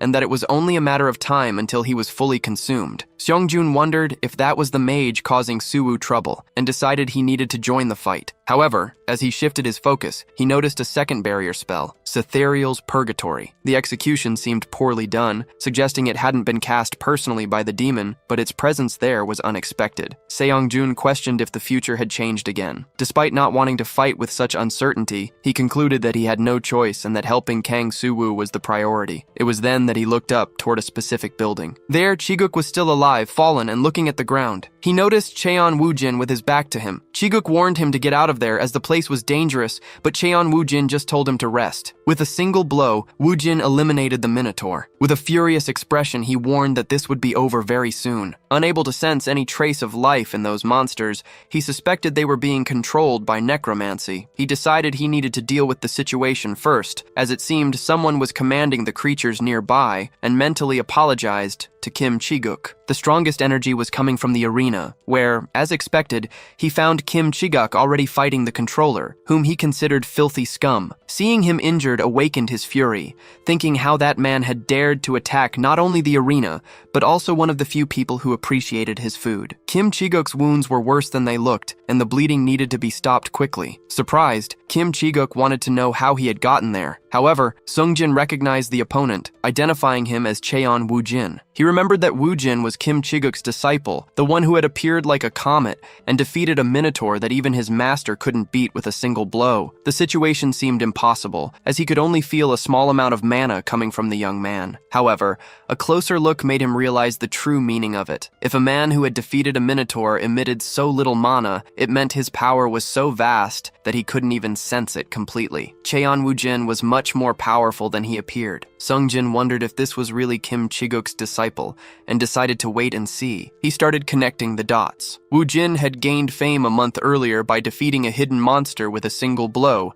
exactly around the same time he himself had started working with the young man. He concluded that it was Woojin who had defeated the bosses they were hunting. Perhaps Kim Chi-guk found the hidden pieces, but it was Cheon Woojin who finished off the bosses, helping him in his hunts. Sungjin wondered what Woojin would gain from this, speculating that he might be helping the Ju clan and could be Jungmyung's secret weapon. Although he didn't have enough proof, he determined that Cheon Woojin was a dangerous individual and needed to be eliminated. The protagonist advanced toward him with impressive speed. Sungjin retreated and launched an attack with the Blade of Irritation, but Cheon Woojin easily blocked every strike with his spear. Woojin taunted him, asking if that was all he had, or if he didn't have any other tricks. Irritated, Sungjin called him an arrogant bastard and gathered even more energy, which surprised his opponent. That man, however, questioned how he dared to act that way and declared he would show him true despair, then summoned a bone dragon. Cheon Woojin commented that the barrier was more advanced than he expected, while Sungjin noted that his adversary's summoning ability was on a completely different level. The bone dragon advanced, and Sungjin shouted that, for the sake of his grand plan, Cheon Woojin should go to hell. However, the blast was easily blocked by the protagonist's spear, who admitted it wasn't a bad attack, but again wanted to know if he had any more tricks. Sungjin was shocked to see his bone dragon defeated with a single blow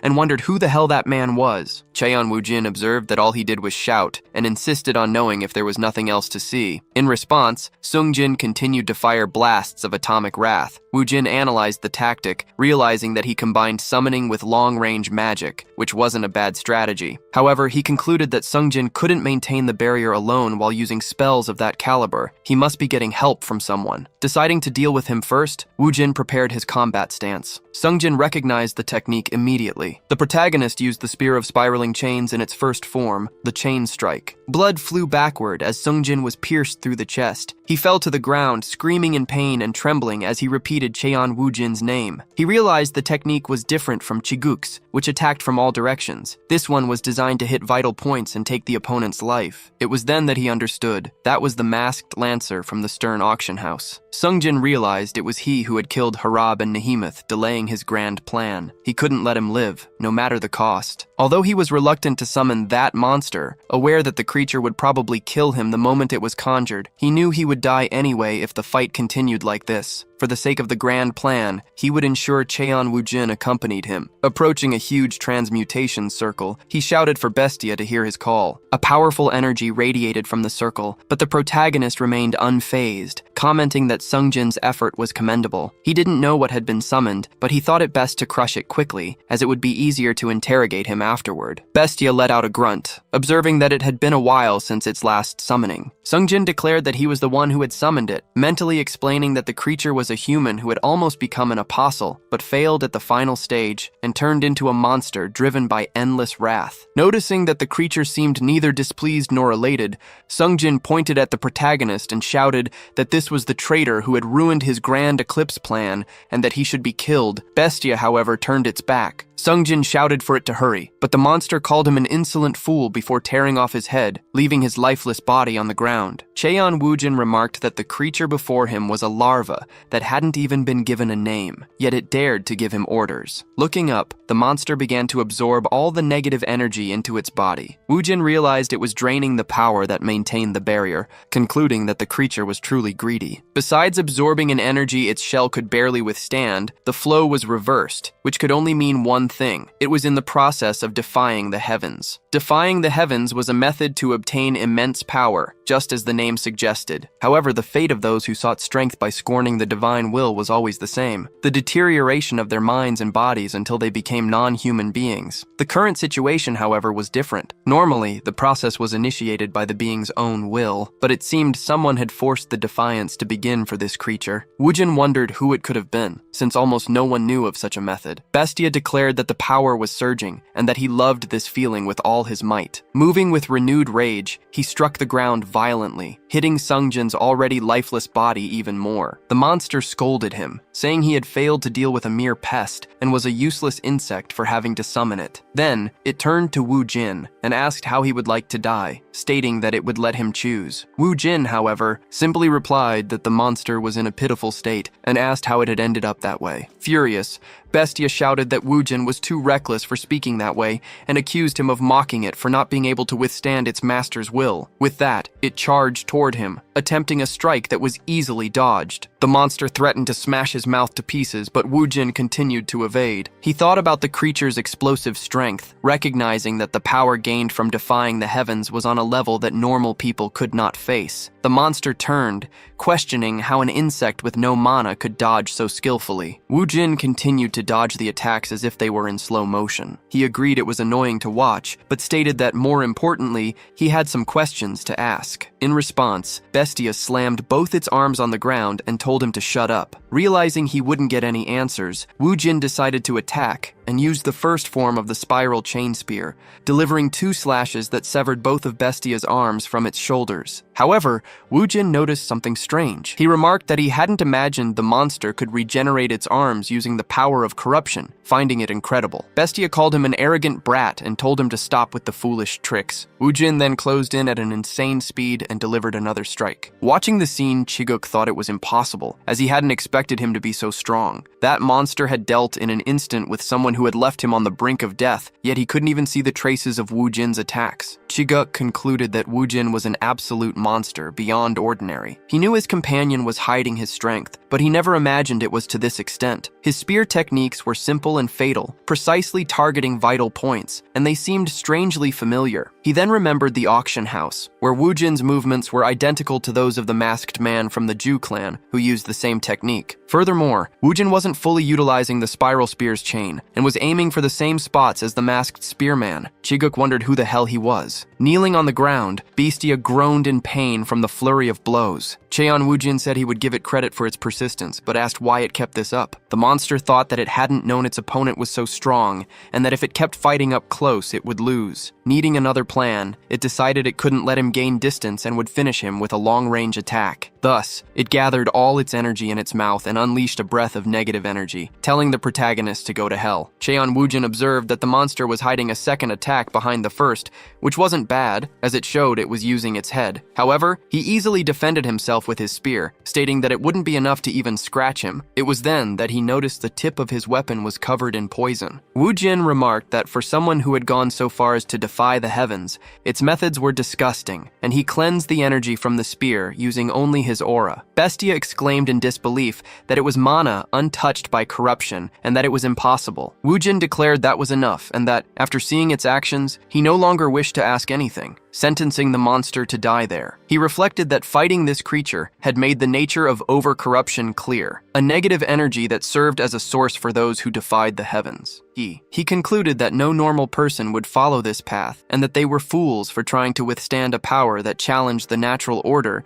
with human methods. In any case, it was fascinating, as they seemed like humans trying to overcome the laws of heaven. Frightened, Bestia begged the protagonist not to come any closer. Wu Jin did not answer. Desperate, the monster released its energy, repeating for him to stay back, as a purple smoke emanated from its body. It then fired its hell dragon. Wu Jin stated that it was nothing more than an empty blow. As the dragon approached, he replied that, before the claws of the true dragon, the attack would be completely destroyed. With unusual seriousness, he used the second of the 7 forms of the demonic dragon, the dragon's claw, and Bestia's body was completely torn to pieces. Immediately, the barrier of negative energy began to shatter, freeing them from that dark prison. Wu Jin looked up as the system notified him. The message informed him that the dungeon boss, Cheon Wu Jin, had achieved the feat of acting in accordance with the heavens, and that his reward would be calculated in about a month. The protagonist stood still, looking at the arena. The media reported on the developments of the tournament incident,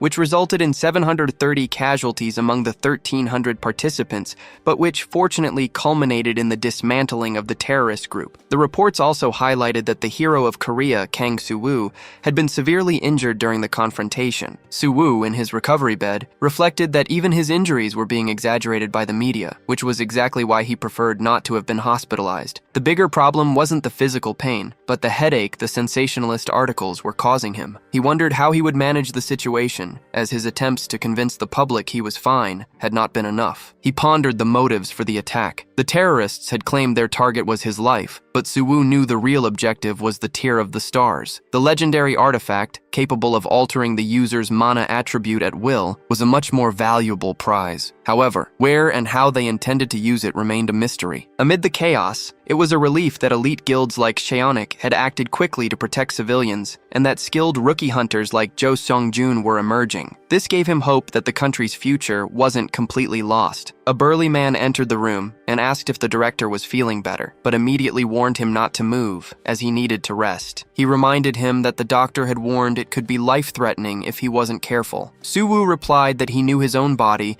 and there was no reason to worry, then asked if the man had brought what he had requested. The assistant confirmed that since it was the director's request, he had brought the documents, but he showed curiosity about the reason. Soo-woo explained that certain people had been in the spotlight and he wanted to know more. Before leaving, the man asked the director to take care of himself, and Soo-woo assured him he would. Alone, Soo-woo immersed himself in his thoughts, considering the many suspicious aspects of the incident. He questioned how the terrorists had managed to breach the tournament's security and barriers, where such well-equipped individuals had come from, and how they had tried to steal the artifact. Furthermore, the strange mana they emanated was particularly dangerous, seeming to devour all life around it. He admitted to himself that if Jo Seong-jun hadn't helped him, he would have certainly died. His eyes fixed on the papers the assistant had handed him. They were about Cadet Cheon Woo-jin. Soo-woo had thought he was just Kim Chi-guk's disciple, but the story was much more complex. He remembered seeing Woo-jin, after subduing the terrorists, approach the arena's black barrier to try and dispel it. Suspecting he was trapped, Soo-woo used his magic detection to examine the area and witnessed an unbelievable scene. Woo-jin defeating Bestia with a strength he had never seen before. He connected the dots. The moment Kim Chi-guk supposedly took Cheon Woo-jin in as his disciple coincided with the discovery of a hidden piece. The conclusion was clear. All of Kim Chi-guk's publicly known achievements were, in fact, Cheon Woo-jin's deeds. This raised another, even more intriguing question. Why would Woo-jin serve as someone's disciple, allowing another person to take credit for his accomplishments? It didn't make sense. For now, Soo-woo decided he needed to investigate Cheon Woo-jin separately, as the information he had was limited. It would be incredible to have him working for the administration, but it wasn't the right time, and his identity should not be revealed. The fact that Woo-jin was absurdly strong but known to the media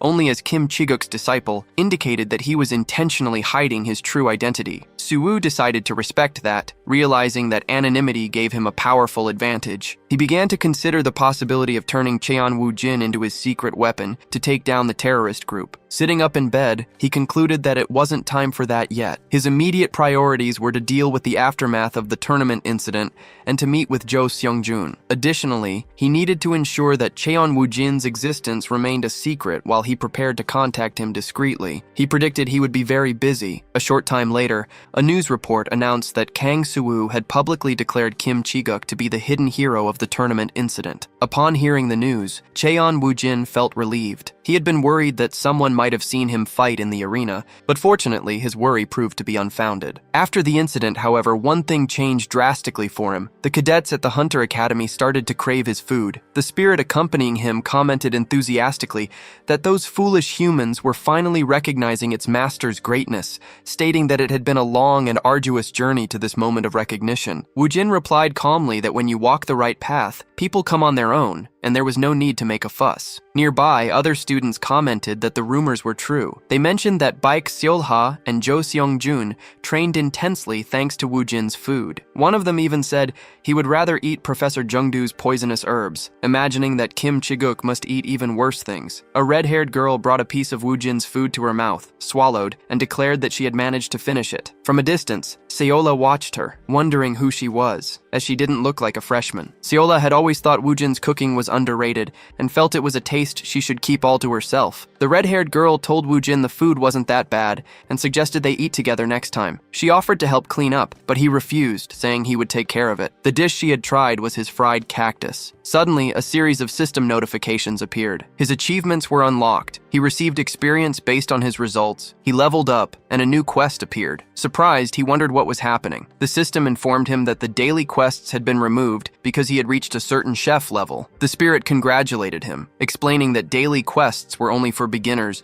and disappeared upon reaching level 25. Woojin nodded in understanding. His new main quest was to receive 10 delicious acknowledgements, with the reward of a smoker. Woojin thought that meat infused with the deep aroma of wood was something captivating for anyone, and deduced that this must not be an ordinary smoker. The spirit confirmed this, explaining that normal smokers couldn't handle dungeon wood, breaking easily because some trees were acidic or rich in mana. The dungeon smoker, however, was different and also had a function that shortened the preparation time. Woojin concluded that the item would be a great help. When thinking of smoked meals, the first thing that came to his mind was Peking duck. He remembered that, according to the legendary dungeon chef's book, a smoker had also been created by him. Woojin had never considered himself a bad cook, but the more he learned about the legendary chef through the spirit, the more he admired his skills. He voiced his wish to one day meet him. In that same instant, a new system message appeared, informing him that hints about the legendary chef, whose name was redacted, would be revealed when he reached level 50. The system concluded with the observation that the path of a chef might just be a blessed one. Woojin reflected that with his current culinary skills, he wouldn't even be able to hold a proper conversation if he met the legendary chef. To advance on his path, he needed 10 people to declare his food delicious, but the system had only registered 3 recognitions. He wondered what was happening, as it was already Wednesday morning, and despite having served his food to many people, only 3 had praised it. Whenever he tried to ask others about the dish, they would simply change the subject and walk away. He thought that although he believed he knew what he was doing, it seemed he still had a long way to go. The spirit advised him not to be disappointed because of those fools, reminding him that there were people who truly appreciated a good meal, like Kim Chiguk. The mention of Chiguk, who had eaten with such gusto at the hospital, motivated Woojin not to stand still. However, the recent incident had left his mother worried, so he decided he would go home first. Upon arriving, he found his mother scolding Seong-ho. His brother tried to argue that he was fine and that his scars had disappeared, but she told him to stop talking and sit down, expressing her concern. She lamented that even after losing their father, he insisted on being a hunter and tormenting her like that. Woojin's arrival interrupted the argument. His mother commented that he had arrived quickly and asked if he was hurt, to which he denied. She scolded him for not sending any messages, saying that Seong-ho had contacted her and that she had been very worried when she saw the news. Despite the scolding, she expressed her relief that he was safe. Woojin promised he would call more often and asked how she was. His mother replied that, in recent days, members of the Orang Guild had been frequenting her shop constantly, leaving her so busy she barely had time to go to the bathroom. Woojin commented that this was good and added that things at the Hunter Academy were also going well, mentioning that there were people who appreciated his cooking. The statement left his mother perplexed, and she wondered if not even working in a restaurant had solved that problem. To prove his point, Woojin announced that he would make dinner that night to show how much his skills had improved. The idea was met with silent dread by his mother and brother, who thought that this absolutely could not happen. His mother, suspicious, asked Seong-ho if it was true that Woojin's cooking was being recognized. Seong-ho turned his face away but ended up confirming it, admitting it was hard to believe. His mother reflected that she never imagined it would get better and considered it a miracle that Woojin was finally cooking normal things. She then asked for more details about the academy, but Woojin said there was nothing more to add. Turning to Seong-ho, she asked if he knew anything else, since the two of them talked all the time. Seong-ho denied it, but remembered that during the tournament, he had seen other students eating his food. He thought that he had never seen Baek Seolha make an expression like that, and wondered if the food was actually delicious. The bulgogi his brother had made last time had looked good, but it had made him nauseous, and he felt he needed to check for himself. His suspicion grew when he noticed Woojin mixing coffee and pineapple. He asked his mother if she was just going to let that happen. She, in turn,